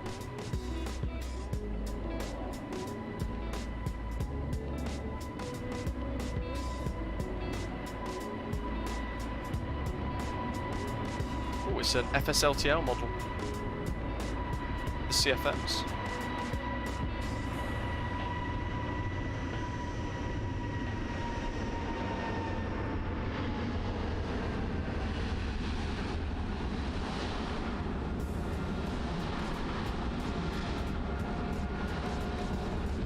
The bouncing's just the VATSIM servers trying to work out exactly where his aeroplane is at the moment. That will be gone when velocity comes in. Latency's all fixed. There we go. Michael, I'm not sure, sadly. Really not sure. We should have Air Moldova coming in next with aviation simulation. Let's go .aircraft. 8.9 miles out. And it's matched him as a A320neo British Avgeek livery.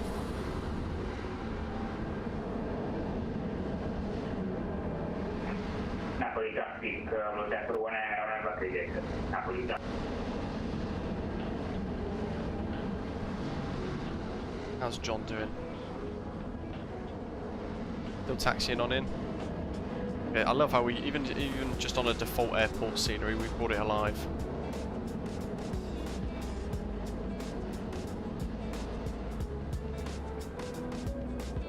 Out Vesuvius in the background. A bit dramatic.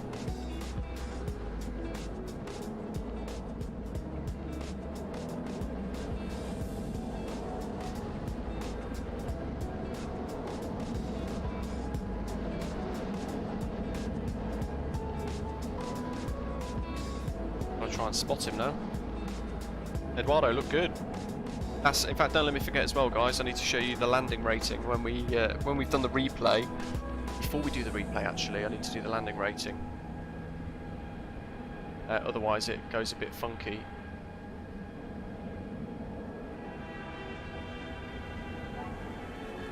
Oh, he's just froze.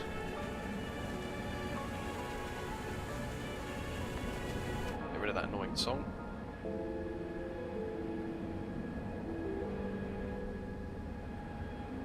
Pumpkin Tree, I'm not sure, it's from Stream Beats.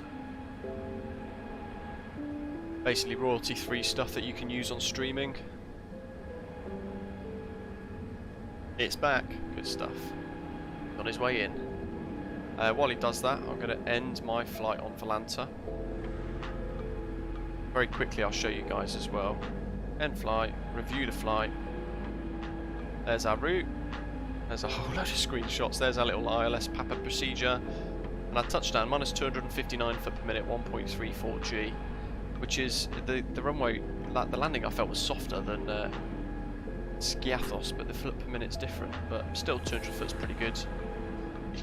That proves to me though in my head that it doesn't look like an accurate figure at all. FSLTL model, Kevin, it's... Make sure I can't see him before I turn away. I'll see him in a second, I'm sure. It's a freeware project, and they're getting loads of models together, including A320 CEOs, A319s, A321s, which we saw earlier with Kai, GN A321, A330s. I think they're working on 747-400s at the moment, 777s. Basically, a one-size-fits-all package. There's AviationSimulation. And it's also going to work for people that don't like using VATSIM, so it's also offline traffic too.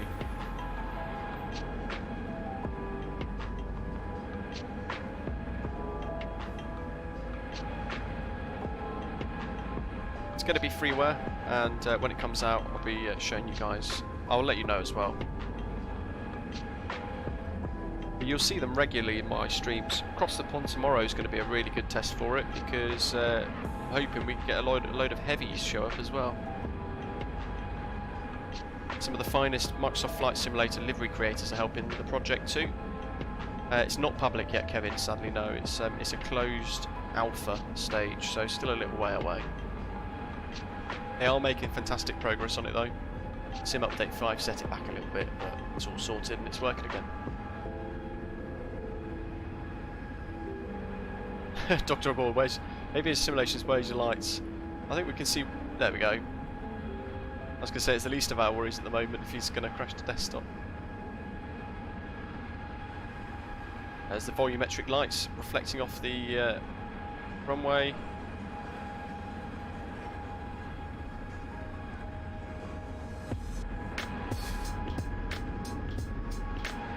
And he's down. Risky crossing by the fire brigade there. Okay, here's the last one. Let's go to our replay flight recorder mod, shall we? We've disabled this as well, so let's move the camera.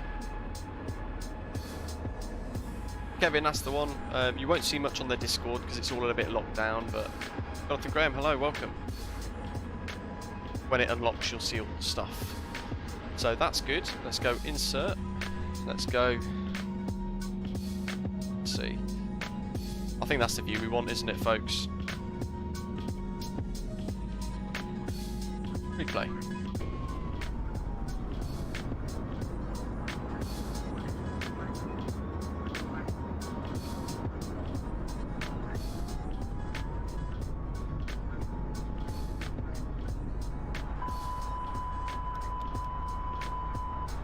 I love how it's doing random things.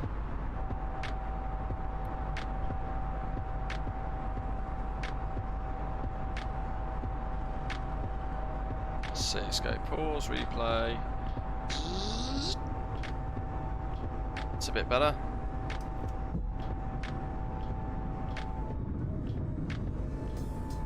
We want that view, I guess.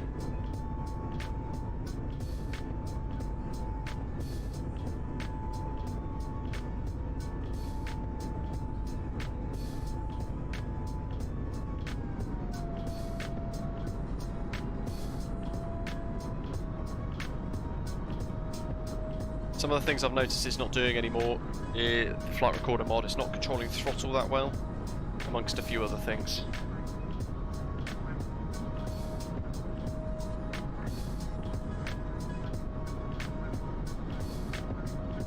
Jonathan, not sure actually. There's some baths down there, that looks pretty good. There's the stadium.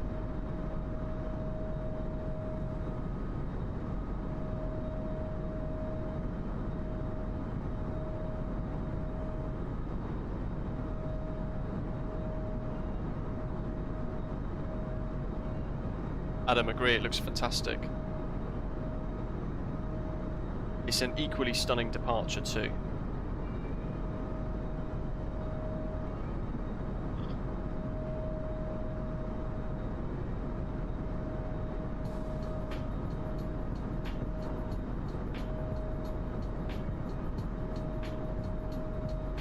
Look at that road down there. That's, I think, autopilot off at that point, because we've turned right slightly. Big castle. Oh, look at the landscape. So cool.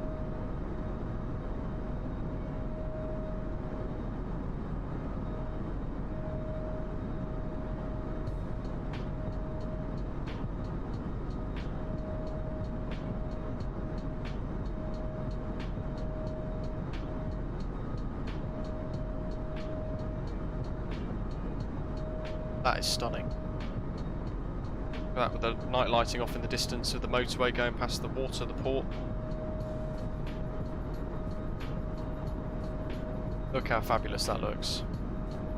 So even with the default airport scenery, wasn't too bothered about this approach because I've departed here once in the sim and I remember it being incredible. Look at that. Oh! Flight recorder! No! Wow. All the way to the end. I've got to cross the pond tomorrow. Oh dear. Well, at least we got all the stuff we needed. Jesus. Good grief.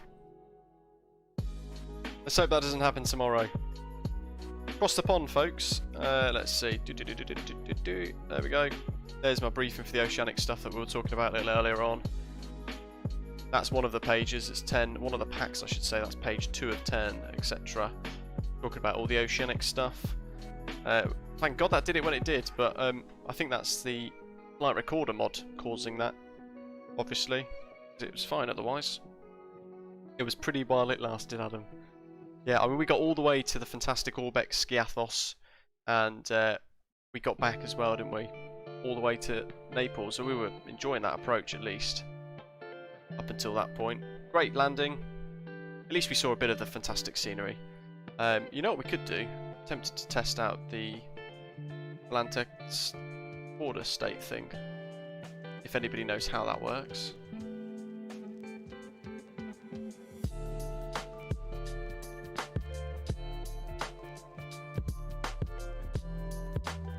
Load a flight. We try it.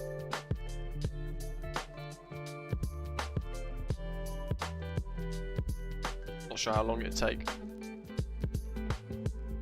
Probably won't work. I'll have to. I'll give it a go actually, and I'll let you guys know if it works another time. Crash detected. Go away, VPilot. Anyway, cross the pond tomorrow, and about 1 o'clock we're going to be going live, 1 o'clock UK time roughly. We'll set up the 787 Heavy Division mod. Finnair is our airline of the day for our cross the pond event. So do join us. We're going to be going ahead for, I think it's about 7.5 hours flight time, I believe, off the top of my head. But as always, thank you very much for watching. Pumpkin Tree, make sure you ping us on Discord and let us know. We'll add you into the members lounge as you've become a frequent flyer, bronze frequent flyer. Very warm welcome to you. John, thank you for your super chat as well, and a very warm welcome to all of our new subscribers to the channel. I hope to see lots of you tune in for Cross the Pond tomorrow, and if you've got a slot as well, hopefully we might hear each other as well. David, hello. Just as I'm wrapping up as well, hello to you. Continue in normal mode. There we go. Thank you very much for watching, and I hope to see you all tomorrow for the long one, for the big VATSIM Cross the Pond event. In the meantime, as always, thank you very much for watching and enjoy the rest of the day. Take care.